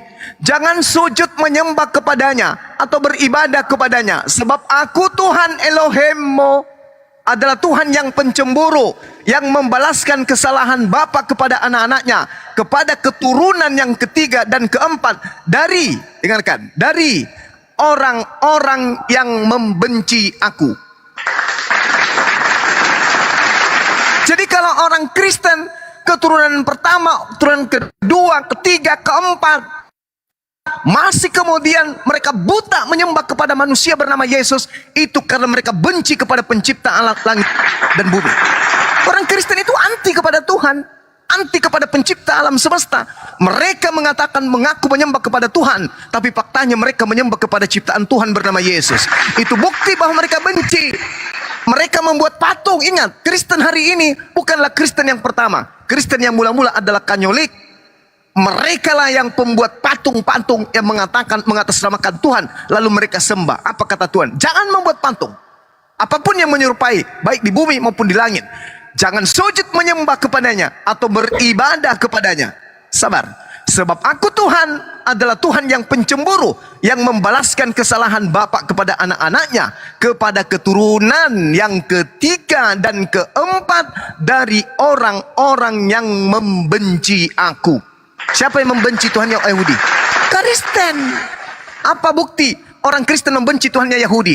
Tuhannya Yahudi membuat keputusan, aturan, hukum-hukum, dibatalkan semuanya, dikatakan itu adalah sampah. Tuhannya orang Yahudi mengatakan jangan ada ilah lain di hadapanku, akulah Tuhan, tak ada yang lain. Orang Kristen membuat ilah baru bernama Yesus. Berarti orang Kristen membenci. Tuhannya orang Yahudi mengajarkan sabat, Tuhannya orang Yahudi mengajarkan sunat, Tuhannya Yahudi mengajarkan korban hewan. Tapi oleh orang Kristen, semua aturan syariat hukum yang Tuhan berikan kepada Bani Israel dirubah seperontal mungkin. Itu bukti bahwa Kristen membenci kepada ajaran Tuhan Elohim, sehingga mereka harus menanggung penderitaan sampai keturunan selanjutnya karena membenci Tuhan. Keluaran 20 nomor 4 sampai nomor 5. Catat itu. Bukan Anda disesatkan, tidak. Tuhan membenci kalian. Tapi itu kesimpulan yang saya tangkap. Karena dibiarkan selama tahun 1 abad, 2 abad, 3 abad. Karena mereka membenci Tuhan, Bang. Dalil Keluaran 24 dan 5 itu sudah jawaban. Aku akan membalaskan sampai kepada keturunan yang ketiga dan keempat dari orang-orang yang membenci aku.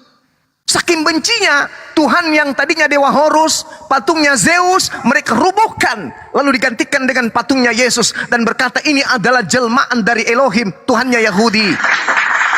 Apakah itu tidak naif? Tuhan murka kepada kalian. Murka, semurka-murkanya. Boleh bicara? Iya, silakan. Boleh bicara, boleh ya. Jadi apa yang tadi Bang Suma sampaikan mengenai keturunanmu ya, kitab Musa, itu karena jadi cerita ini Tanak ya. Tanak itu kisah-kisah pemberontakan orang Yahudi terhadap Elohim, Yahweh ya. Berontak terus. Ya, ini yang saya tangkap ya. Tafsir orang bisa bertafsir, bisa silakan masing-masing. Tapi ini adalah satu narasi cerita bahwa Tuhan sudah menyelamatkan, mengeluarkan orang Yahudi, orang-orang Israel dari Mesir, tapi di perjalanan tetap saja orang-orang Yahudi ini, Israel ini berbalik gitu ya, tidak menyembah Elohim. Oleh karena itu para nabi, para penulis kitab suci itu membuat yang tadi Bang Suma narasikan. Jadi konteksnya pada waktu itu begitu kesalnya para penulis kitab suci, para penyembah Yahweh itu melihat bangsanya sendiri itu selalu memberontak terhadap Yahweh, Pak. Konteksnya ya. Iya, betul. Termasuk Paulus kan melakukan pemberontakan terhadap Taurat kan. Sehingga dia mengatakan Taurat itu adalah sampah. Dia mengatakan bahwasanya itu adalah skubalon. Dia katakan bahwa Taurat hukum Tuhan itu adalah tinja. Itu. Coba Anda baca di Filipi 3 nomor 8. Begitu kejamnya orang yang mengaku ahli Taurat ini terhadap hukum Tuhan. Makanya Yesus mengatakan tentang dia, tentang Paulus di dalam Matius 24 nomor 15 sampai nomor 26. Itu apabila sang pembinasa keji duduk di tempat yang kudus, sebagaimana yang dinubuatkan oleh Nabi Daniel. Nabi Daniel menubuatkan di dalam Daniel 7 nomor 25. Dia sang pembinasa keji akan menentang perkataan-perkataan yang maha tinggi. Dia melakukan pembunuhan-pembunuhan terhadap orang-orang kudus dan memutarbalikkan hukum-hukum Tuhan. Coba Anda baca. Kenapa Kristen dan Yahudi ini tidak bisa kompak? Padahal Kristen mengambil terjemahan kitabnya Yahudi. Kenapa tidak bisa kompak? Karena Kristen adalah agama yang memutarbalikkan hukum Tuhan yang ada di tengah-tengah Bani Israel. Mau bukti? Di dalam Ulangan 27 nomor 26, apa kata Tuhan? Terkutuklah orang yang tidak melakukan hukum Taurat dengan perbuatan. Berarti orang yang meninggalkan hukum Taurat terkutuk. Tapi coba Anda lihat di dalam Galatia 3 nomor 13. Hebatnya pendiri agama Anda itu yang bernama Paulus. Kristus telah menebus kita dari hukum Taurat. Sejak kapan Taurat itu hukum? Sejak kapan hukum Taurat itu adalah kutuk? Justru tidak menjalankan Taurat itu orang kena kutuk. Ulangan 27 nomor 26. Tapi Paulus justru Tauratnya yang disebut sebagai kutuk. Kristus telah menebus kita dari kutuk hukum Taurat dengan jalan menjadi kutuk. Coba bayangkan. Sejak kapan Taurat ini kutuk? Tidak pernah. Justru Taurat ini kalau dijalankan mendapatkan hidup yang kekal. Baca Ulangan 6, Ulangan 4. Baca satu perikop. Jangan kau menambahi, jangan kau mengurangi firmanku. Itu kata Tuhan. Jangan kau tambahkan hukum Taurat, jangan kau kurangi hukum Taurat. Bahkan Yesus meneguhkan itu dalam Matius 5 nomor 19. Barang siapa meniadakan setitik pun dari hukum Taurat dan mengajarkan kepada orang lain, maka dia akan menempati tempat terendah di dalam kerajaan langit, alias neraka. Itu kata Yesus. Tapi Paulus mengatakan apa? Kristus telah menebus kita dari kutuk hukum Taurat. Hai, kapan hukum Taurat itu adalah kutuk bagi orang? Enggak. Orang yang tidak melakukan hukum Taurat, orangnya yang terkutuk, bukan hukumnya. Tapi Paulus menggantikannya, hukumnya yang harus dibinasakan. Sebab gara-gara hukum inilah kemudian kita masuk ke dalam dosa. Jadi hukum-hukumnya menurut Paulus bukan orang yang melanggar rambu lalu lintas yang harus ditilang, tetapi yang harus dilakukan adalah rambu-rambu lalu lintas yang harus dibakar supaya tak ada lagi orang ditilang. Itu menurut Paulus. Inilah yang dinubuatkan, Bang. Makanya berdiri sebuah agama sekte baru di luar Yahudi bernama Kristen Katolik. Coba Anda baca Matius 23. Ini terakhir. Matius 23 nomor 15. Celakalah engkau wahai ahli Taurat. Paulus. Celakalah engkau wahai orang Farisi. Paulus. Celakalah engkau wahai orang munafik. Paulus juga. Engkau menyeberangi lautan. Paulus juga. Engkau menjelajahi daratan. Paulus juga. Engkau mentobatkan orang di luar Yerusalem masuk ke agamamu. Paulus juga. Engkau jadikan dia orang neraka. Orang neraka. Dan 2 kali lebih jahat daripada engkau sendiri. Itulah Kristen, orang neraka yang dibentuk oleh Paulus untuk melawan hukum Tuhan yang maha tinggi. Jadi Kristen itu adalah pengikut orang Farisi yang menentang ajaran Tuhan. Bang Suma. Itu. Silakan.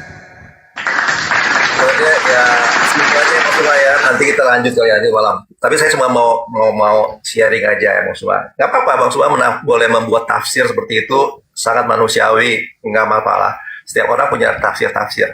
Tapi tafsirnya dari apa yang dari orang Yahudi ya, dari tafsir Yahudi itu bahwa Allah Yahweh Elohim menurunkan kitab Taurat kepada Musa itu tujuannya adalah supaya bangsa ini bisa menjadi bangsa pilihan ya. Bangsa ini bisa mempunyai bangsa yang bisa merepresentasikan, mewakili sifat-sifat Allah dengan hukum-hukum itu. Tapi dalam perjalanannya kan gagal terus, Bang Suma. Gagal terus, tidak ada yang sempurna, tidak ada yang coba. Bang Suma pelajari dari awal hukum Taurat turun sampai Yesus lahir. Ada gak manusia yang bisa menjalankan hukum Taurat? Nggak ada, Bang Suma.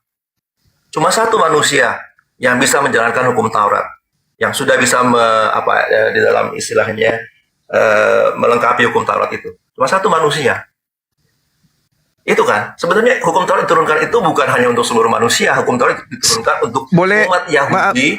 Maaf Bang, boleh saya tahu siapa satu manusia yang Oke, silakan. Ya Pak, udah terlalu malam, nanti kita ngobrol lagi. Ini saya Hansi, kapan-kapan Bang Suma naik di Fandi atau di mana kita ngobrol lagi, Pak. Kita ngobrol aja. Setiap orang punya tafsir masing-masing, kita saling hormati. Saya hormati Bang Suma punya tafsir. Saya juga punya tafsir masing-masing, ya. Kita tidak perlu kasar apa. Saya punya teman-teman Muslim banyak, Pak. Saya punya teman-teman baik. Saya banyak menolong orang Muslim banyak, Pak. Banyak, Pak. Dari bawah saya ajak mereka sampai ini banyak, Pak. Kawan-kawan Muslim saya tidak ada kebencian sama sekali. Saya sangat menghormati kok kepercayaan masing-masing. Dan saya juga hormati tafsir Bang Sumba. Saya hormati. Nanti kita ngobrol lagi, Pak. Udah malam, besok mesti kerja, Pak. Oke, baik. Baik Pak ya, Bang Sumba. Terima kasih, Bang Sumba. Baik, makasih. Baik, makasih.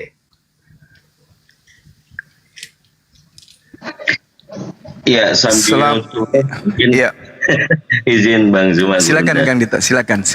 Iya, kita tidak ada menafsir sama sekali. Justru pemahaman kristologi itu yang menyebabkan bahwa munculnya denom-denom itu suatu bentuk bahwa satu Bible ditafsirkan masing-masing denom, itu yang tafsir. Kalau kita di luar kekristenan membaca Bible, ini hanya yang kita baca, kita pahami. Jadi jangan framing tafsir lagi. Emang nggak ada tafsirannya kan begitu, Bunda ya. Iya betul. Iya. Jadi saudara siapa namanya tadi? Mudah-mudahan Anda masih mendengarkan di bawah Henzi. Kalau Anda mengatakan tak ada manusia sempurna menjalankan Taurat, ya silakan dengan tafsiran Anda. Tapi saya ingin memberikan satu data kepada saudara. Kalau yang Anda maksud itu Yesus, no. Yesus itu pelanggar hukum Taurat. Bukti, Yohanes 3 nomor 13, dia melakukan kebohongan. Dia berkata, tidak ada seorang pun yang naik ke surga selain daripada Yesus, selain daripada aku.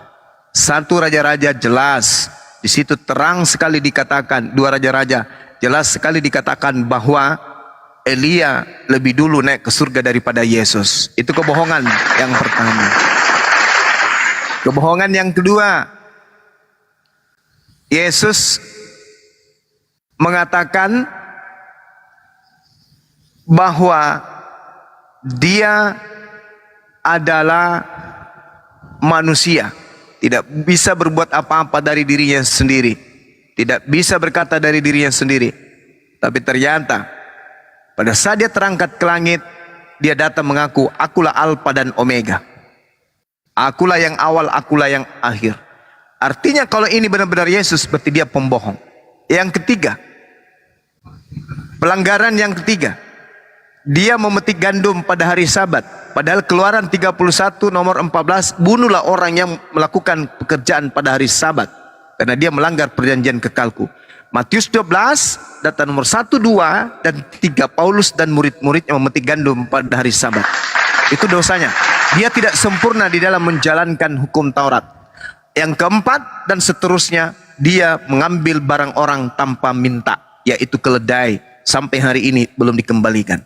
Satu-satunya orang yang tidak bercacat di dalam menjalankan hukum Taurat, menurut pengakuan dari mulutnya sendiri, yaitu pendiri agama saudara bernama Paulus. Mana dalilnya? Filipi 3 nomor 6. Tentang kegiatan aku menganiaya jemaat, tentang kebenaran dalam mentaati hukum Taurat, aku Paulus tidak bercacat. Tuh.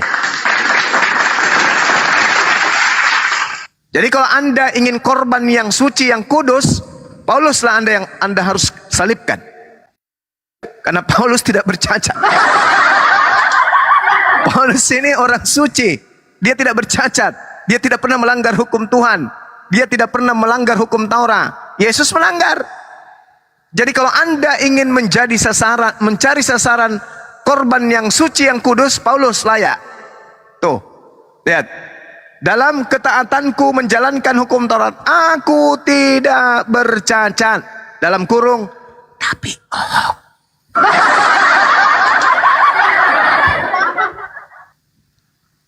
ya, itu yang perlu Anda pahami. Jadi kepada saudara Hinsi, Anda menuduh tadi ya, mengatakan Allah merencanakan. Saya sudah ajarin Anda tadi dalam kitabnya orang Yahudi, Keluaran 20 nomor 4 nomor 5, orang yang membenci Tuhan itu memang disesatkan oleh Tuhan. Ya, Tuhan menyesatkan orang yang membenci dirinya. Makanya kalian itu manusia plastik, ku bilang manusia palsu. Wujud manusia tapi akal. Ulaika hum syarrul bariyah. Kalian itu lebih hina daripada hewan ternak. Kemudian di Amsal 11 nomor 6, orang jujur dilepaskan oleh kebenarannya, tetapi pengkhianat tertangkap oleh hawa nafsunya. Pengharapan pengkhianat gagal pada kematiannya, dan harapan orang jahat menjadi sia-sia. Orang benar diselamatkan dari kesukaran, lalu pengkhianat menggantikannya. Tuh, data di dalam kitabnya orang Yahudi. Amsal 21:18, orang fasik dipakai sebagai penebus bagi orang yang benar. Yesus mau ditangkap, tapi ditebus oleh pengkhianat. Dan pengkhianat sebagai ganti orang jujur. Yesus orang jujur ingin ditangkap, diganti dengan pengkhianat, yaitu Yudas. Itu dalil. Jadi kalau Anda mengatakan sudah dirancang, iya. Tapi jangan dari Al-Quran. Ini rancangannya nih, di dalam kitab yang Anda gunakan sendiri. Kemudian di Mazmur 37, di data nomor 28, Tuhan mencintai hukum, dan Tuhan tidak meninggalkan orang-orang yang dikasihi sampai selama-lamanya. Inilah anakku yang kukasihi. Berarti Bapa Tuhan tidak meninggalkan Yesus, karena Yesus adalah orang yang dikasihi sampai selama-lamanya, akan tetap tinggal di dalam naungan Tuhan terpelihara. Tetapi anak cucu orang pengkhianat akan dilenyapkan. Orang-orang benar akan mewarisi negeri. Mulut orang benar mengucapkan hikmat. Taurat Allah adalah yang ada dalam hatinya. Orang fasik mengintai, orang pengkhianat mengintai orang benar dan berniat membunuhnya. Tuhan tidak menyerahkan orang benar itu ke dalam tangannya, tapi Tuhan tidak membiarkan dinyatakan orang benar ini sebagai orang terkutuk pada saat dia diadili. Lalu dikatakan oleh Tuhan, orang benar diselamatkan oleh Tuhan. Tuhan adalah tempat perlindungannya pada waktu kesesakan. Tuhan menolong mereka dan meluputkan mereka. Tuhan meluputkan mereka dari tangan orang-orang pengkhianat dan menyelamatkan mereka sebab mereka berlindung kepada Tuhan. Tidak bisa, Yesus sudah dirancang untuk diselamatkan. Tak ada yang bisa mencederai Yesus. Jadi yang dikutuk, yang diludahi, yang ditampar, yang ditonjok, yang ditelanjangin, itu bukan Yesus. Itu bukan Yesus, tapi orang fasik, pengkhianat, pemakan suap, yang disebut sebagai orang terkutuk di atas tiang salib atau di atas pohon. Dan itu bukan Yesus anak Maria, melainkan orang lain yang diserupakan dengan Yesus Kristus. Saya kira demikian teman-teman sekalian. Ini sudah cukup terang bagi kita, bagi yang berakal, bahwa yang mati di atas tiang salib bukanlah orang suci, tetapi orang yang dikutuki berdasarkan Ulangan 21 nomor 22 dan 23. Demikian sementara, silakan kalau ada pasien diserahkan kepada dokter yang lain. Makasih. Tak dulu Bang Juma, belum kelar ini. Saya tadi ada sesuatu nih, ini baru ini. Ilmu baru ini teman-teman. Benar, ini serius. Jadi Paulus itu kan belum 5 menit yang lalu dia membunuh pengikut Yesus. Kemudian 5 menit selanjutnya dia bertobat. Terus 5 menit sesudahnya dia mengaku tidak cacat terhadap hukum Taurat. Bagaimana itu? Nah, inilah yang dimaksud di dalam Matius 12 Bang Handi. Ketika dia bertobat, roh jahatnya keluar. Tapi roh jahat keluar ini mencari pemberhentian, tak ada tempat. Seandainya hidup bom-bom pada saat itu, dia masuk ke bom-bom. Tapi pada saat itu bom-bom belum hidup. Dia mau cari RK juga belum ada. Dia mau cari Erben belum ada. Mau cari si CP belum ada. Mau cari kiamat belum ada. Yohanes Pembaptis siapa? Rudi Yohanes belum ada. Edis juga belum ada. Maka dia terpaksa kembali kepada Paulus. Tapi setelah dia masuk ke Paulus, dia memanggil ke-7 roh yang lebih jahat dari roh yang pertama masuk bersama-sama. 8 roh jahat masuk ke dalam diri Paulus. Itu diterangkan di dalam Matius 12 nomor 43 sampai 45 Bang Handi. Jadi waktu itu roh jahat ini, jadi roh jahat ini sebenarnya dia mencari orang-orang di zaman sekarang, tapi mereka ini kan belum pada lahir.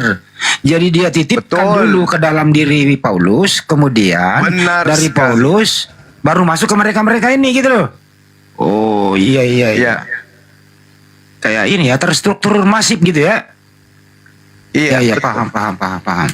Kan iblis berjanji akan menyesatkan seluruhnya. Nah, iblis tidak mungkin kemudian tidak menggunakan senjata. Senjata iblis adalah orang-orang yang berakal lemah. Orang yang cinta nafsu dunia. Coba, ada nggak yang haram makanan di mereka? Ada nggak? Ada. Kaki meja. Tidak ada. Ya, kecuali kaki meja. Gak ada yang haram. Semua boleh dimakan. Itu. Semua boleh dimakan. Kalau mereka bisa makan semuanya, apakah iblis masih bekerja kepada mereka untuk mencobai mereka agar mereka makan makanan yang diharamkan? Iblis masih bekerja enggak? Istirahat iblisnya dulu Pensiun. sebentar. Pensiun. Ya, itu yang pertama. Yang kedua, Tuhan, para nabi mengajarkan agar jangan menyembah kepada selain daripada dirinya. Nah, mereka jelas menyembah kepada manusia bernama Yesus. Kira-kira iblis masih mencobai mereka, menggodai mereka untuk jangan menyembah kepada Tuhan yang benar enggak? Iblis tidak akan mencoba sesama iblis. Tidak lagi. Kenapa? Untuk apa mereka dicoba? Makanannya sudah dimakan semua. Tuhan yang disembah sudah bukan Tuhan yang pencipta langit dan bumi. Buat apa dicobai? Berarti diapakan? Dijadikan sebagai apa mereka ini oleh iblis? Ya, digituin deh. Dijadikan sebagai sahabat. Wa ikhwanuhum yamuddunahum fil gayyi thumma la yukathirun. Itu jelas itu. Wa kanal kafiru ala rabbihi zahira. Mereka dijadikan sebagai saudara. Makanya kita umat Islam, faqatilu awliya asyaitan. Perangilah mereka saudara-saudara setan ini. Mereka sudah makan semua makanan yang haram. Mereka sudah menyembah yang bukan Tuhan. Maka iblislah yang menjadi sahabat mereka. Iblislah yang menjadi saudara-saudara mereka. Momentum ini tidak akan dibiarkan oleh iblis berlalu begitu saja. Iblis akan menjadikan mereka sebagai pasukan-pasukan di lapangan untuk memurtadkan orang, untuk mengkafirkan orang, untuk mengajak orang masuk untuk menyembah kepada bintang timur. Itu jelas, jangan diragukan. Jangan diragukan. Adam jatuh karena makanan. Seorang presiden jatuh karena makanan. Seorang bupati jatuh karena makanan. Seorang gubernur jatuh karena makanan. Seorang pimpinan jatuh karena makanan. Menteri jatuh karena makanan. Masuk penjara karena makanan. Bunuh-bunuhan karena makanan. Semua karena makanan. Semua karena makanan. Maka Allah memberikan ujian kepada manusia. Ujian terberatnya adalah makanan. Perut. Ada manusia pertama, boleh kau makan semuanya, tapi satu jangan kau makan. Ujiannya ada lagi-lagi makanan. Nabi-nabi datang, ujiannya makanan. Nabi Musa datang, makanan. Daud Salomo, makanan. Yesus datang, makanan. Nabi Muhammad datang, makanan. Tapi ada sekelompok manusia yang makanan adalah semua halal, tidak ada yang haram.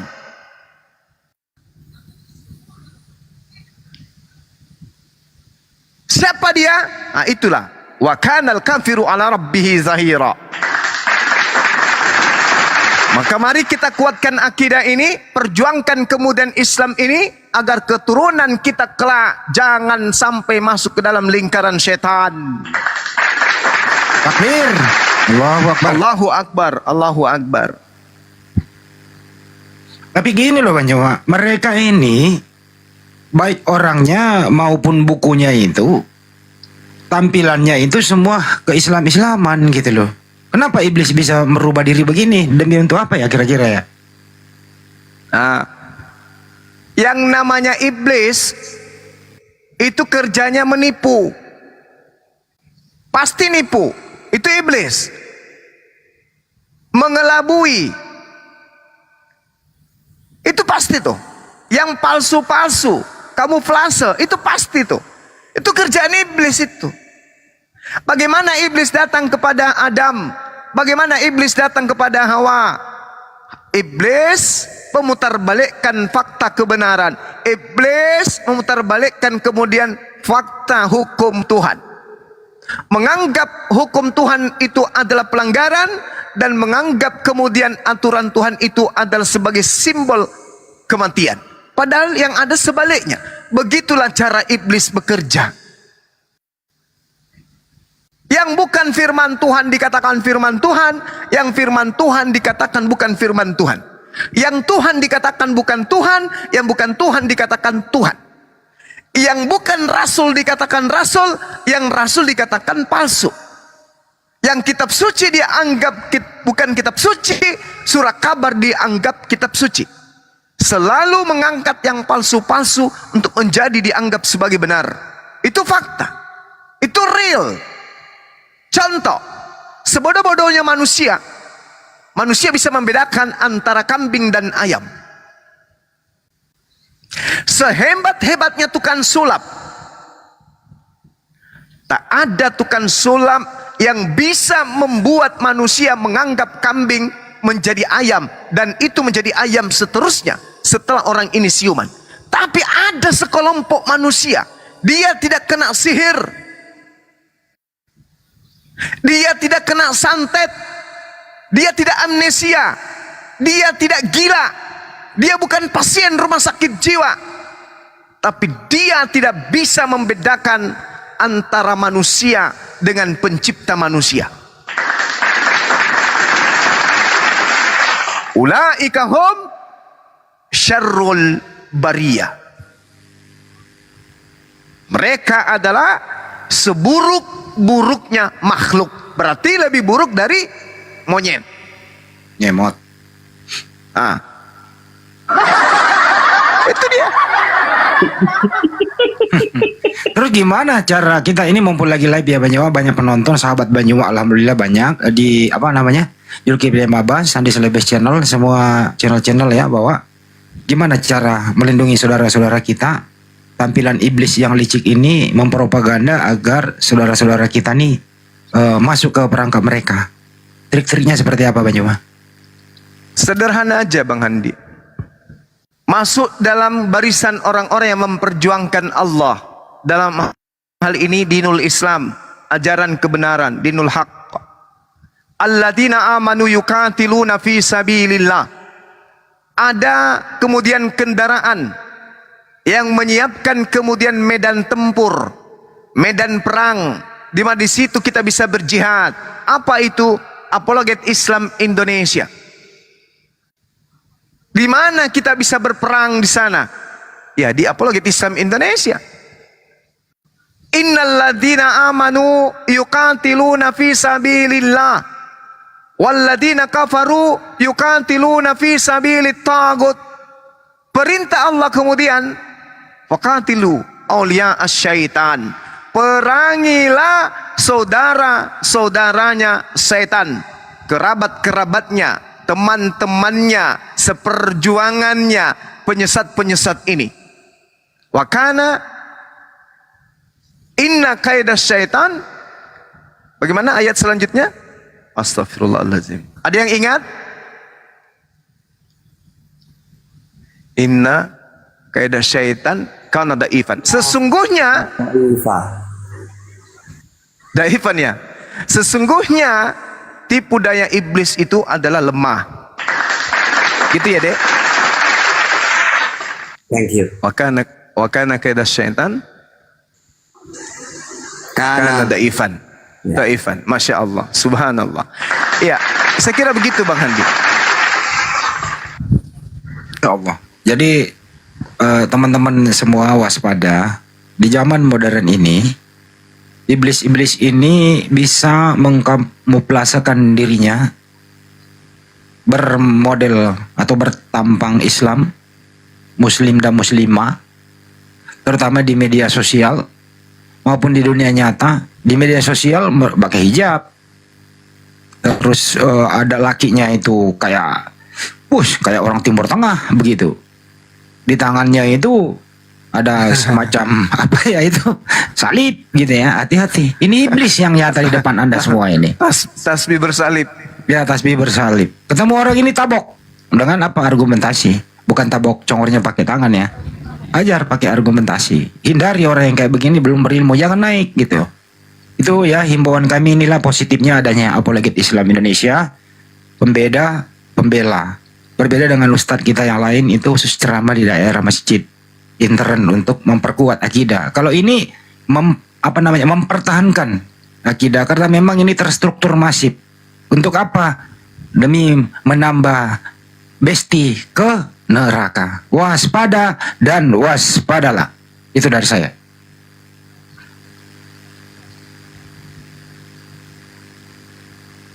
Kandito, ada yang mau naik? Silakan. Baik, sambut. Kita sapa dulu Bang TN Sal, selamat pagi. Jatuh dia. Jatuh gurunya. Inna Yang paling parah kaidah juga syaitan. ini Bang Jawa, yang paling parah adalah yang dibawa oleh Belanda ini masuk ke Nusantara, diroba ke Islam-Islaman. Sampulnya ya diganti, istilah-istilah pagannya diganti ke Islam-Islaman begitu. Ini gimana cara menyikapinya ini? Menyadarkan mereka ini supaya mereka berpenampilan apa adanya. Jangan terlalu ke Islaman lah begitu. Gimana cara menghentikannya ini kira-kira? Salah satu trik menghentikan itu kurasa agak berat menghenti. Tapi paling tidak ada di kalangan umat Islam ini yang memperhatikan kondisi ini. Jangan kemudian kita itu terlena, hanya sibuk mencari keuntungan masing-masing, mencari keuntungan pribadi. Oleh karena mungkin sudah merasa cukuplah dengan kita berceramah, cukuplah dengan kita membawa kajian, cukuplah dengan menerima undangan untuk takziah, bla bla dan seterusnya. Tapi berikan ruang kemudian, jangan hanya puas dengan itu. Berikan ruang kepada pemerhati apologet untuk kemudian mereka mengaktualisasikan diri. Beri mereka kemudian porsi terbesar di dalam menyuarakan kemudian tentang kebenaran akan Al-Quran. Berikan mereka kemudian ruang untuk kemudian mereka menari, mempermainkan logika mereka berdasarkan dengan Al-Quran. Dan berikan ruang kepada mereka seluas-luasnya untuk membantah semua argumentasi yang dibangun oleh mereka yang menggunakan istilah Al-Quran demi untuk melegalkan ajaran Lucifer kepada generasi berikutnya. Ada pendeta lulusan STT, S1, S2, S3 tanpa malu-malu membuat tema Allah Israel versus Allah Arab tanpa malu-malu. Yesus adalah Allah yang kekal tanpa malu-malu. Siapa yang tidak bergerak dengan tema itu, tidak bergerak hatinya? Coba. Allah, nama Tuhan kita, disandingkan kepada manusia yang mereka sebut Yesus. Padahal sejatinya harusnya mereka itu menyebut Yesus itu sebagai Theos yang kekal atau dewa yang kekal, bukan Allah. Dengan mereka menyembunyikan penyebutan Allah itu dengan sebutan apa? Ada yang ingat?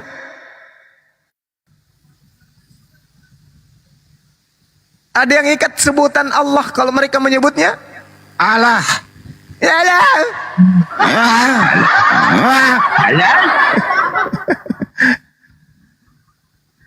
Coba, mereka menyembunyikan identitas Tuhan kita dengan menyebutnya seperti itu.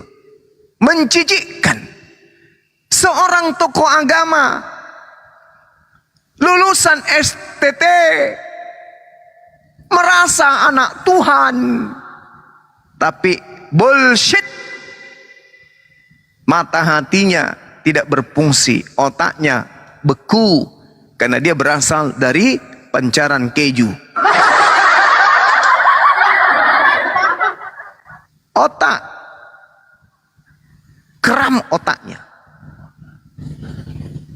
Dia menyebut Tuhan mereka dengan sebutan Allah, padahal itu tidak ada di dalam kitabnya.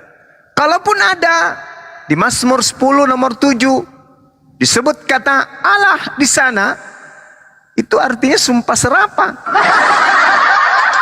Apakah boleh dikatakan Yesus itu sebagai anak sumpah serapah? Tidak kan? Tidak mungkin. Maka sejatinya yang mereka maksud Allah di situ adalah Tuhan kita. Nah, ini penghinaan. Itu penghinaan sebenarnya. Coba baca Markus 1 nomor 1. Yesus adalah keturunan Daud, anak Allah. Harusnya di situ adalah anak Theos. Kalau di Indonesia kan adalah anak dewa. Mengambil anak Allah, menghina umat Islam, menghina Tuhan kita. Nah, siapa yang akan terpanggil untuk itu? Kalau bukan kita. Dimulai oleh siapa? Oleh para apologet. Maka sahabat-sahabat sekalian, umat Islam, jangan sikit-sikit menyalah-nyalahkan apologet Islam, penghujat, penista, gak suka caranya, bla bla dan seterusnya. Paling tidak kami mengambil sikap. Daripada orang semua diam, anak keturunan kita besok hari mereka masuk ke rumah ibadah, bisa jadi di dalam rumah ibadah itu sudah pakai sarung semuanya, pakai koko semuanya, tak ada lagi meja, tak ada lagi kursi, kitab-kitabnya semua bahasa Arab, tetapi ternyata cakupan isinya adalah Bible, dan ternyata itu bukan masjid tapi adalah rumah tempat sembahyangnya penyembah bintang timur. Sangat boleh jadi. Siapa yang bisa berani menjamin itu tidak akan terjadi? Siapa? Tak ada. Sangat boleh jadi 50 tahun ke depan, 100 tahun ke depan, rumah ibadah mereka tak ada lagi meja. Toh itu bukan suatu kewajiban. Mana ada kewajiban yang harus duduk kursi? Nggak ada. Bisa jadi buku mereka nggak lagi bahasa Indonesia, semuanya bahasa Arab. Bisa jadi. Kenapa? Tak ada kewajiban untuk menggunakan bahasa Indonesia. Jangankan bahasa Indonesia, bahasa Yunani aja mereka singkirkan. Bisa jadi. Kalau para apologet ini sudah tak ada, boleh jadi kitab mereka semuanya bahasa Arab dan mereka mengejanya dengan abatasa dan seterusnya. Boleh. Kenapa tidak? Sekarang aja kita sudah melihat penampilannya ustadz. Ada yang menggunakan kayak pakaian muslimah. Apatah lagi nanti kalau sudah tak ada lagi pemerhati daripada apologet Islam ini. Kita sudah tidak akan pernah bisa membedakan lagi mana Islam, mana Kristen. Semuanya sudah pakai jilbab, semuanya sudah pakai hijab. Kitab yang mereka pegang ketika mereka ke rumah ibadah mereka sudah bahasa Arab.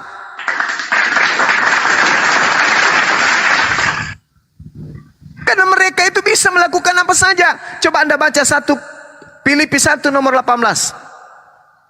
Tentang Yesus mau diberitakan dengan maksud mengelabui, membohongi, berpura-pura, atau dengan maksud yang sebenarnya atau jujur. Aku tetap bersukacita, dan sekali lagi aku tetap bersukacita. Baca 1 Korintus. Apa yang dikatakan di sana? Kepada orang Yahudi, aku mengaku orang Yahudi meskipun aku kelahiran Rom, supaya aku banyak memenangkan orang Yahudi. Kepada orang yang taat kepada hukum Taurat, aku mengaku taat kepada hukum Taurat meskipun aku tidak taat kepada hukum Taurat, supaya aku bisa memenangkan banyak orang, banyak jiwa. Kepada orang Islam, bisa jadi aku ngaku-ngaku Islam meskipun aku bukan Islam. Kepada orang Islam, aku bawa-bawa nama Allah meskipun aku tidak menyembah Allah. Kepada orang Islam, aku ngaku-ngaku punya Alkitab meskipun aku tidak beriman kepada Alkitab. Kepada orang Islam, aku pura-pura ngaku kepada Rasul meskipun aku tidak percaya kepada Rasul, supaya aku banyak memenangkan, memurtadkan orang-orang Islam. Itu konsep di dalam agama mereka. Jadi kalau bukan kita yang peduli, lalu siapa lagi? Jangan kami yang sedikit ini, hanya beberapa orang ini, hanya segelintir orang ini kemudian dikucilkan, dihinakan, dinistakan. Ruangnya dipersempit, dipereksekusi kemudian. Jangan. Jangan. Berikan kami ruang, berikan kami tempat. Sambut kami di mana-mana. Karena ini sangat berfungsi dan sangat bermanfaat bagi anak generasi berikutnya. Biarkan ustadz kita, ulama kita konsentrasi di masjid, di pesantren-pesantren, di jamaah-jamaah tabligh, di kajian-kajian internal Islam. Biarkan. Tetapi biarkan kami juga menggaungkan kebenaran Islam keluar kepada orang-orang yang selama ini tujuannya memurtadkan, tujuannya untuk mengkristenkan, tujuannya untuk mengkatolikkan, tujuannya untuk mensaksi Yehovakan dan seterusnya. Biarkan kami, izinkan kami, kalau perlu fasilitasi kami. Nyawa telah kami pertaruhkan untuk itu.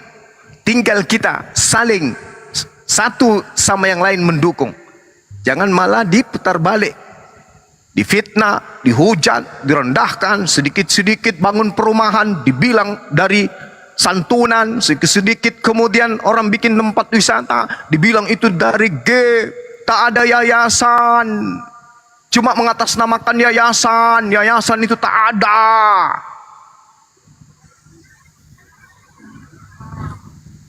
Jangan dibiarkan kemudian orang-orang kayak begitu. Kalau dianggap itu suatu pelanggaran, selesaikan secara hukum. Supaya tidak ada duri di dalam daging. Kami yang ingin bergerak, kami tak ada waktu untuk itu. Kami nggak pernah pusing dengan orang-orang kayak begitu. Tapi yang ditakutkan adalah orang-orang yang mendengarkan.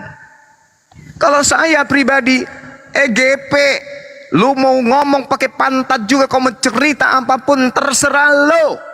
EGP, muncul pitahan baru, Bang Suma yang memerintahkan aku menginjak Bible. Kalau itu tidak digubris, sangat boleh jadi besok hari dia akan bercerita, dulu Bang Suma minta untuk nidurin istriku karena aku hormat kepadanya, maka aku biarkan saja. Aku ikutin apa maunya abangku terkasih. Aku disuruh injak aku injak. Aku disuruh injak tai ayam, aku injak. Aku disuruh injak muka mertuaku, aku injak. Aku disuruh sama Bang Suma nginjak muka istriku, aku injak. Aku injak demi Bang Sumaku. Koplak. Manusia tak berotak. Manusia akar rumput. Mau sampai kapan kau jadi sampah kayak begitu? Fitnah sana, fitnah sini, hantam sana, hantam sini, tolol. Kau tidak tahu kau sedang dimanfaatkan. Mana ada orang yang sekeras itu protesnya, sekencang itu kemudian bahasanya, mau-maunya disuruh injak Bible. Kau dibayar berapa, tolol? Hah? Ya waktu itu aku rela disuruh minta, tak ada orang lain, kamu ini adekku yang bisa. Wah, pintarnya dia pesan di waria kan. Kamu orang satu-satunya, dua sebenarnya, yang satu bernama Blender. Setahu saya Blender 2013, 2024 baru nongol. Kok dia dijadikan sebagai kandidat? Ada dua kandidat, yang pertama Blender, yang kedua saya. Tapi kayaknya Blender tidak berani buka kamera, yang berani saya. Sejak kapan saya kenal dengan Blender? Setahu saya Blender ini baru 3 bulan ini saya kenal sama dia. Saya juga tidak tahu dia orang dari mana, hidup di mana, saya tidak tahu. Saya cuma suka cara dia, tapi saya tidak tahu siapa dia, saya tidak tahu nomor HP-nya yang mana.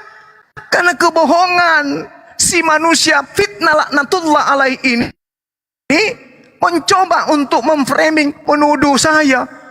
Klarifikasi, yang menyuruh saya menginjak Bible itu adalah kakandaku Bang Suma.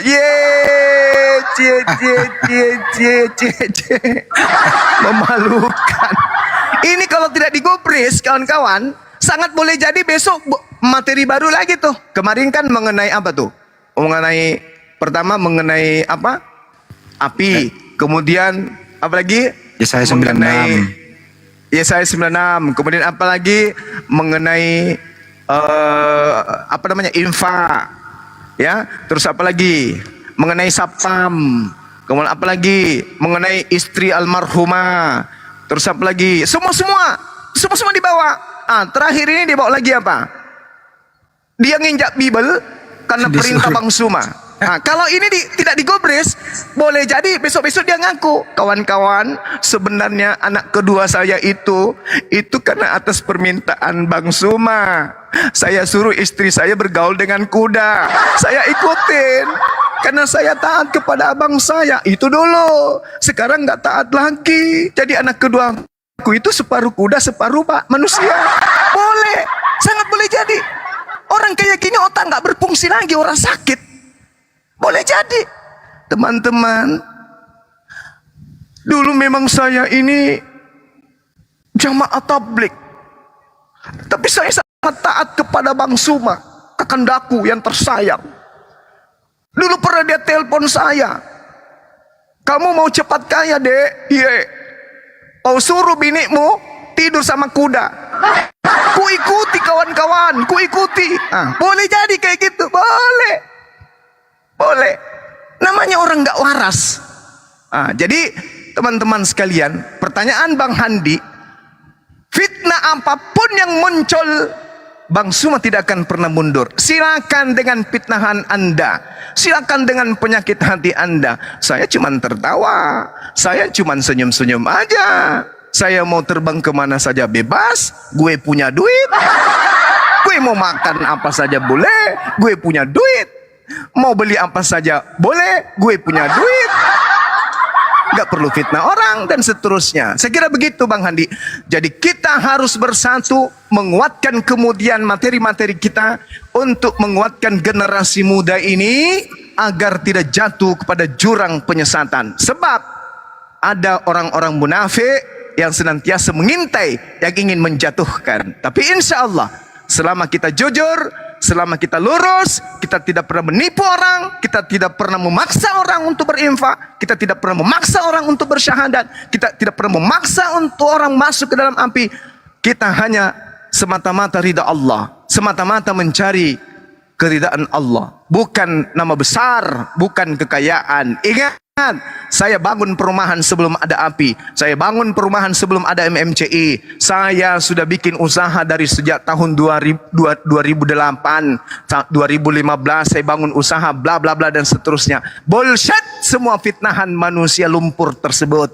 Mudah-mudahan Allah meluruskan hatinya, memberkatinya, dan memberikan akal yang waras kembali seperti sedia kala. Jangan malah sebaliknya. Amin. Amin ya rabbal alamin. Lanjut Bang Handi. Tapi sebelum disambut yang lain ya, kenapa ini teman-teman ini terjadi mereka ini? Karena Bang Juma dengan sukarela stop donasi kepada dia.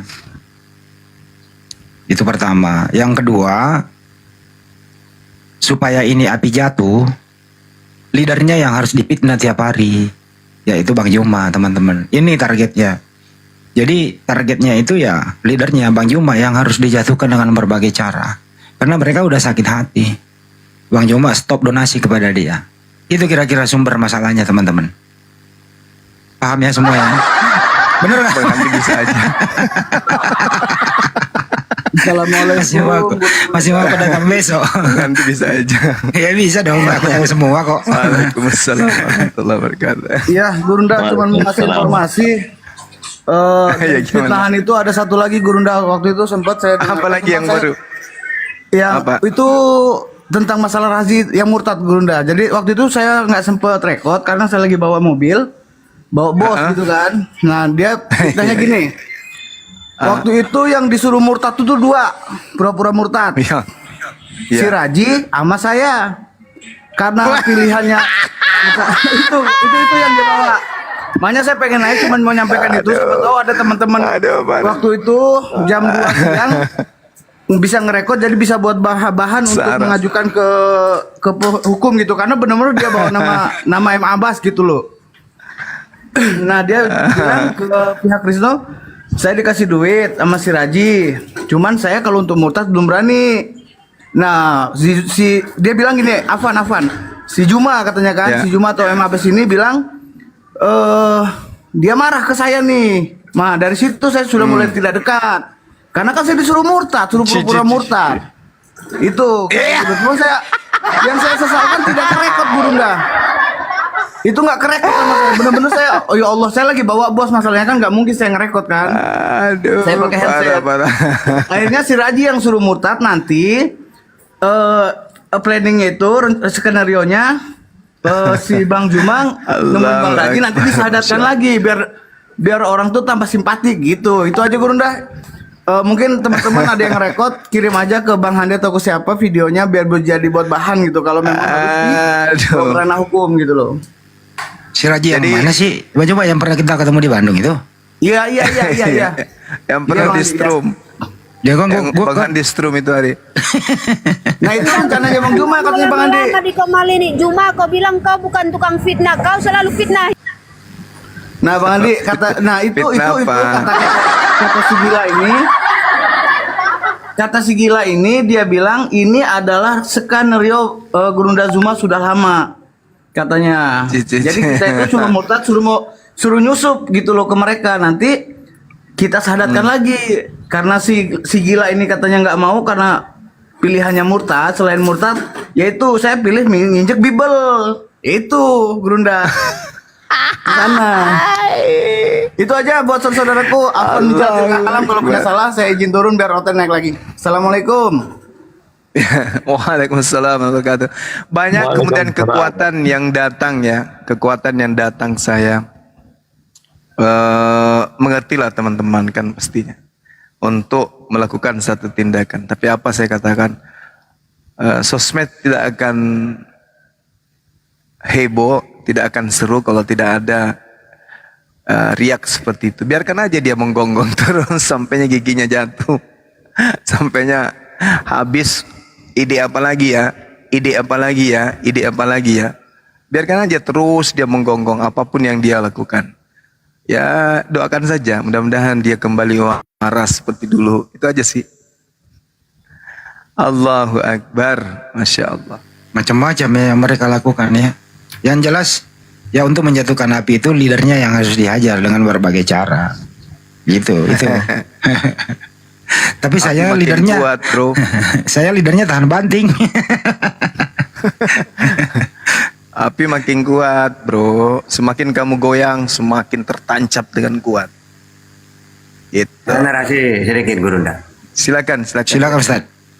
Ya, jadi kalau kita menguasai Quran, hadis, fikih, ceramah, maka yang akan kuat agamanya ya Islam itu sendiri. Tapi agama lain akan mempertahankan agamanya sendiri, menurut dia benar.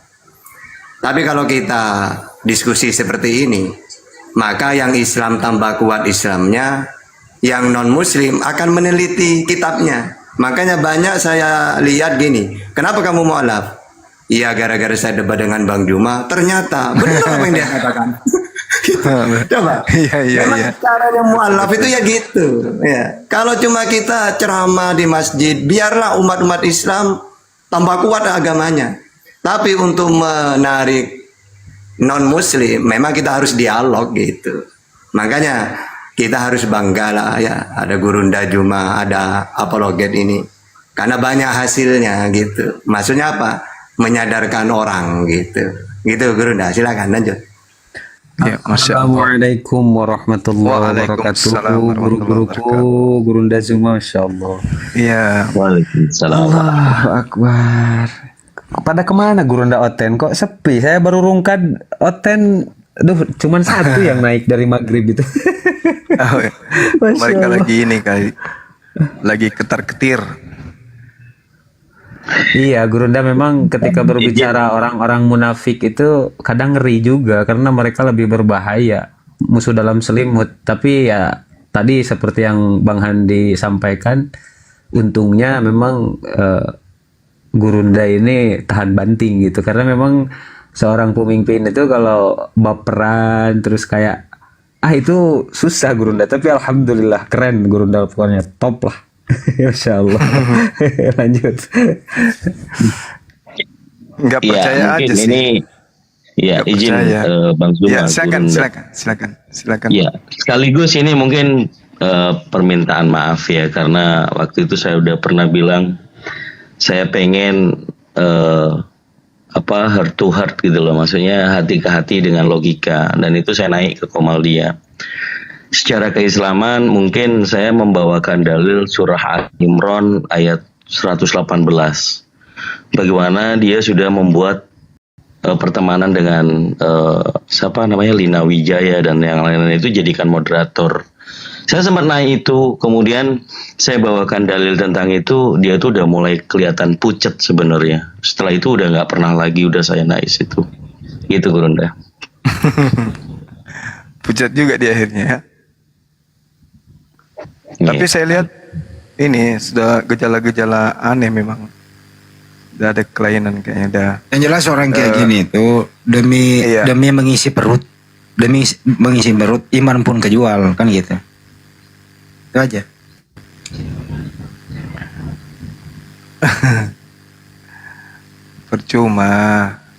Percuma kegoyang.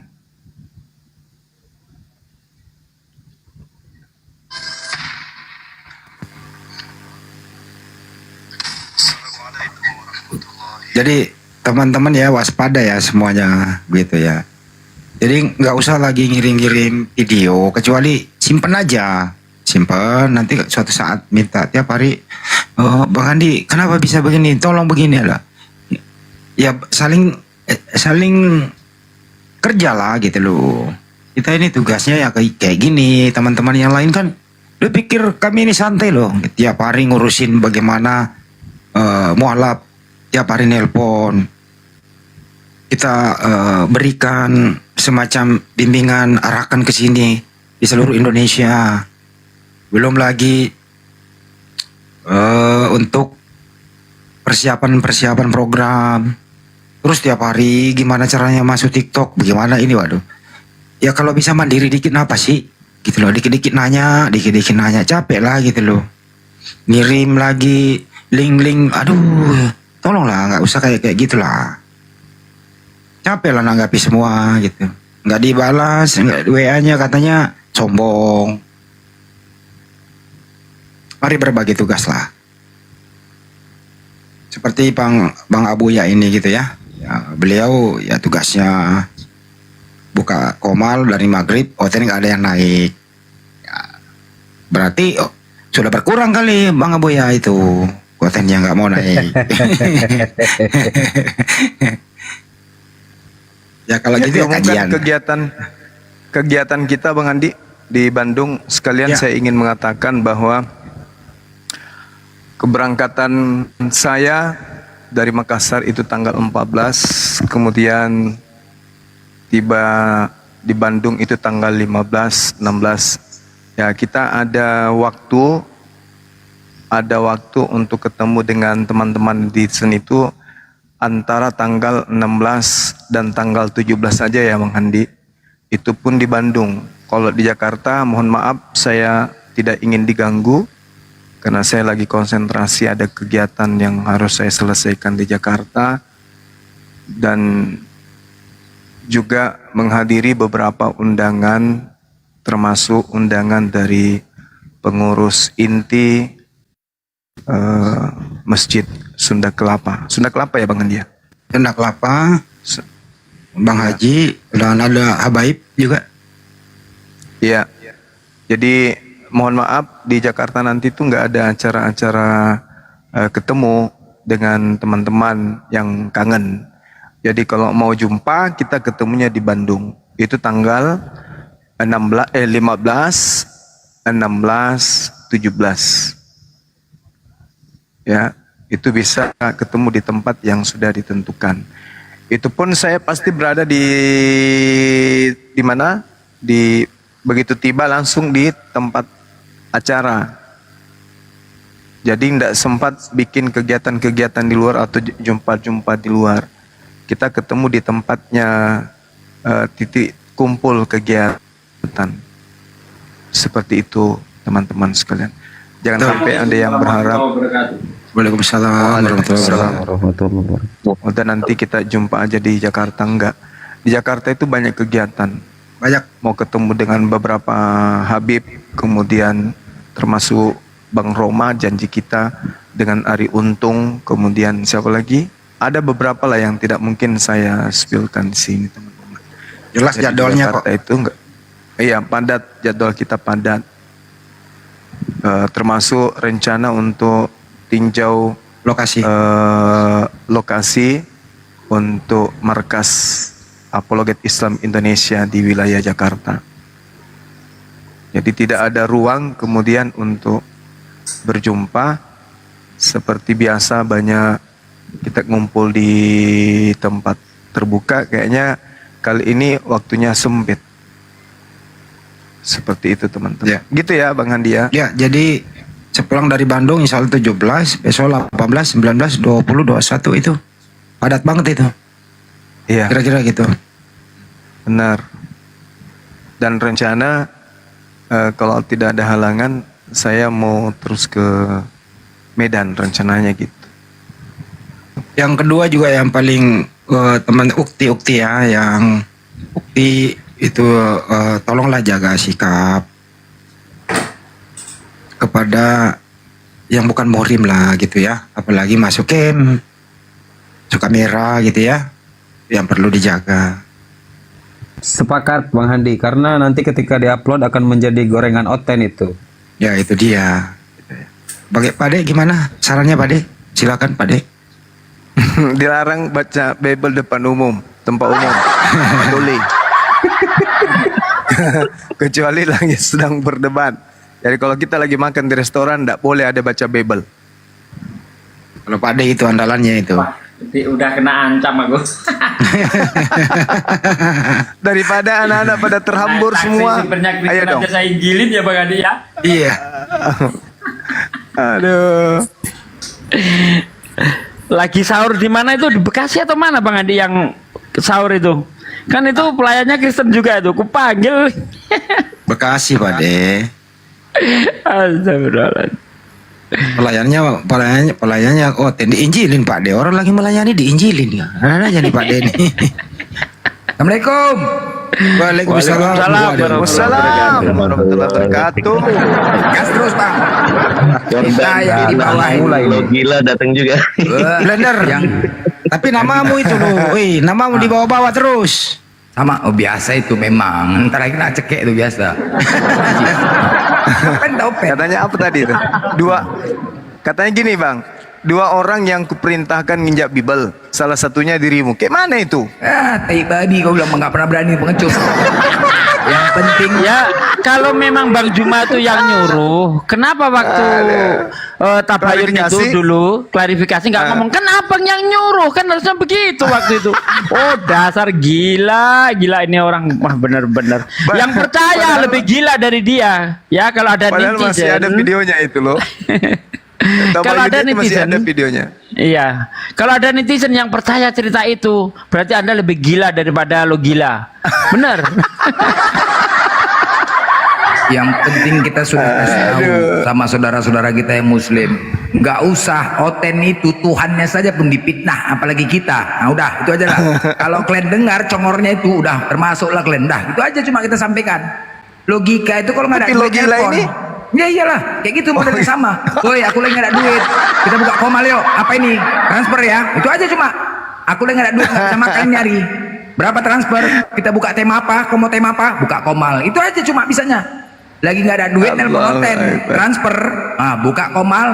Temanya apa? Udah. Itu aja lo udah tahu kali ya. Ngapain tonton kayak gitu, monyet gitu semua, ngapain tonton? Nah, jadi si lo gila ini udah makan uang babi gitu ya? Ya iyalah, uang babi. Udah kenyang dia Bang Andi. Nanti kalau lapar nelpon oten lagi, bener yang dikatakan iya. Bang Blender itu. Iya, betul. Nggak ada duit nelpon oten, ayo kita buka tema apa nih? Transfer berapa? Agak tinggi. Tidak mungkin dia punya acara seperti itu. Kalau tidak ada duitnya itu nggak mungkin. Betul. Nggak mungkin. Amin. Pasti ada duitnya. Daripada dia ngemis pakai kostum Yesus, mending telepon hotel langsung. Iya kan? Iyalah. Iya. Sempaknya pun koyak semua. Beli sempak ya nggak bisa, beli sempak nggak bisa. Nah itulah. Nah, itu. Manusia nggak tahu diri tuh. Nah itulah. Jadi kita tuh sampaikan aja sama saudara-saudara. Kadang-kadang kalau yang bebal kali pun Muslim ku cambuk, yang bebal kali kalian masih nonton ku cambuk kalian. Betul ya? Ngapain tonton? Bolak-balik aku bilang, jangan kalian tonton itu. Biarkan saja. Ngapain ditonton itu? Baru nonton yang lain. Kadang-kadang yang netizen yang lain muslim lewat blokir aja, blokir. Ngapain tonton? Ngapain rame-ramekan? Bodoh kali kita mau tahu kayak gitu. Apa pula congornya cuma baru kayak gitu? Gak perlu ditonton. Bagus dengar congor aku aja kalian. Hah? Dengar congor aku aja. Gitu, ya kan? Yang penting ya mudah-mudahan Bang Juma alhamdulillah tahan, itu yang penting ya kan. Itu yang penting. Tahan kan? Enggak, jangan goyah. Kaget aja Bang, dibilangnya gini. Dua yang dipilih katanya sama Bang Suma untuk injak Bible, Bang Blender dengan saya. Tapi Bang Blender nggak berani buka komal, buka kamera. Aku yang berani, jadi aku terimalah. Iya nggak apa-apa lah Bang. Aku pikir-pikir dulu Bang. Jam 11 katanya ya. Jam 3 sore baru aku kasih jawaban. Bangga pula ya. Bangga gimana itu, bangga monyet binatang babi itu kan, coba bangga dia mijak kitab itu, coba kan aduh, kebanggaan tersendiri dia mijak kitab itu, coba Blender nggak gila itu dah. Udah gila pulanya, bangga. Dia nggak ada saya otak mengutuk dia waktu itu. Nggak ada otak itu. Saya yang ngutuk, saya yang perintahkan api untuk keluarkan surat, ya, mengecam perbuatannya, saya pula yang suruh dia kan. Nah, nggak ada otak itu, godat itu. Begitu. Apa? Udah, memang udah gila, udah setan gitu. Nggak ada lagi tahu cari duit kayak gitulah. Bangga dia. Nggak tahu dari kitab itu ada nama Allah. Kan bodoh itu. Lama apa kayak gitu? Monyet itu. Mau berebut pula mijak kitab. Kalau tahu deh kayak gitu, Blender kamu mijak kitab, kepala otak kau sini kau pijak kau bilang. Gitu aja aku bilang kalau dia ngajak aku. Kalau dia ngajak aku, kamu mijak kitab. Kepala otak kau tuh aku bilang. Kau aja aku pijak kepala kau. Apain pula kitab orang dipijak? Gila. Gak tahu lagi cari duit. Sekarang Oten bodohnya itu, Oten dukung dia, itulah bodohnya itu, ya kan? Oten dukung, dikumpul di situ. Tongor kerasa Oten ini. Yang mijaknya kitab bukannya diserang, malah dikumpulin, disatukan. Bodoh kali Oten ini memang. Nggak ngerti lah. Udah Biblenya diinjak. Injak. Memang nggak ada, memang Oten ini cocok dimaki personal, nggak perlu panggil Tuhan ya, nggak ini. Coba kalau maki Tuhan ini nggak peduli orang tuh, maki agamanya. Tapi kalau personalnya tengoklah, gara-gara ku maki Pukimak tabrak angkot satu Oten mati. Nah itu betul. Memang harus dimaki personal. Memang personal. Kalau Tuhan nggak mempan, kita maki Tuhan orang tuh. Orang Tuhannya itu nggak dimuliakan, orang Tuhannya pun dihina. Nggak mempan ya? Nggak mempan, harus maki personalnya Bang. Orang pernah aku maki personal orang tuh, maki Pukimak, mati kita berangkut gara-gara penasaran apa arti Pukimak, coba. Mati. Terkejut dia, sakit kali hatinya kalau maki personal. Tapi kalau maki tentang agamanya, nggak peduli orang tuh, nggak peduli. Sama kayak gini lah, kitabnya jelas-jelas dipijak, nggak peduli kan, gila. Memang kalau iyalah betul ya. Iya kan, nggak peduli. Padahal jelas. Malah didukung pula lagi tuh, didukung, dibela-belanya pula. Kita saja pun masih sakit hati sama Sofiatul Bait sekarang, sakit hati. Dia sebagai Islam kayak gitu, nggak dipikirkannya bijak. Wah, bukan Islam tuh, bodoh tuh, binatang tuh, gayanya banyak. Masalahnya pengecut, masalahnya pengecut. Nah, kalau sportif saja naik ke komalnya itu nggak di mute, nggak pakai moderator, enak ya kan? Ini udah mentok, udah di kick. Coba naik di komal lain, kor aja. Makanya tugas kita ya nyampaikan aja kepada netizen, gak usah kalian kalau ada yang ngadu-ngadu tentang logika, aku maki yang ngadu tuh, bilang gak usah sampaikan situ, gak usah. Apa yang ditonton itu? Untuk apa ditonton? Dia pokoknya setiap hari kalau udah gak ada duit, nelpon itu, woi berapa kau mau transfer nih? Biar kita buka nih tema apa kalian mau? Nanti Oten yang menentukan temanya itu, Oten yang menentukan temanya. Awal buka. Agak gas macam taruhan bola, agak kau gas sedikit transfer ini, digasnya lagi, gitu aja lah. Ini belum kena di sama aku nih. Iya. Kayak Bang Handi berarti, kayak Bang Handi dengan Luga Tambunan ini. Bang Luga di teleponnya kasih uang CB, kasih uang cepet kan, Habis itu disuruhnya serang ini. Kayak gitu ya. Bang Andi, kalau Luga Tambunan mau disuruh nyerang-nyerang bom-bom di teleponnya Bang Luga. Aduh, parah. Cuman Bang, aku Luga dari kemarin ku ajak diskusi offline, megang panci masing-masing, nepukkan congor, belum berani dia. Luga 100 juta kau dikasih aja, aku bilang. Offline kita. Kau megang panci, aku megang panci sama gagangnya. Wasitnya ateis kita, ayo diskusi offline, gue bilang. 100 juta dikasih ada yang dukung nih, gue bilang. Kalau cakap kau nggak nyambung, congor kau tepuk pakai panci, ayo berani? Nggak berani dia, takut dia. Ayo, sama-sama megang panci kita, ayo. Wasit ateis, nggak berani dia. 100 juta, gue bilang. Gaya kau triliunan Luga. Pengecut, salahnya hotel-hotel ini pengecut semua itulah. Kalau kita kan berani kebenaran gitu, seandainya lah komal-komal hotel ini sportif ya, sama kayak muslim gitu lah, menerima kita diskusi enak, nggak ada keep mute. Kurasa kita jarang buka komal yang Islam ya kan, lebih mau kita nyerang, orang kita kebenaran kok. Masalahnya itu ajanya menghujat kalian, makanya kami buka komal, ramekan komal Islam. Biar apa? Ya melepaskanlah rasa sakit hati kalian pengecut semua. Ngecut hotel-hotel ini. Coba seperti orang hotel. Iya penakut. Sekarang Bang, orang itu mulainya gini sekarang. Trik orang tuh. Malam-malam, tengah malam rame.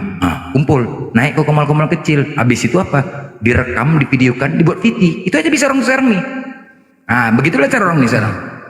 Jadi seolah-olah, di VT lah. Komal-komal kecil. Begitu cara orang nih sekarang. Kalian ular budak, kami naga. Kami naga.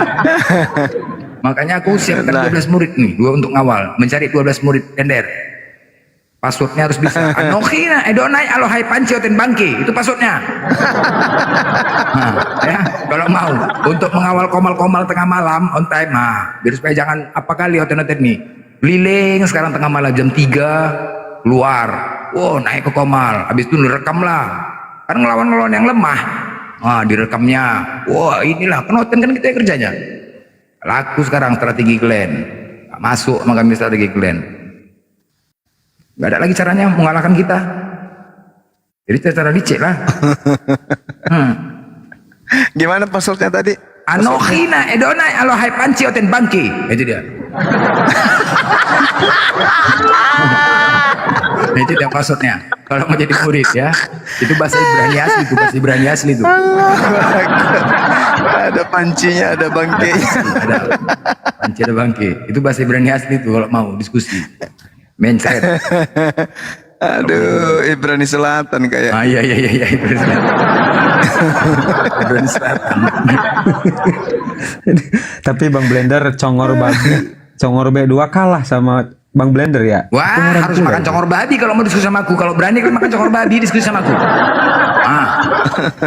Kalau berani kalian diskusi, kalau belum berani kalian makan congor babi, jangan coba-coba aku bilang. Jangan coba-coba. Kalian makan congor babi itu. Kalau ekornya masih berani kalian makan. Kalau congornya coba kalian sedot. Sedot congor kalian kalau diskusi. Sedot. Luga aja tadi aku sedot congornya lari. Luga. Kalau belum kau makan apa congor babi itu jangan coba-coba kau luga banyak kali gaya kau bilang. Sedot congornya. Kadang-kadang penghujat tantang. Rame habis itu rukiah. Udah banyak yang opname gara-gara surah Abata. Udah banyak opname Abata. Udah banyak. Itulah mati kalian. Banyak opname. Kau carilah kesalahan Al-Quran. Makanya kalau mau diskusi itu ya, kalau kalian betul-betul mau diskusi, pelajari dulu kitab orang lain. Baru kalian cari kesalahan. Kadang-kadang kitab orang lain pun nggak paham, kalian bertanya cari-cari kesalahan. Mencret lah, mati pun nggak akan dapat kalian surah Abata. Bodoh pula kalian mau dicarikan, bodoh kan? Bodoh. Ditipuin kan, kena tipu. Nanti aku bacakan dalilnya mana? Aku bacakan ayat kursi. Lari, sampai lari. Minta dalil. Mana tahu dia tuh? Surah ini aku bacakan ayat kursi. Mana tahu dia tuh isinya apa? Ya kan? Al-Bata tapi yang dibaca Al-Asr. Wal asri innal insana lafi khusrin ila katanya. Surah Al-Bata kok larinya surah Al-Asr, ini gimana orang ini? Bingung, udah bingung tambah bingung dia. Aku di bawah kadang ketawa sendiri lihat Bang Blender. Iya memang begitulah ya kan. Jadi kadang-kadang kok minta salah kayak Abu ya, kadang-kadang kok mau kayak gitu Bebal kali pulanya. Jadi cemana? Itulah memang ngoten nih kan memang mau cari kesalahan. Sama kayak Major. Major, edit blender. Di mana dalil Al-Qur'an tertulis ya, murid-murid Nabi Isa itu nama-nama siapa? Hawariyun, gue bilang. Hawariyun nggak ada. Iya, nama muridnya siapa? Entah Yohanes. Nggak ada, Major. Hawariyun disebutkan, nggak disebut namanya, aku bilang. Iya, namanya Tah Yohanes gitu. Bukimaknya ini Surabata, aku buka Surabata, aku bilang. Apa lagi? Coba lah. Kau buka dalilnya Surabata 125, kau buka sekarang, gue bilang. Orang udah kita bilang nggak ada. Dia kan menginginkan jawaban sesuai dia. Surabata lah, aku bilang ayat 125, dimaki Google dia, dimaki Google. Dimaki Google dia. Dibukanya, kok nggak ada blender. Kok buka yang betul. Dibuka, kok dimaki, opname, Major opname. Iya kan, bebal ya kan, memang nggak ada. Pertanyaan itu aja. Pertanyaan titipan, sunat, udah dijelaskan sunat, di mana dalil sunat? Surah Al-Masar, surah Al-Masad, ulang. Bacaan surat tabat yada. Tidak. Bacaan surat pada. Bacaan surat tabat yada. Di mana sunat ada ulang. Tabat yada. Surah Al-Masad ayat 125, kau buka ulang. Diketiknya pula, dicarinya tuh. Surah Al-Masad. Kau buka di Google. Dicarinya bodoh. Ya kan? Nah, itulah. Surat Al-Masad, kau cari, diketiknya nggak ada. Mampus lah kau, sampai mati pun nggak ada, kena tipu kan, bodoh kali kau. Mana ada surat Al-Masad lo ngorul lah. Nah, gitulah. Bebal ya kan, aneh pertanyaan, udah tahu kali kita. Nampak itu mau cari kebenaran tuh enggak. Makanya itu enggak jerah. Dalil hadis ini, hadis apa? Hadis atemburuan, gue bilang. Hadis atemburuan. Mana itu? Hadis atemburuan. Nomor 1255, gue bilang. Buka. Dicarinya. Oh, ketik atemburuan, diketiknya. Bentar ya. Diketiknya atemburuan. Kok nggak ada? Salah kau ketiknya. T-nya double, gue bilang. Nggak ada. Sampai mencret kamu nggak akan ada, gue bilang. Mampus kau, kena kau kan. Kena atemburuan. Apa ini baru dengar aku? Oh, iyalah, makanya mau cari kesalahan macam-macam lah pokoknya.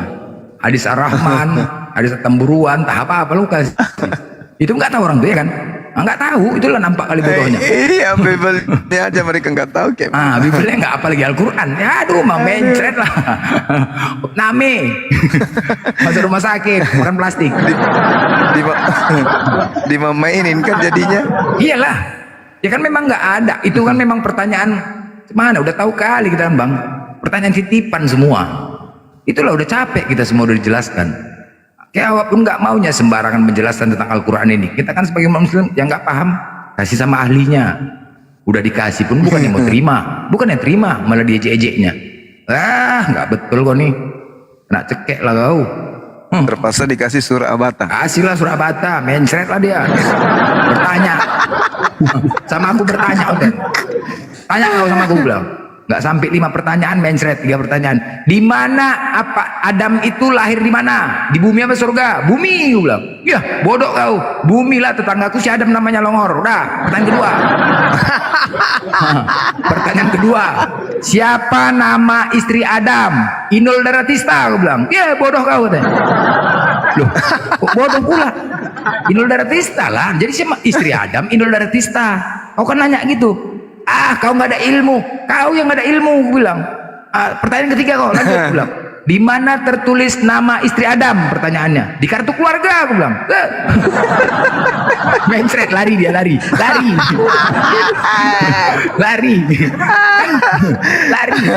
Ya, benar semua jawabannya, nggak ada yang kan? salah.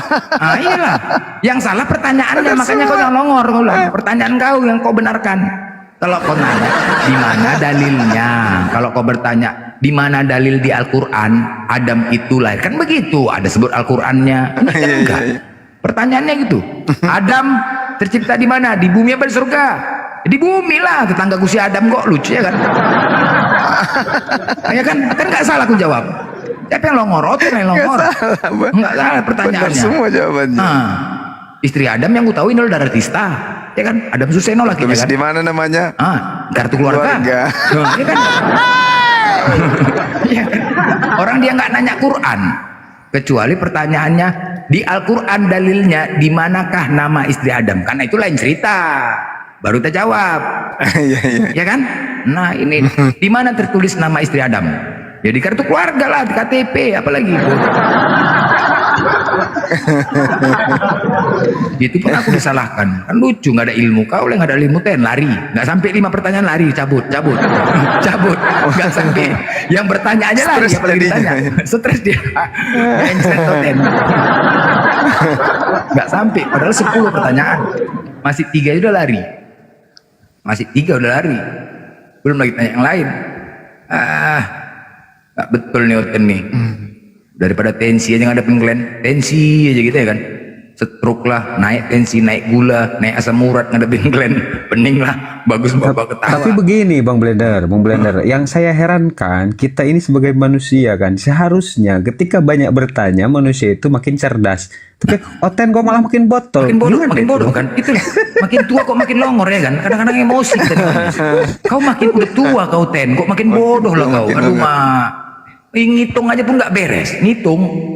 Berapa Tuhan kau? 1. Yesus Tuhan, Tuhan. Bapa Tuhan, Tuhan. Roh Kudus Tuhan, Tuhan. Berapa? 1. Kepala otak kau 1. Jawabnya 1. Ya kan? Nanti kita tanya. Jadi yang kau sembah itu siapa? Elohim Yahweh katanya. Bertambah lagi. Seharusnya kita kerucutkan dari yang 3 itu ya kan. Dari yang 3 itu ayo kita kerucutkan jadi 1. Ketika kita tanya siapa yang kau sembah? Elohim Yahweh. Nggak ada yang kita sebutkan tadi, kan gila kan. Nggak beres. Kalau udah bahas masalah Tuhan nggak beres, macet mogok. Gitu lah. Kalau udah bahas Tuhan. Tapi kalau bahas ajaran congor orang nih, macam dunia ini milik orang tuh lah, bahas ajaran ya. Kalau sudah bahas ajaran, macam dialah paling jagonya. Orang yang ngatur Tuhan, bukan Tuhan yang ngatur orang tuh. Tapi kalau sudah bahas Tuhan, macet mogok. Kalau bahas Tuhan, Tuhan kau berapa? Udah mulailah macet tuh. Jadi begini, ya nggak pernah selesai, nggak pernah game over kalau bahas Tuhan. Coba tanya, ya kan? Nggak pernah selesai, nggak pernah habis, nggak pernah finish sampai sekarang. Bingung kita banyak kali nama Tuhannya. Tanggal 12 lah, belum lagi adonan, tepung terigu, mentega, telur, air. Ada aja ini. Yang ini saja jadi sakit ngadapin Oten nih. Kalau dulu iyalah stroke kok ngadapinya. Sekarang burung awak yang tegang kalau ngadapin Oten. Burung tegang. Burung tegang ngadapin Oten. Ampun lah nih Oten ini dah. Kalau ya mudah-mudahan kalau masalah fitnah bang Allah. Yang penting Bang Juma sehat-sehat aja, kita semua sehat sini udah. Oh saya dengarkan tetap terus, gas terus, ada cerita. Biasanya itu panasan orang tuh. Panas. Biar aja mati, lama-lama mati sendiri tuh nanti, mati sendiri, biar aja. Makin kita open main sendiri ya kan. Kita udah bebal, udah nggak peduli lagi. Sadar, yang penting sama saudara-saudara kita muslim di bawah, jangan kalian dengar. Kita sudah buktikan mereka ini tukang fitnah. Tuhannya saja pun sanggup difitnah, apalagi kita. Ya udah, gak usah dengar tuh. Fitnah aja kerja orang tuh, tahu aja gitulah. Taping memfitnah aja. Nanti kalau kita tanya lari. Salah satu jangan gitu. Orang Kristen itu mengatakan, ini kan informasi dari ya yang mualaf, terus internal Kristen, bahwasanya memang kebencian. Islam itu agama teroris, Islam itu agama tukang kawin. Itu aja. Nanti kita tanya, di mana kami itu teroris? Nggak bisa ngomong, nggak bisa jawab itu. Lari itu mencret. Nah itulah. Di mana kami tukang kawin? Nggak bisa jawab. Nah itulah. Taunya cuma gitu aja. Mendengar omongan orang udah disampaikannya, disebar-sebarkannya. Itu aja lah kerjaannya. Jadi nggak perlu kita open lagi dengan orang tuh. Nggak ngaruh, nggak urus. Mau kalian fitnah kami nggak urus. Sorry ya gitu aja. Ya kan yang di bawah kan, cambuk. Cocok. Cocok. Di bawah, nggak open dah kan? Jangan lagi, ya scroll aja. Kalau kalian suntuk, stres kalian salah masuk komal hotel penghujat. Tiap sore nanti aku buat nyanyi di komal, menyenangkan hati. Cocok? Menyenangkan hati. Biar rasa sakit hati kalian itu hilang. Nah, masuk ke komal aku, nyanyi kita senang-senang. Biar nggak tersimpan. Mana tahu kalian salah scroll masuk ke ruang penghujat, ya kan? Mau balas nggak bisa, wajarnya sebagai umat Islam ketika mendengar hujatan mereka di komal pasti sakit hati, cuman mau balas nggak bisa. Jangan sampai pecah handphone kalian gara-gara itu. Dengar aja kalian aku nyanyi joget-joget kita. Orang tuh masuk ke room kita, mencret, nggak bisa bergerak. Gantian kita balas. Mudah-mudahan orang tuh masuk ke komal aku, lari, mutung langgang, ya kan? Lari. Kita balasnya, tampar pipi kiri, kasih pipi kanan. Ketika mereka menghujat, kita balas dengan nyanyian. Nah, kurang apa kita enaknya Islam? Itulah rahmatan alamin. Kita nyanyi aja bahagia. Bukan kita balas dengan hujatan. Cuma nyanyian kita, buat orang tuh mau meninggal. Nyanyian kita. Nyanyian kita itu buat orang tuh mau meninggal, opname. Nah, itu aja. Yang penting kita joget-joget senang-senang, ya kan? Itu aja. Berarti kita sehat-sehat, doakan selalu kita sehat semua, para guru semua, ya kan? Selalu sehat, selalu dilindungi oleh Allah, itu yang terpenting. Para guru semua, saya izin 1 menit sebelum turun karena Bang Blender saya tahu ini oten-oten di bawah sudah kejang-kejang dan pasti ada salah satu oten yang mungkin mau naik. Tapi saran saya kepada oten ya, ketika Anda di bawah sudah kejang-kejang, awas Anda naik jangan mencret-mencret ya. Apalagi ini di atas para guru semua. Cuman sedikit penutup dari saya, ketika tadi saya mendengar memang bermunculan orang-orang yang munafik ya. Ya Allah. Ya kita tetap berpegang teguh kepada Al-Quran dan Al-Hadis bahwasanya wa'tasimu bihablillahi jami'an wa la tafarraqu. Kita harus selalu berpegangan tangan, rapatkan barisan, memperkuat ukhuwah Islamiyah sesama umat muslim, jangan mau dipecah belah. Intinya sepintar apapun orang tersebut, ketika memang memecah belah umat muslim, tetap kita harus tinggalkan. Jangan bersama mereka, tetaplah bersama muslim-muslim yang memang punya jiwa, punya sosialisasi yang bagus, peduli akan saudaranya, dan saling memperkuat keimanan dan keislaman, bukan malah menghujat sesama umat Islam. Karena Allah sendiri yang berfirman, innamal mu'minuna ikhwatung fa aslihu baina akhwaikum, gitu kan. Jadi kita ini adalah saudara sesama umat muslim, sehingga kita semua berharap selain kumpul di koma dunia offline, kita semua berharap semoga kita semua bisa berkumpul nanti di surganya Allah Subhanahu wa taala. Amin ya Allah ya rabbal alamin. Amin. Sekian dari saya. Terima kasih para guru semuanya, gurunda semuanya yang di bawah. Mohon maaf bila ada kesalahan. Walafu minkum wabillahi taufiq wal hidayah. Assalamualaikum warahmatullahi wabarakatuh. Waalaikumsalam warahmatullahi wabarakatuh. Sehat-sehat Bu ya, sehat-sehat guruku, sehat ya. Amin. Oten ini jantungan mau naik nih. Berserak deh kalau naik nih, berserak.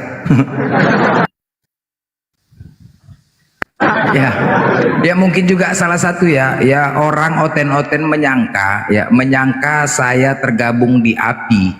Kena prank kalian. Ketika saya membalas penghujat, kalian salahkan API. Oh tidak, enggak tergabung, tetapi ketika API disenggol, maju aku, gas kalian, gas. Itu Allah. Jangan ketika API disenggol, maju kita. Itulah dia Islam, enggak memandang komunitas, organisasi, enggak. Memang ini setelan lah, setel. Kita kan punya taktik semua, punya taktik. Karena bukan awak, enggak, mendukung. Insya Allah mendukung, sama-sama saling dukung kita. Ada senggol API, maju, gas. Begitu juga sebaliknya. Jangan kayak ini, ya kan? Itu penting, saling mendukung Islam, bukan karena organisasi, bukan karena kelompok, karena Islam kita. Itu yang terpenting. Ini kan strategi. Ketika aku menghujat, kalian anggap, wah kalian salahkan Nabi. Salah kalian, ketipu kalian kan? Ketipu kalian. Memang begitu, itulah strategi. Ketika aku menghujat, ini buat malu API. Bodoh, aku belum nggak masuk API. Memang itulah setelannya. Kena kalian kan? Tapi kalau ada senggol API, aku maju di depan. Tegas sama-sama kita. Itulah Islam, nggak ada pemandang. Ya mungkin pun ketika juga ada masalah, mungkin API juga dukung. Begitulah. Itu jangan kayak logika maunya. Tapi gini loh, Blender, suaramu itu loh bikin masuk rumah sakit anak orang.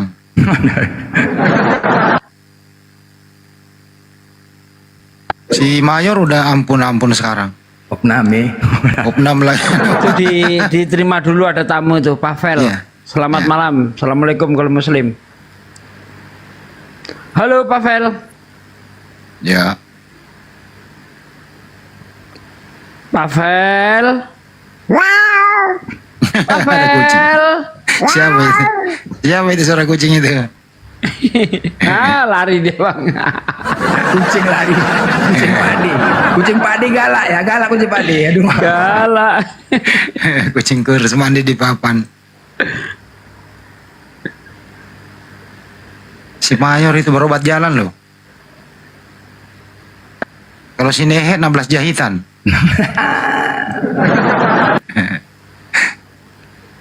Nah. Selamat malam Damai. Assalamualaikum warahmatullahi muslim.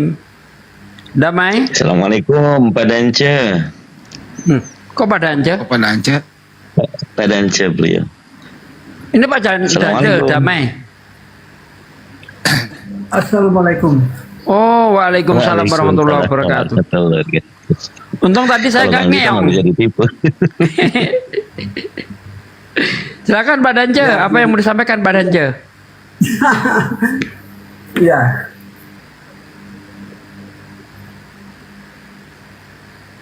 Ya, saya hanya menyampaikan kebanggaan ya terhadap API ya sebagai ujung tombak ya Muslim. Ini sangat luar biasa. Saya selaku mualaf ya sangat bangga, dan ada beberapa hal yang telah dipromosi oleh AKI ya,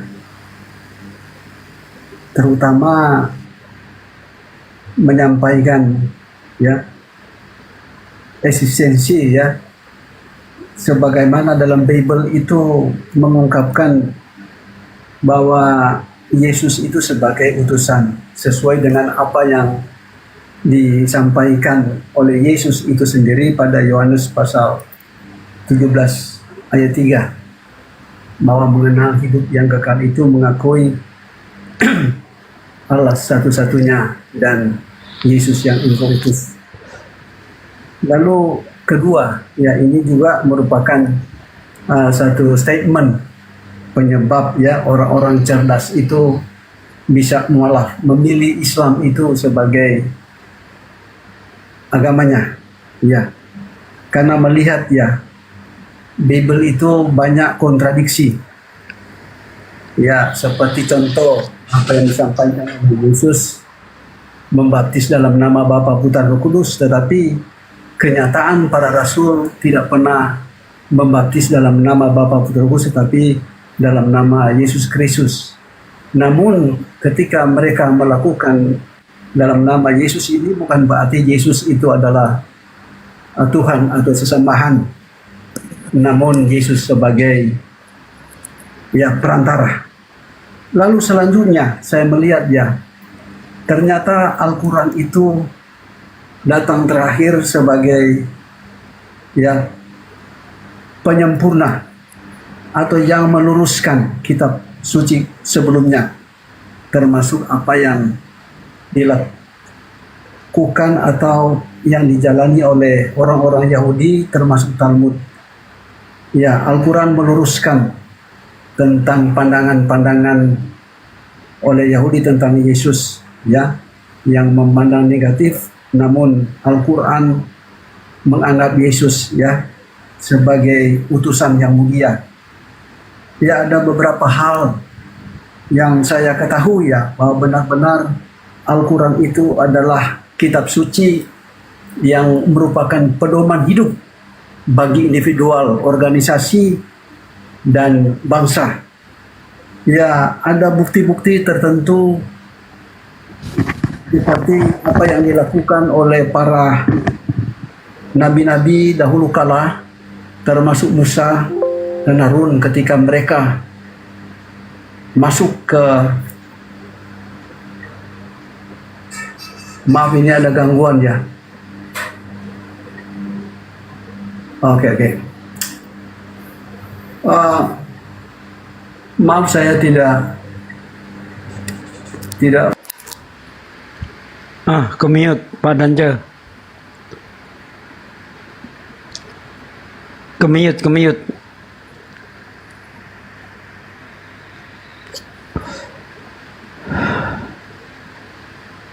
Ke-mute Pak Danja. Oke, lanjut. Maaf ya, saya tidak mau membuka kamera. Izin saya menutup kamera ini. Ya, lanjut. Ya, oke. Maaf ya, saya tidak mau membuka kamera ya. Ya. Ya, seperti apa yang dilakukan oleh nabi-nabi dahulu kala itu sebelum mereka itu masuk ibadah, mereka membasuh kaki dan tangan. Juga ya, kebenaran Al-Quran itu justru kita temukan dalam Bible.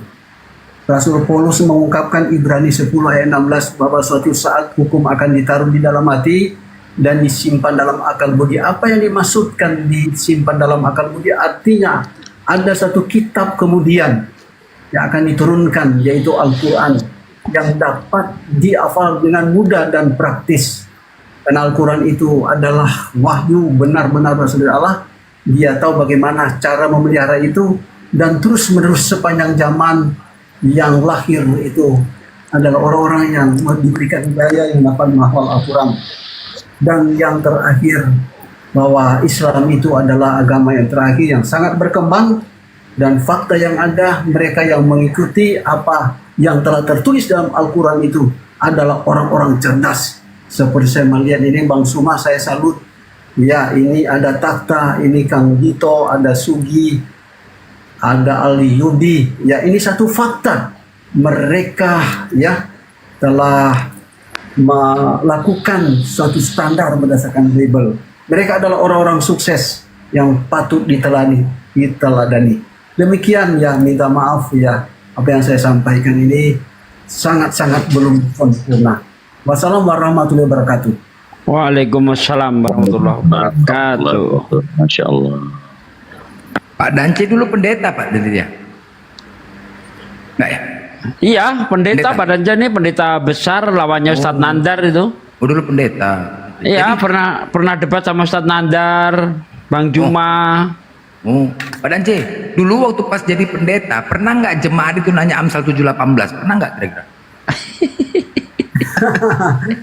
Ya, memang waktu saya sudah pendeta itu sebetulnya 10 tahun saya belum malam itu sudah membawa misi Islam. Saya pernah jadi dosen Islamologi, saya sudah mengajarkan bahwa Islam itu benar. Dan ada murid-murid saya, mereka berdiri di muka kelas saya dan mereka mengatakan, berarti Pak Pendeta, Islam itu adalah agama yang benar. Apa boleh saya masuk Islam? Ya, mereka itu adalah agama benar. Anda boleh masuk Islam. Ya. Ini ngerusak dari dalam. Saya sudah ya menyiarkan Islam itu adalah agama yang benar. Sebelum saya mualaf, saya sudah berdoa caranya Islam. Sehingga jemaat melihat bahwa saya telah melakukan sesuai dengan cara Islam, dan mereka menganggap saya ini adalah pendeta palsu. Tapi saya yakin bahwa saya bukan palsu. Saya berada pada koridor jalan yang benar.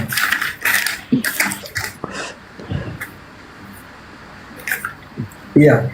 Islamologi itu seperti masih ngomong ya, sorry. Iya, seperti apa yang dilakukan oleh Yesus itu semua juga dilakukan oleh orang Muslim. Sebagaimana dalam Bible itu disebutkan, Yesus itu adalah jalan dan kebenaran dan hidup. Tidak ada seorang yang sampai kepada Bapa jika tidak melalui Yesus. Nah, seorang mualaf itu sebetulnya bukan berarti telah tinggalkan Yesus, tetapi dia telah menjadi pengikut Yesus sejati. Seperti Lukas pasal 2 ayat 21, Yesus disunat dan para pengikut ya Yesus termasuk orang-orang Muslim itu disunat. Lalu Matius pasal 4 ayat 2, Yesus berpuasa 40 hari 40 malam. Itu sama ya, walaupun ada beda 10 hari, Islam berpuasa 30 hari ya. Lalu yang ketiga, Yesus basuh kaki, yang mengajarkan basuh kaki ya. Yohanes pasal 13 ayat 1 sampai 17, ini juga berdasarkan keyakinan Yahudi. Ya, lalu keempat ya, Yesus berdoa dengan caranya Islam. Dia maju sedikit, artinya dia sebagai imam, lalu dia sujud sebelum sujud tentu ruku dan berlutut. Hal ini ya dilakukan oleh Yesus dan umat Muslim juga melakukan seperti ini. Ya, yang selanjutnya ya Yesus masuk sinagog, ya ini hampir sama dengan caranya Islam. Yesus tidak pernah masuk ke gereja. Dan yang terakhir ya, sebelum Yesus naik ke surga, Bible pernah menerangkan dia pernah dikafani. Nah, ini juga diikuti oleh orang-orang Muslim sebelum ya mereka berada pada akhirat damai kekal, ya mereka dikafani. Jadi apa yang dilakukan oleh Yesus itu dilakukan oleh orang-orang Muslim. Walaupun Muslim itu memiliki kitabnya, meyakini ya Al-Quran satu-satunya standar dan Muhammad sebagai nabinya, namun sahabat-sahabatku Islam itu ya sangat menghargai dan mengikuti apa yang dilakukan oleh Yesus. Jadi saya katakan, saya serukan, ini ada 2000 lebih. Saya yakin Anda yang ingin mualaf, silakan mualaf. Karena ketika Anda mualaf, Anda tidak pernah ya meninggalkan Yesus. Ketika Anda mualaf, Anda tidak pernah meninggalkan Bible. Semakin Anda mencintai Islam, semakin Anda merangkum Bible, dan Yesus Kristus masih tetap menjadi juru selamat Anda. Sekalipun Anda telah memiliki juru selamat, yaitu Muhammad sallallahu alaihi wasallam. Mantap, Mas Allah. Keren, Pak Dance. Saya mendengar dulu. Cuman Pak Dance sudah sering kita sampaikan itu kepada mereka, malah dilawan. Cuman itu coba. Yang pada bilang. Karena memang ya dalam keagamaan itu ada yang dibutakan dan ada yang diberikan pencerahan. Benar. Cuman memang Pak Dance aku sering bilang kan, Oten, kurang-kurangin makan babi, kan gitu kan? Iya kan?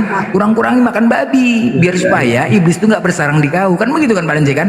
Iya. Iya kan? Yang haram-haram itu kan menyebabkan iblis di dalam diri kan? Kurang-kurangin makan babi biar dapat hidayah. Begitu. Tapi ya, oke, silakan lanjut ya. Saya ingin mendengar ya.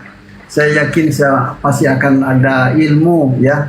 Ini ada guru-guru saya, Bang Suma, yang menjadi idola saya sebagai pemimpin kita di API. Ada Ustaz Tahta. Oke, silakan, saya ingin berdiam diri. Mohon saya parkir di sini ya. Mohon. Siapa Dance?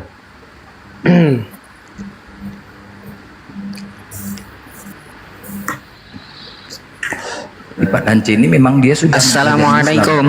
Waalaikumsalam. Waalaikumsalam warahmatullahi wabarakatuh. Kejut aku. Kupikir tadi anak Batak naik. Kejut aku. Ya, gara-gara dia ini Ustaz Yusuf habis debat sama anak Batak tadi kan. Makanya virusnya nular. Suaranya kayak anak Batak jadinya Bang Blender. Iya. Bikin anak Batak tadi.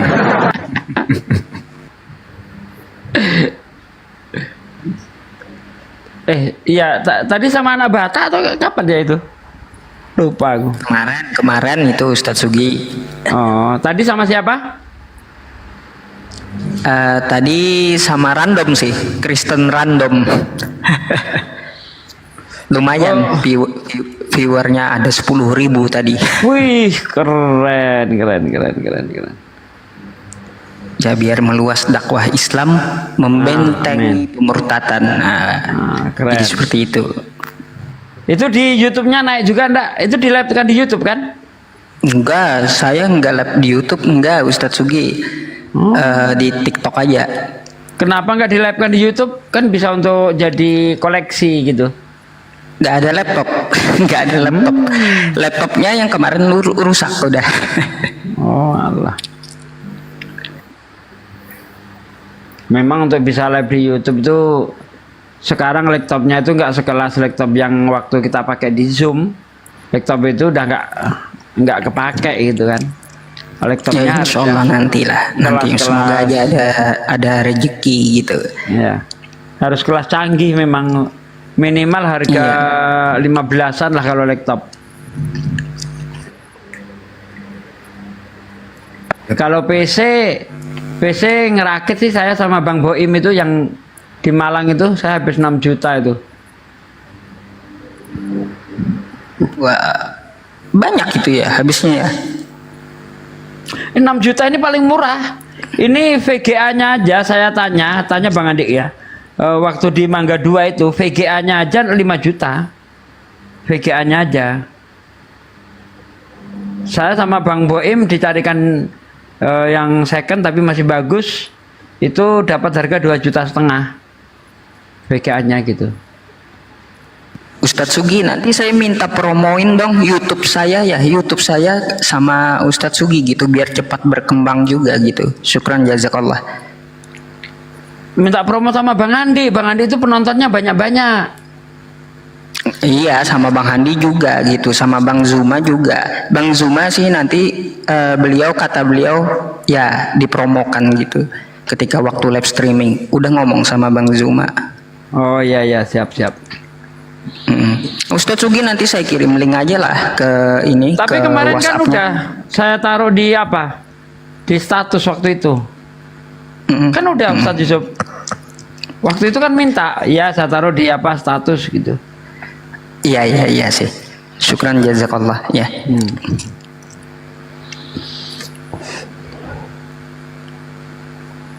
Nanti kalau ada video lagi saya kirimkan ke Ustadz Sugi. Ya teman-teman yang di YouTube ya, bagi yang melive-kan mampir-mampir ya ke channel Yusuf PI Reaction gitu. Yusuf PI Reaction. Jadi ya di situ kita akan bahas yang viral-viral dan ya yang perlu kita tanggapi tentang masalah syubhat dari luar agama Islam. Jadi seperti itu. Halo Bang Pandi, assalamualaikum semuanya. Silakan host, mungkin mau ngomong tadi. Wabarakatuh. Udah ngomong, aku nggak mau.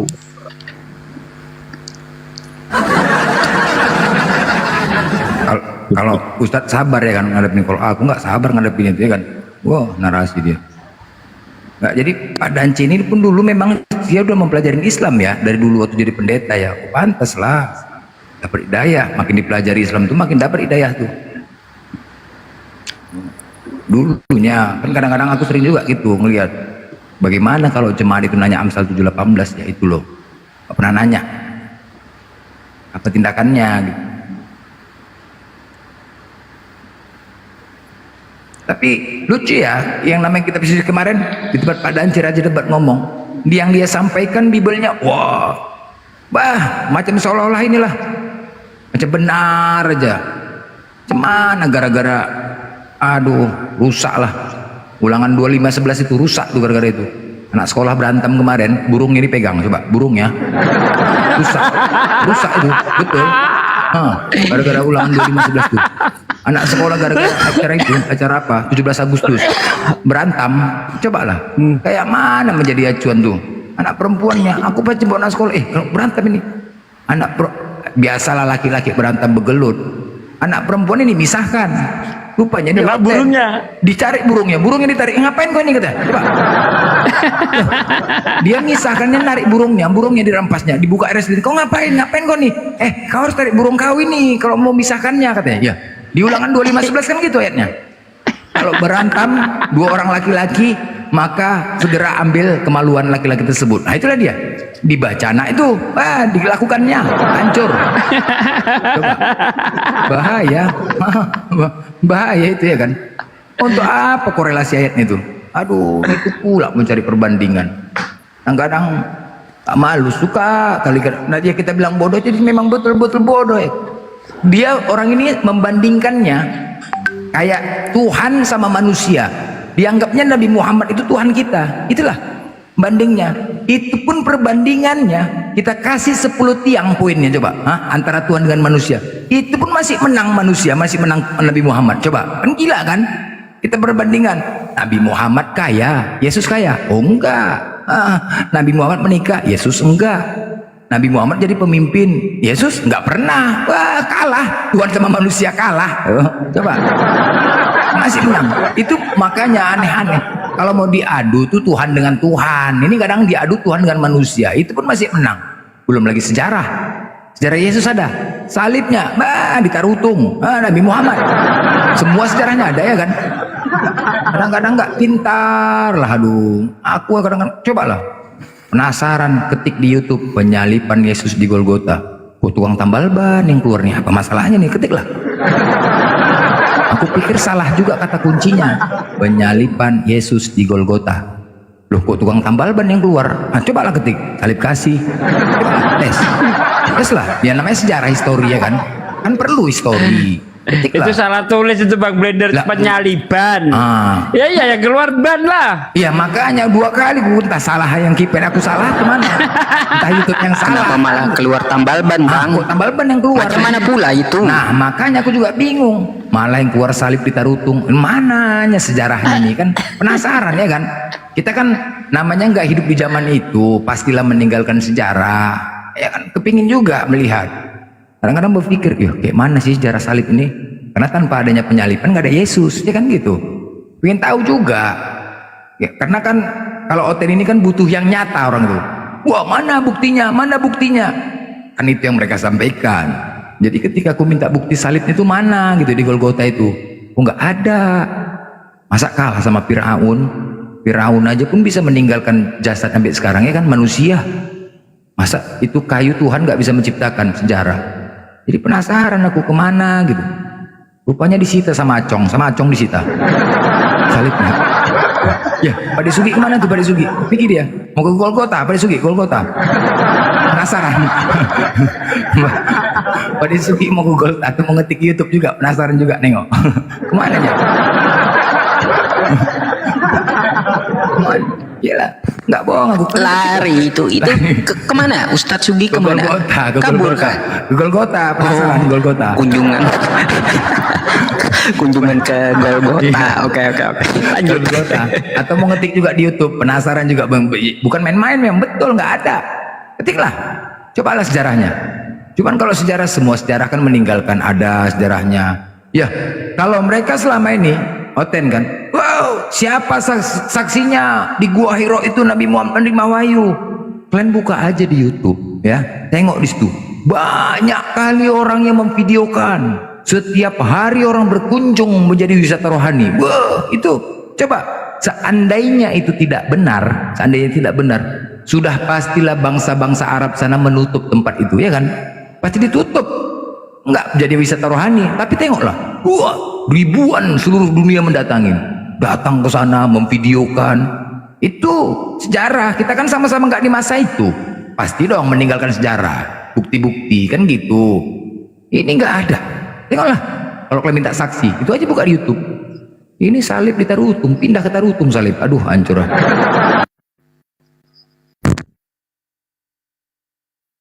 Tamu host. Siapa dulu host? Assalamualaikum. Ustadz Yusuf. Waalaikumsalam. Ustadz Yusuf saja yang sapa, silakan. Assalamualaikum. Waalaikumsalam warahmatullahi wabarakatuh. Keperluannya itu sama Ustadz Yusuf itu keperluannya, silakan Bang Ipe. Sehat Pak Ustadz Yusuf. Apa tuh? Saya ingin bantu Pak Yusuf tuh bisa dapat laptop. Masya Allah. Masya Allah Bapak. Syukran jazakallah Pak ya. Ya mudah-mudahan bisa siarkan Islam Pak Yusuf ya. Amin. Murah rezeki Pak Amin Ipe ya Allah Bapak. Syukran jazakallah buat Bapak. Semoga Anda juga diberikan kesehatan, terus dibalas Allah dengan jannahnya ya Pak ya. Saya akan pergunakan apa yang Anda berikan untuk dakwah agama Islam gitu. Allahu Akbar. Amin. Allahu Akbar. Amin. Ya, murah rezeki. Kemana saya harus berkoordinasi Pak Yusuf? Ya nanti DM saya saja Bang Ipe, nanti saya kirim nomor rekening, kirim ke saya saja uangnya ya. Nanti kena komisi sama kau, woi, potong banyak kali potongannya.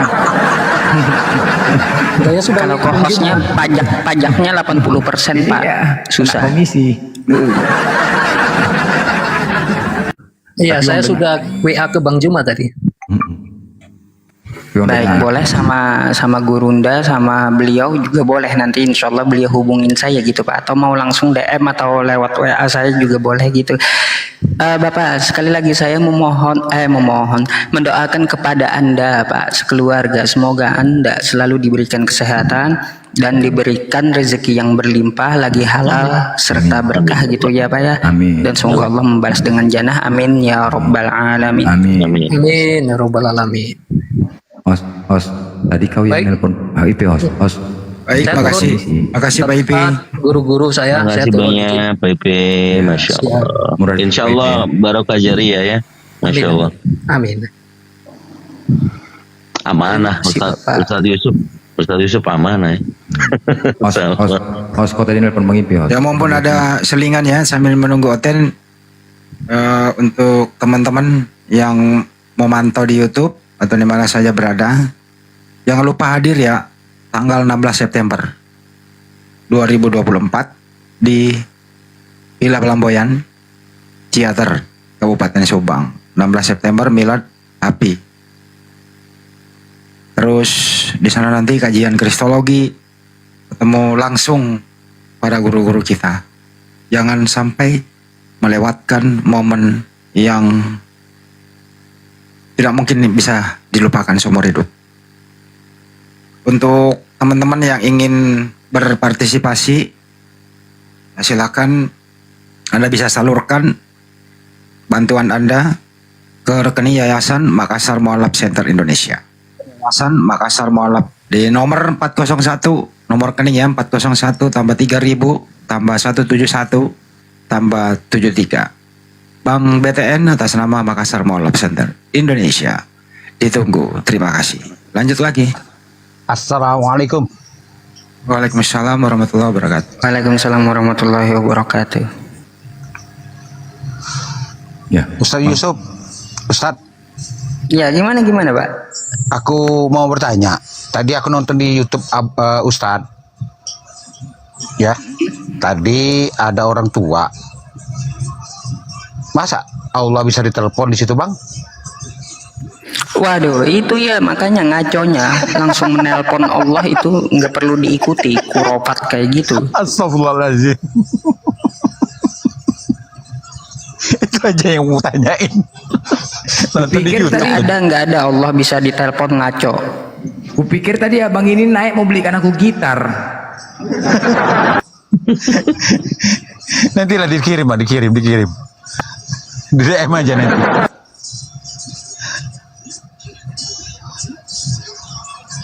Ya, betul. Ada lagi yang mau disampaikan? Kasih.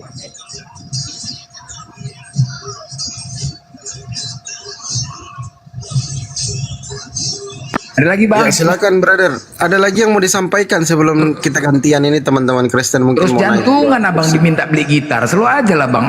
Goyang kali. Apa lagi mau disampaikan? Terus jantungan abang. Bang Roma aja gitarnya cuma 1 zaman dulu.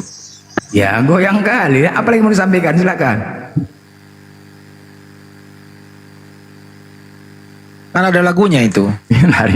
Ini nggak ada oten, siapapun yang salah cakap kena siksa nih.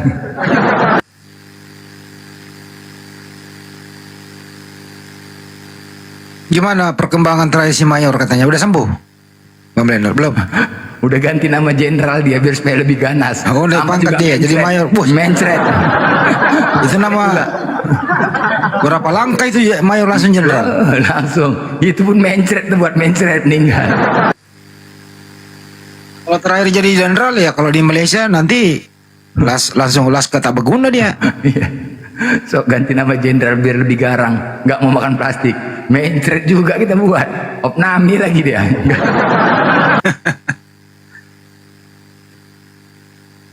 Nggak ada oten harus naikin ya buat. Oten jantungan, oten udah punah. Udah jantungan oten sekarang nih. Mana ya? Nanti waktu malam. Wah malam jam 3 lagi sepi komal-komal. Itu Bang Blender langsung disapa Bang Blender itu. Dua itu. Siapa naik. namanya? Apa nih? CPJ. Malam. Sep. Halo. Oh, Sep. Assalamualaikum warahmatullahi wabarakatuh. Waalaikumsalam. Hampir digas lagi. Hampir ku cambuk. Untung cepat assalamualaikum. Untung cepat assalamualaikum. Enggak. Untung cepat. Semuanya alhamdulillah saya bersyukur ada pejuang tauhid jadi menambah wawasan yang tadinya saya tidak ngerti Kristen jadi mengerti. Yang tadi juga waktu sore saya sempat nyimak. Pilih kali suaranya Bang. Yusuf. Iya Pak. Jadi Pelan-pelan aja bicaranya, saya pelan-pelan. Sempat Jangan jantungan, pelan-pelan aja, santai aja. Perdebatan Pak Yusuf dengan suami istri Oten suami istri mengkomparasi mujizat Nabi. Pak Yusuf menjawab bahwa mukjizat Nabi itu Al-Quran, Kanjeng Nabi Muhammad SAW itu Al-Quran. Aduh. Dan ternyata Al-Quran itu kan sampai sekarang masih terbukti mukjizatnya. Nabi lain kan tinggal kenangan, tinggal sejarah gitu aja. Saya cuma ingin menyampaikan sehat-sehat untuk semuanya pejuang-pejuang tauhid. Siapa lagi tuh Bang Blender? Malam. Bang Beb. Itu ada Aprianto. Aprianto minta naik dong, naik ke sini minta permintaan. Di Jambak itu Aprianto itu. Lanjut. Bang Beb. Assalamualaikum warahmatullahi wabarakatuh. Waalaikumsalam warahmatullahi wabarakatuh. Waalaikumsalam warahmatullahi wabarakatuh. Saya mau ucapkan banyak terima kasih aja nih sudah hadir di Indonesia ini, benteng dan banteng Islam. Mudah-mudahan tetap sehat semua kakanda sekalian, gurunda sekalian. Terutama buat Bang Blender buat pasukan Bang Blender, saya ingin bergabung jadi konconya Mas Blender ini. Password dulu Bang, password harus bisa. Oh gitu ya. Siap. Seperti sehat-sehat semua, saya hanya ingin menyapa saja untuk para banteng dan benteng Islam. Indonesia membutuhkan kakanda sekalian. Itu saja Kanda, sehat-sehat selalu, saya hanya bisa mendoakan dari bawah. Saya ingin menjadi pasukan dari Bang Blender nih, ingin ikut serada. Password lu tes. Anohi na edonai Allah pancetin bangki, coba tes. Mampus dah saya. Nggak bisa masuk. Udah. Nggak lolos. Itu passwordnya. Banyak sehat belajar selalu dulu. Bang Blender. Oke. Gurunda semua sehat selalu. Allahu Akbar. Amin, Allah. Amin. Aku pun juga nggak bisa ngikutin paspor itu.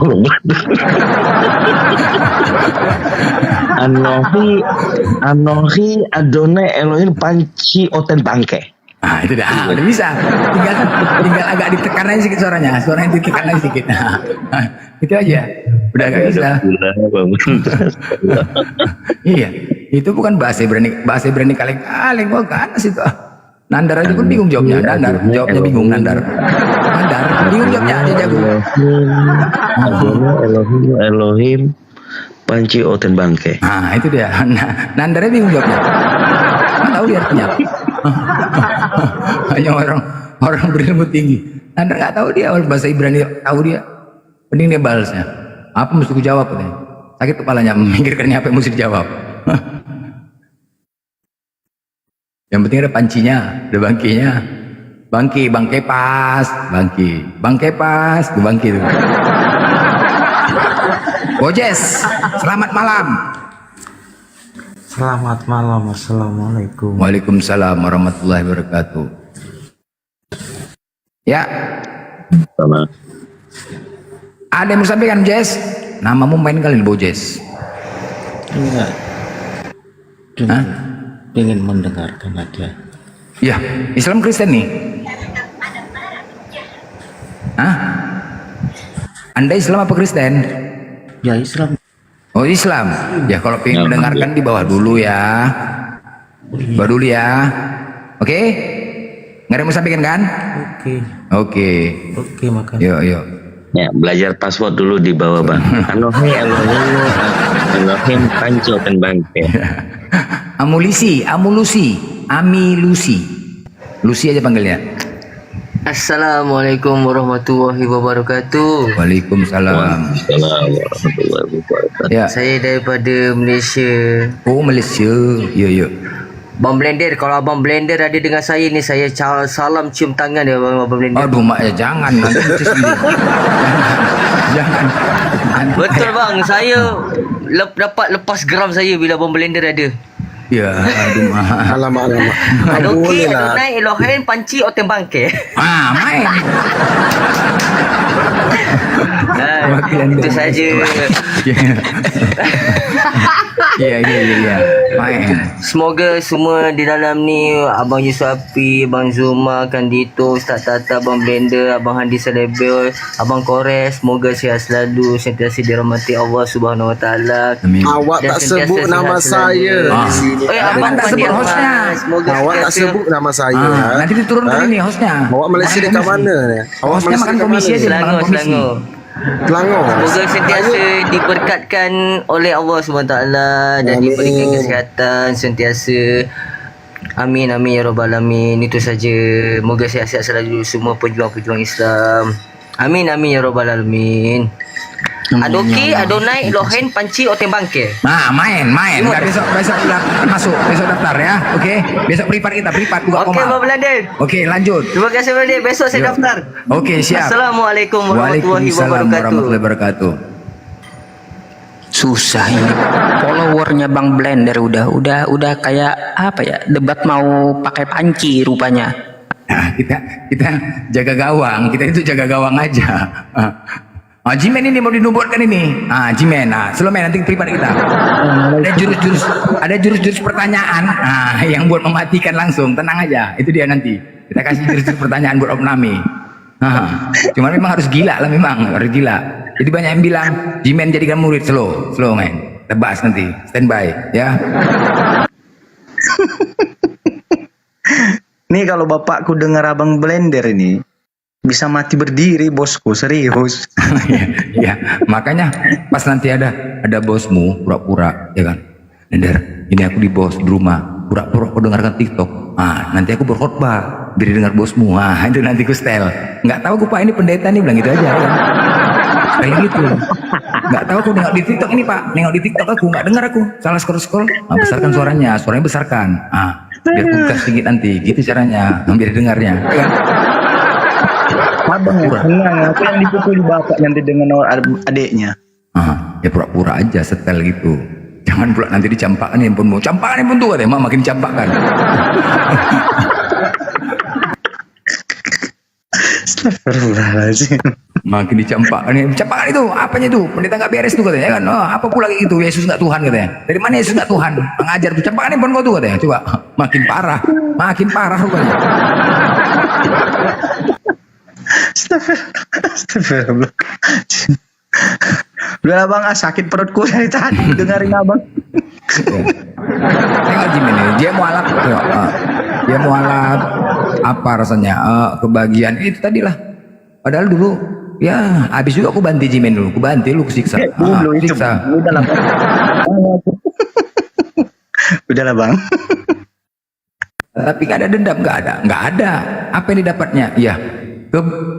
Rasa kelegaan hati yang tidak bisa diungkapkan dengan kata-kata itu tadi. Apakah ada dendam? Enggak. Dendam enggak ada. Kami di sini pun enggak ada. Bukan kami minta. Ini kadang-kadang inilah. Ini apa enggak emosi?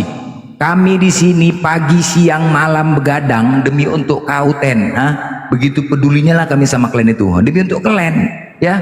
Kadang-kadang bukan kami minta. Enggak perlu kami minta kau mengucapkan terima kasih. Nggak usah menghujat aja, udah senang hati kami, itu aja ya. Di sana kalian bayar perpuluhan, itulah kadang-kadang buat emosi. Kau nggak tahu diuntung kau, gue bilang ini istilahnya aku menyelamatkan kau, bukannya kau ucapkan terima kasih bala balik menghujat kau. Apa nggak kena maki kau, nggak tahu diri kau, bukan kau aja mau dipikirkan. Kadang-kadang aku pun di rumah begaduh sama biniku, asyik Yesus saja yang kurus ya, kata pening bala kau. Ini di rumah asyik Yesus saja yang kurus, Yesus saja menghasilkan aja katanya. Coba kadang-kadang begaduh kami mikir ngelenden ya, begaduh. Coba kadang-kadang nggak tahu diri. Maunya jangan menghujat, nggak emosi, wajar. Jangan kami mikirkan. Coba ketika kalian mau alat syahadat, apa sih untungnya sama kami? Nggak ada. Kalian yang rasakan itu sebuah rasa yang tidak bisa diungkapkan dengan kata-kata. Itu rasa perasaan. Karena tengoklah pagi, siang, malam begadang, belajar terus, mikirkan kalian. Karena sayang kami lah sama kalian. Ini bukannya malah balas menghujat pula. Apa nggak kena maki kau, campukin kau, naik tensi aku bodoh. Makanya, gerem balik. Kau diri kan begitu kan? Istilahnya Cambuk dulu dah. Kan nggak peduli kau, kurang ajar kau, bodoh kau, binatang kau, mau apa aku maki. Emosi kan? Wajar kita manusia. Emosi lah.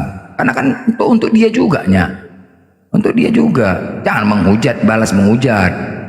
Kalau memang nggak mampu cabut, udah. Kadang-kadang nanti dikatakan yang menghujat, memframing. Kan Jimen lah dia mualaf. Apa yang dirasakan? Mana ayatnya Blender? Mana ayatnya Blender? Ya betul mana ayatnya? Mana ayatnya? Pokoknya salah aja aku 5 tahun. Salah aja, pokoknya bertanya aja salah. Penting aku niatnya. Orang pertanyaan awak tentang kemanusiaan. Yohanes 1:14, firman telah menjadi manusia. Pertanyaannya, di balik sempak Yesus ada apa? Marah, menghujat. Menghujat kau, dari mana kau menghujatnya? Gila kau. Kan dalilnya memang dia manusia. Salahkah aku bertanya kemanusiaan? Menghujat dibilang. Lucu. Itulah baper kalian. Makanya itulah resiko menuhankan manusia. Harus siap lah. Jimen aja pun lupa lah dia dikatakan gitu. Ya kan men? Tapi sadar dia. Iya. Dulu masih Oten, masih di GBI, di Medan, sering diskusi secara offline. Kadang Ini lawanmu Blender. Ini lawan Blender. Halah, ini kasih Jimen aja Blender. Nah. Ini pas sama Bang Blender ini pas nih. Nah, coba. Ini kalau ditanya, udah dalilnya cuma Tuhan kau siapa Kepas? Alpamat Alpamidi. Dah itu aja Tuhannya. Yohanes 13 ayat 13. Alpamat Alpamidi. Jadi kalau tutup Alpamat siapa Tuhanmu? Indomaret nih kalau tutup Tuhan. Jadi kita tanya nih, coba. Aku guru dan Tuhan. Anoki itu dalilnya udah bolak-balik. Coba Kepas. Akulah guru dan Tuhan itu. Udah sempak pokoknya. Aku guru dan Tuhan. Aku tanya kau Kepas, Tuhan kau 3 atau 1? Tuhan kau 3 atau 1? Oke. Satu. Yesus Tuhan. Tuhan. Bapak Tuhan. Tuhan. Roh Kudus Tuhan. Tuhan. Berapa Tuhan? 1. Coba kita kerucutkan Kepas, kita kerucutkan lagi yang jadi 1 di antara 3 ini. Jadi yang kau sembah ini siapa? Yang kau sembah? Siapa yang kau sembah?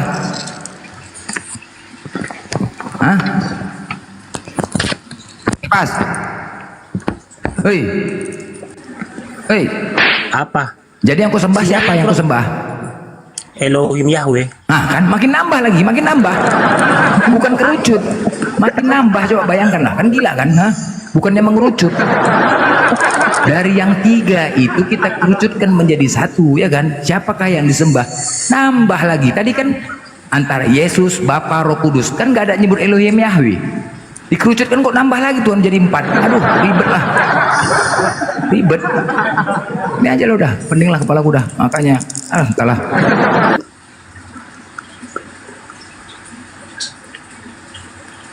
Matematika kok 9? Apa? 9. 9. 9 matematika, saking 9 DO dia, DO di sekolah karena tinggi kali nilainya. Takut gurunya tersaingi. Tinggi kali nilainya. Dengar dulu Blender. SD aku drop out, SMP drop out, SMA drop out. Coba lah bayangkan karena nilai tinggi ya. Keberatan aku sama kepala sekolah karena nggak juara 1, dikasihnya aku juara 3, juara 2. Nggak adil ini, ku bilang ku koyain rapokku depan kepala sekolah di itu karena nggak juara 1 kok ya, karena nggak juara 1 ya. Karena nggak juara 1 aku juara 2, juara 3 aku dibuatnya kan. Nggak adil ini, aku yang lebih pintar di sekolah kan buat aku juara 2, juara 3. Sikapmu Kepas katanya, tingkah lakumu kan nggak sesuai katanya. Iya, kok tingkah laku? Aku masalah kepintaran ini Bu, bukan sekolah ini masalah kepintaran, bukan masalah tingkah laku. Ya, saking pintarnya kok takut guru disaingi ya kan, takut sekolah tutup sekolah. Di aku Blender, makanya waktu kuliah nggak mau, aku nurut aja sama dosen semua, sama dekan nurut aja aku. Waktu di saat nurut itu nilai kau rendah? Tinggi lah. Tinggi ya, tetap matematika di atas 10 ya, tetap ya. Di atas 10 ya? 9 lah. Guru 10. Harus di atas 10 lah itu kalau matematika. Karena kan tadi bertanya tentang matematika sama kau. Jawaban kau pas itu, 4. Pas itu. Pas, harus di atas 10 lah. Harus di atas 10. Agak lain gitu kalau ini, agak lain gitu. Enggak begini. Kalau ketuhanan beda. Hitungannya ada gini, konsep Trinitas beda. Konsep beda Blender. Beda ya. Beda kalau kami Kristen kan Allah Bapa, Putra dan Roh Kudus gitu loh. Jadi Yesus kemana Yesusnya?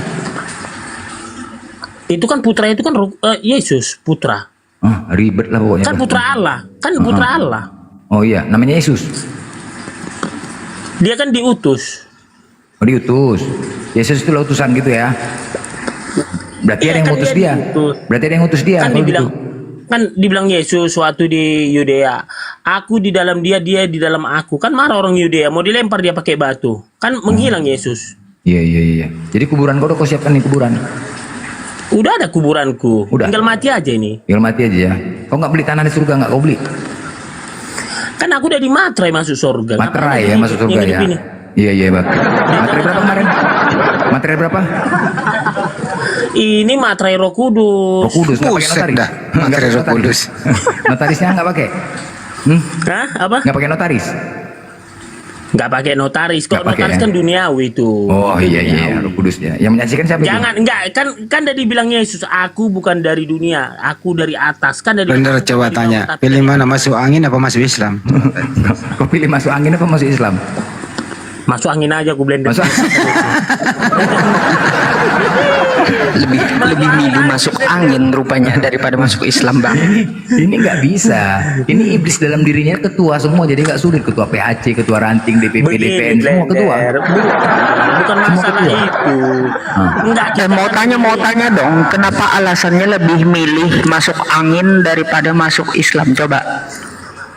Ya masuk angin kan kita tetap Kristen. Kalau masuk Islam kan nanti kita syahadat Pak Ustadz. Ya kan? Masuk angin tetap Kristen.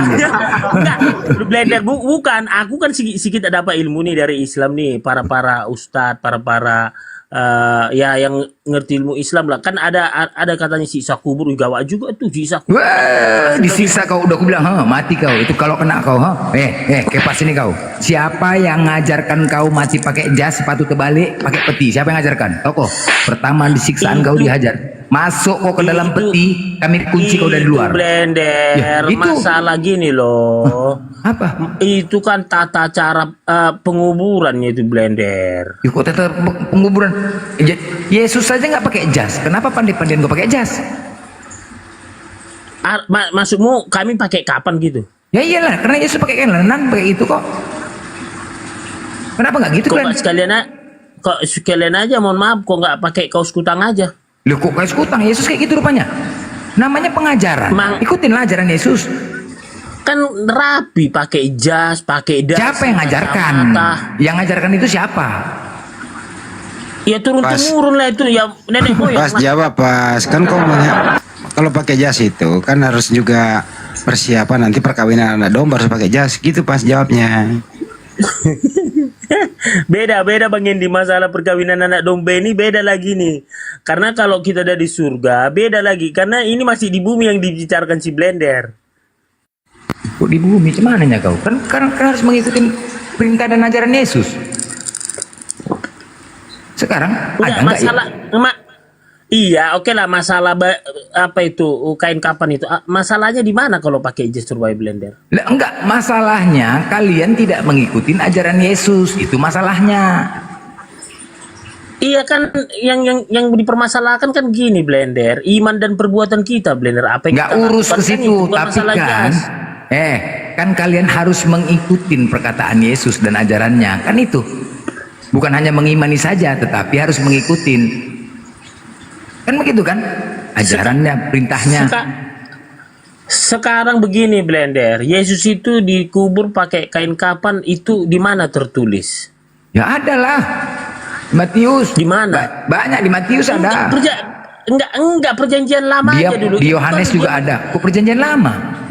Tunggu dulu, gini blender. Ini masalahnya Yesus itu dia waktu remaja, waktu kecil, dia kan ibadah, dia kan seperti orang Yahudi. Kapan pula dia tetap pernah remaja? Kapan dia pernah remaja?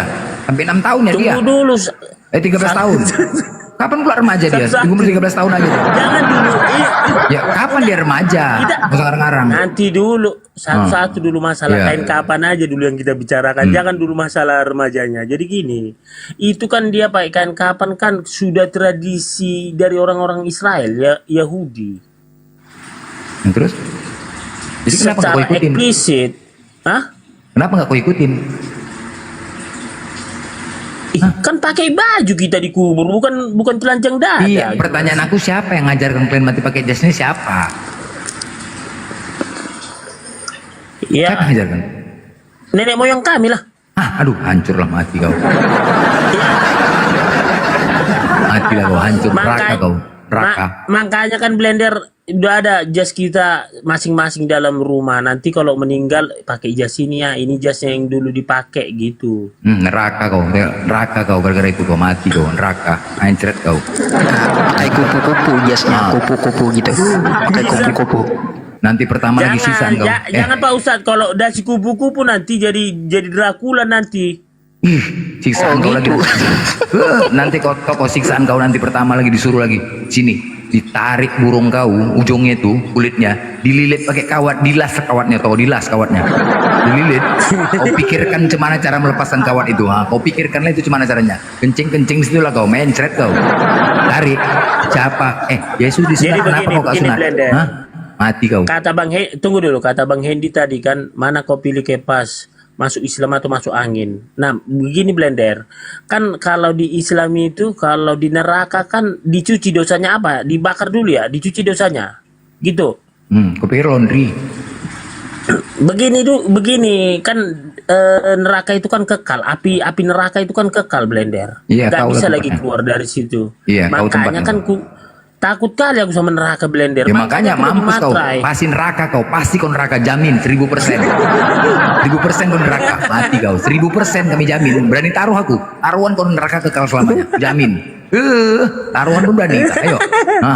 Ayo. Kenapa tadi kau sama si Luka kayak gitu berdebat? Kenapa Glenn kau? Mencret ya kan, mencret. Itu yang kau andal-andalkan Luka itu, mencret kan?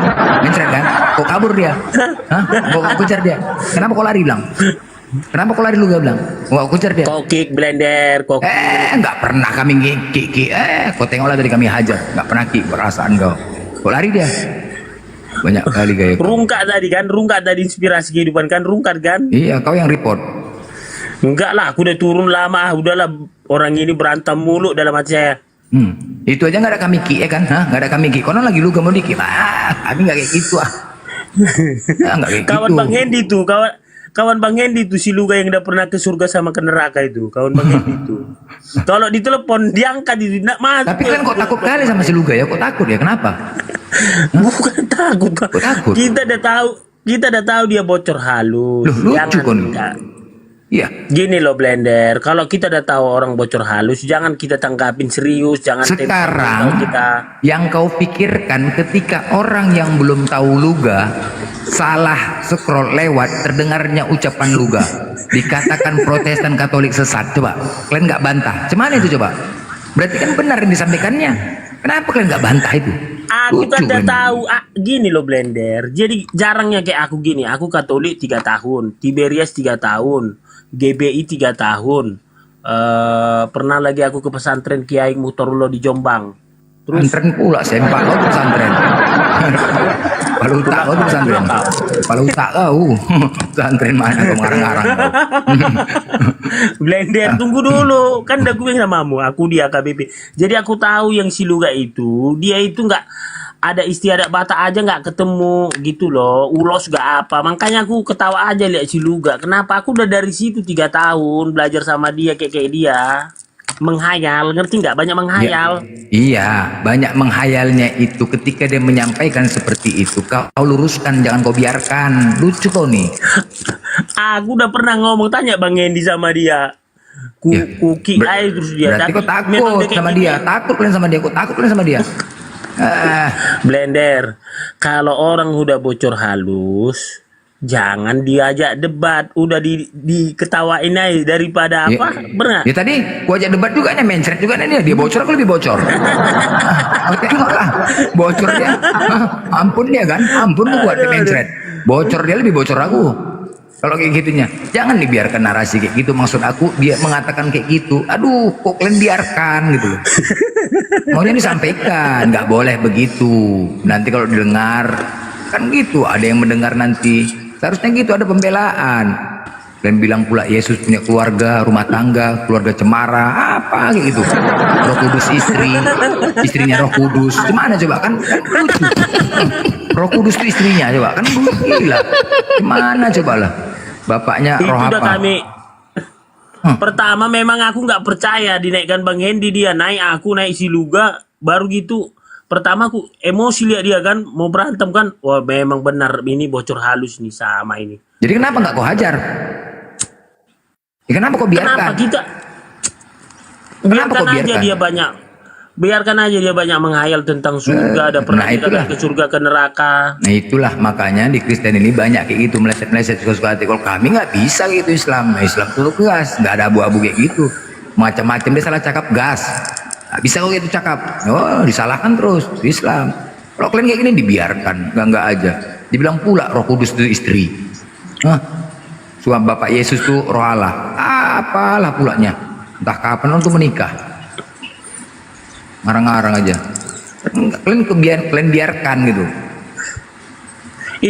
Itu Bang Hen, si Luka belum nikah atau udah nikah itu Bang Hen? Mana mau nikah, burungnya belum payah naik. Kawan Bang Hendy itu, kawan dekatnya itu si Luka. Iya, gimana mau nikah, burungnya belum payah naik.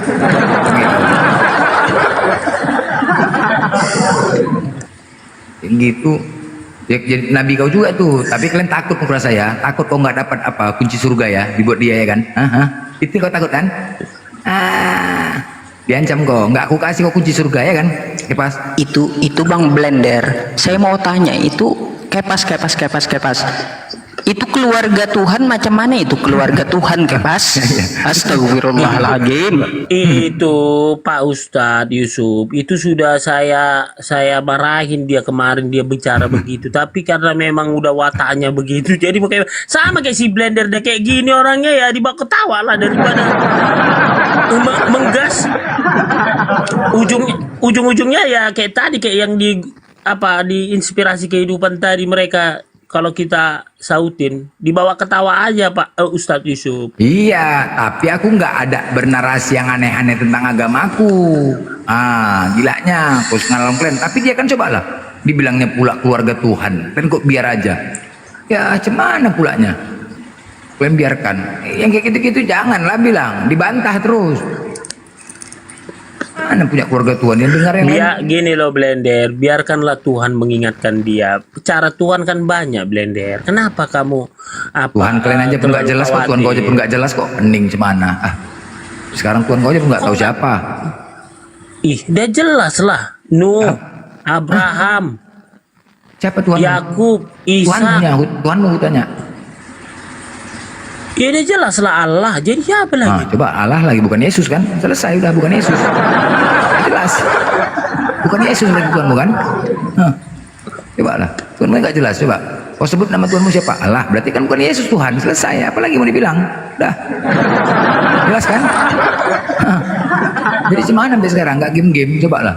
Ngaku-ngaku. Kan sering bohong. Bohong aja kerja kalian. Apa nggak bohong? Kemana-mana kalian ngomong, wah Yesus Tuhan kami, Yesus Tuhan kami.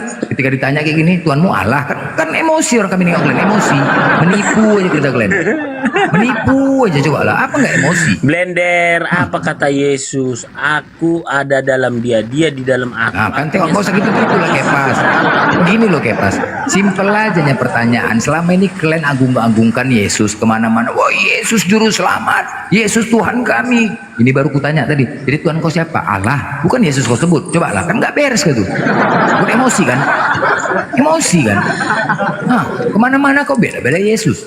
Tapi ketika tanya Allah kan nggak emosi kami nengok kalian. Menipu aja kerjanya. Aneh. Kenapa nggak Yesus kau sebut Tuhan kau? Kenapa? Kok bisa kalah lagi? Kayak gitu. Ya kenapa nggak Yesus kau sebut? Berdoa aja aku kayak Katolik, tapi berdoa seperti Kristen Protestan, tapi megang salib Tuhan Yesus coba. Makanya nggak pernah dikabulkan doa kau tuh. Di Protestan kan nggak bisa ada patung di salibnya. Kalau saya kan ini ada patung salib sama itu. Ya patung salib. Kau tahu nggak perintah yang kedua nggak boleh ada patung? Kenapa kau kerjakan? Itu simbolis. Ada aja lah jawabanmu. Simbolis masuk neraka kau, pasti masuk neraka kau, udah aman, masuk neraka kau. Jelas, nggak bisa dibantah lagi, udah dimaterai kau masuk neraka, jelas. Iya, dimaterai dah, lebih kuat materaiku. Kau materai kau 2.000, aku 10.000, ku double lagi materai ini, ku tambah notaris lagi satunya, notaris, gitu kau. Materai kau ini ku tambah, ku batalkan pakai materai notaris aku, notaris pakai BPN juga, BPN semua teken. Kau tahu, ku jamin kau neraka kau pasti. Pasti. Nggak apa-apa. Nah, Kan ya udah. Blender kau kan nggak punya kuasa atas. Lu nggak punya kuasa? Kan gitu. Oh, nggak ada lah. Ya berdasarkan apa yang terjadi kita lihat ini dalil nggak masuk neraka. Pasti masuk neraka kau. Ada cerita mencret kau. Kekal kau selamanya. Yang Habis kau. yang menguasai surga dan neraka itu kan hanya Tuhan Yesus. Oh enggak lah, udah kujamin. Ayo kita materai. Gagal materai kau tuh, hancur. Materai dulu nggak berlaku lagi sekarang. Tahu? Udah 10.000 sekarang materai. Udah tambah lagi. Materai 100.000. Kalah sama materai kau. Mana bisa masuk pengadilan? Kau Kepas pakai materai berapa nih? 2.000. Ya aku pakai materai 10.000 ya. KO lah kau, KO. KO kau. Dari nilai materai aja udah kalah kau. Dari nilai materai. Materai dulu coba lah. Materai paling 1.000 perak kan. Kalau aku materai sekarang. Pakai notaris lagi saksi. Kau nggak ada saksi. Nggak berlaku itu. Nggak berlaku kau tuh. Mencret kau. Ngapus kau, dihajar pantat kau sama Lucifer. Hati-hati kau. Berapi-api nanti pantat kau. Cering gitu. Hati kau. Kurang-kurangi makan cabai. Kurang-kurangi makan cabai Kepas. Hati-hatilah kau. Mati kau, disiksa kau habis-habisan kau setiap hari kau. Mati hidup lagi. Oh, tolong Tuhan. Nyesel kau gitu-gitu kau nanti. Nyesel aku. Nggak ada cerita sama kau. Kau nikmatin untuk Kepas. Setiap hari kau. Waduh, mati. Ngeri lah. Belum lagi dalam kubur nanti Kepas. Disiksa kau, dicambuk kau. Siapa nama Tuhanmu? Yesus. Sejak kapan Yesus jadi Tuhan? Sejak kapan kau jawab? Pandai-pandaian kau jawab. Sejak kapan? Mati kau. Apa kau bilang? Kau bilang apa? Yohanes 13:13. Enggak laku Yohanes 13:13. Kau dikasih akal. Enggak laku. Apalagi dalil kau? Apalagi Alfa Omega. Habis kau disiksa kau. Kalau aku caleg di wilayahmu, kau pilih nggak aku Blender? Nggak aku pilih lah kayak kau nih. Itulah kau. Ini sama banget ya Bapak Ibu. Dua-duanya sama banget itu. Masuk. Kau bawa kebencianmu di Komal dengan ke dunia nyata. Harusnya di Komal ini bisa. Kepas. Iya Bang, apa Bang Ujimen? Gini Kepas. Kenapa lah dulu? Kau jujur dulu. Menurut pandangan Kristen, kenapa mereka membuat salib, membuat patung?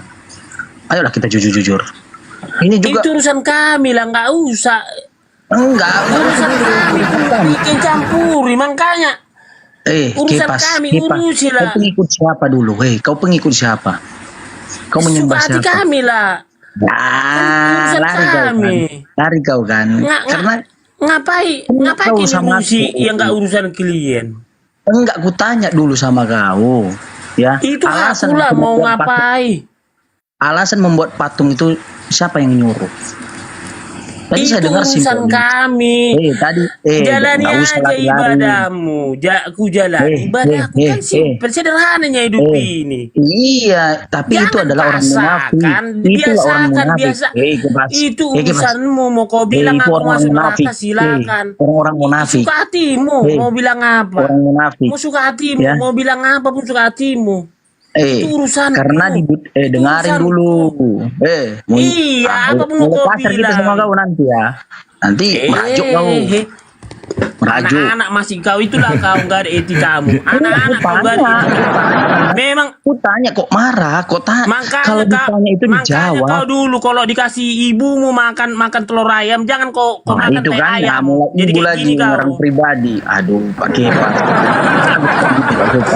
Disuruh orang tuamu makan telur 2,5 matang, kau makan Kau teh jujur dulu ayamnya. sama aku. Disuruh kau Setiap makan telur. pertanyaanku, kenapa kau marah kalau setiap pertanyaanku apa-apa menusuk Karena ke ulu kau hati nggak kau? punya etika. Dia umur kita aja jauh. Kau 27, aku 40. Kepas kayak Justru adikmu aja itu. aku. Kapet. Ya udah Bang Kepas. Kau jawab dulu. Kau nggak ada sopan. Udah tenang hati kau. Aku nggak suka bicara samamu. Sama si Blendernya aku suka. Nggak suka aku ngomong samamu. Dari dulu kau memang nggak suka sama aku. Karena setiap Memang nggak sukanya pertanyaanku aku. menusuk di ulu hati Kenapa kau. kau nggak suka aku samamu? Emang kau Ya penting menusuk apa? di Nggak dalam penting hati kau.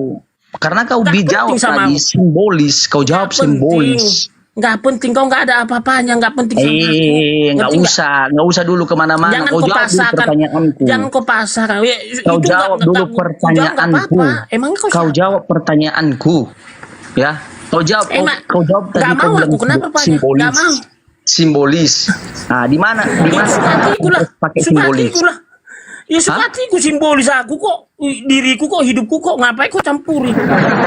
Suka hatiku lah. Berarti orang munafik lah kau. Orang Ya suka munafik hati, lah kau. suka hatimu mau bilang apa? Suka hatimu lah ya. Namanya suka hatimu, mulumu nggak berbandrol. Berarti kau memang orang munafik. Makanya kau hanya mengatakan Yesus itu adalah kau pengikut Yesus, tetapi bukan pengikut Yesus. Iya, mau kau bilang pengikut dewa, mau kau bilang pengikut tikus, apa segala macam suka mulai. Yang penting, Makanya lancar setiap kau kehidupanku. naik di komal-komal orang, ku kejar kau, ku kasih pertanyaan. ngapain? Setiap pertanyaanku kau lari, tanya yang kau bahas. Ngapain lari-lari apa? Untuk apa meladeni kayak Ya udah kau? jawab, Si jawab kalau sopan memang nggak lari. santunmu Jawab tak kalau jelas. memang lari. Jawab. Simbolis dari mana? Kau udah merasa hebat, udah merapa kepas kayak Ini adikmu aja pertanyaan. aku. Ini Kurasa pertanyaan. kalau lahir, kalau aku udah nikah sebesar kawan aku, kau tahu. Ya masalahnya kamu belum menikah lah. Itu masalahnya. Masalahnya kau nggak bisa menghargai orang tua. Emang kau udah sepintar apa sih? Sepintar apa? Enggak, kau masalah banyak? bukan sepintar. Apa Ini prestasimu? kemunafikanmu. Apa Kau prestasimu bilang bermain di simbolis. negara ini? Buktikan sama saya Apa simbolis. sih? Itu kan Kau pembodohan. banyak Kau berbicara di depan banyak publik ngomong. loh. Harusnya kau Kau berbicara introspeksi di depan diri. di depan publik. Apa Itu yang sudah kau pembodohan. lakukan? Hanya Kok ngotos kau di menagih kau? komal-komal. Hanya mau mencari koin kau. Aduh, aduh. Waduh, kalau masalah koin, Bang, aku udah berada. Udahlah, udah. Masih oten, masih udah punya saya. Malas aku ngomong sama orang nggak ada sopan santun, malas. Malas dari dulu memang malas. Aku dari dulu oten aja, kau malas dengan pertanyaanku. Mana nggak bisa kau jawab, menusuk di hati kau, menusuk di hati kau. Bukan, memang nggak ada sopan santunmu. Iya, memang betul. Gini loh, ini blender aja dipanggil dengar blender, ya. dia tidak.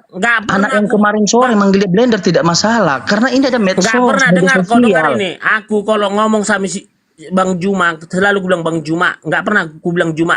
Ustadz Alif, nggak pernah aku bilang Alif, nggak pernah. Karena apa? Aku diajarkan etika Bang dan Alif moral. kau bilang Alif, malahan kau panggil pun. Lupa kau di Ustadz malah Alif, inspirasi. Kau nggak Itu usah orang tidak ngomong merajuk sama kau. Ini fokus Ustadz dulu, Alif. nggak usah kemana-mana, nggak usah dulu kemana-mana. Malas aku ngomong sama kau, nggak ada bilang etika, tadi nggak ada simbolis. yang ku bilang samamu Tidak tadi malas, kau aduh, jawab simbolis. malas. Sebenarnya malas. Ya kalau udah, kau masuk makanya di jangan keluar congormu itu kau bilang simbolis. Makanya kau banyak Karena yang belajar tidak budi tertulis pekerti, kau bilang etika dan moral simbolis. gitu loh. Sepintar apa Moral kau kalau pertama kalau itu kau ketika menganggap kau mengembalikan moralmu merujuk kepada Tuhan. sejajar dengan kau, nggak perlu. Itu moral yang urusanku. utama. Itu moral yang utama. Utamakan moralmu kepada Tuhan. Ya, biarlah, Sampaikan Kak. kebenaran. Yang kau tidak sampaikan itu adalah Kebenaran apa yang mau kau penghinaan moral. sampaikan? Dengar. Kayak mana Secara ya kau nggak punya sopan santun? secara etimologi, kau menyampaikan tidak benar itu tidak bagus Kau moralnya. cerita moral, Paham? kau aja nggak bermoral. Cara Ngapain saya bermoral kepada orang yang berdusta? Kau bilang secara udah. simbolis. Berarti kau merasa benar. Kan gitu. Ya, memang benar. Ya udah lah, makanya ngapain lagi kau dilayani? Udah. Awal aku aja di sini mau ngomong sama si Blender. Enggak, gini. Dari awal aja yang kau menyaut aku, sampaikan kau penuh nggak dengan ada usaha, kebohongan. kenapa kau Itu usaha? adalah moral. Itu non moral. Itu melanggar kode Dari etik 2000 moral. enggak gini ya, dari 2.400 orang ini ayolah kita punya etika dan moral dalam berbicara. Iya, dari awal kau menyampaikan sesuatu hal itu tidak non moral. Itu immoral. Dari awal kau menyampaikan sesuatu kebohongan dengar ya, yang tidak tertulis, kau udah sampaikan ngocok, itu aku udah immoral. ngocok, kau belum lahir. Aku udah ngocok, kau belum lahir. Ini contoh moral. Jadi kau ngocok aja dulu. Kau lihatlah Blender, umur aku jauh sama siapa ini. Iya. Jadi kau besar-besar ngocok gitu. Blender, tahu kok kan kalau di Medan kalau Iya. Abangan Iya, mana. dikopak kepalanya, dipukul kepalanya, pernah nggak? Enggak. Ketika kau menyampaikan kedustaan itu immoral. Mengerti hukum, mengerti tata bicara.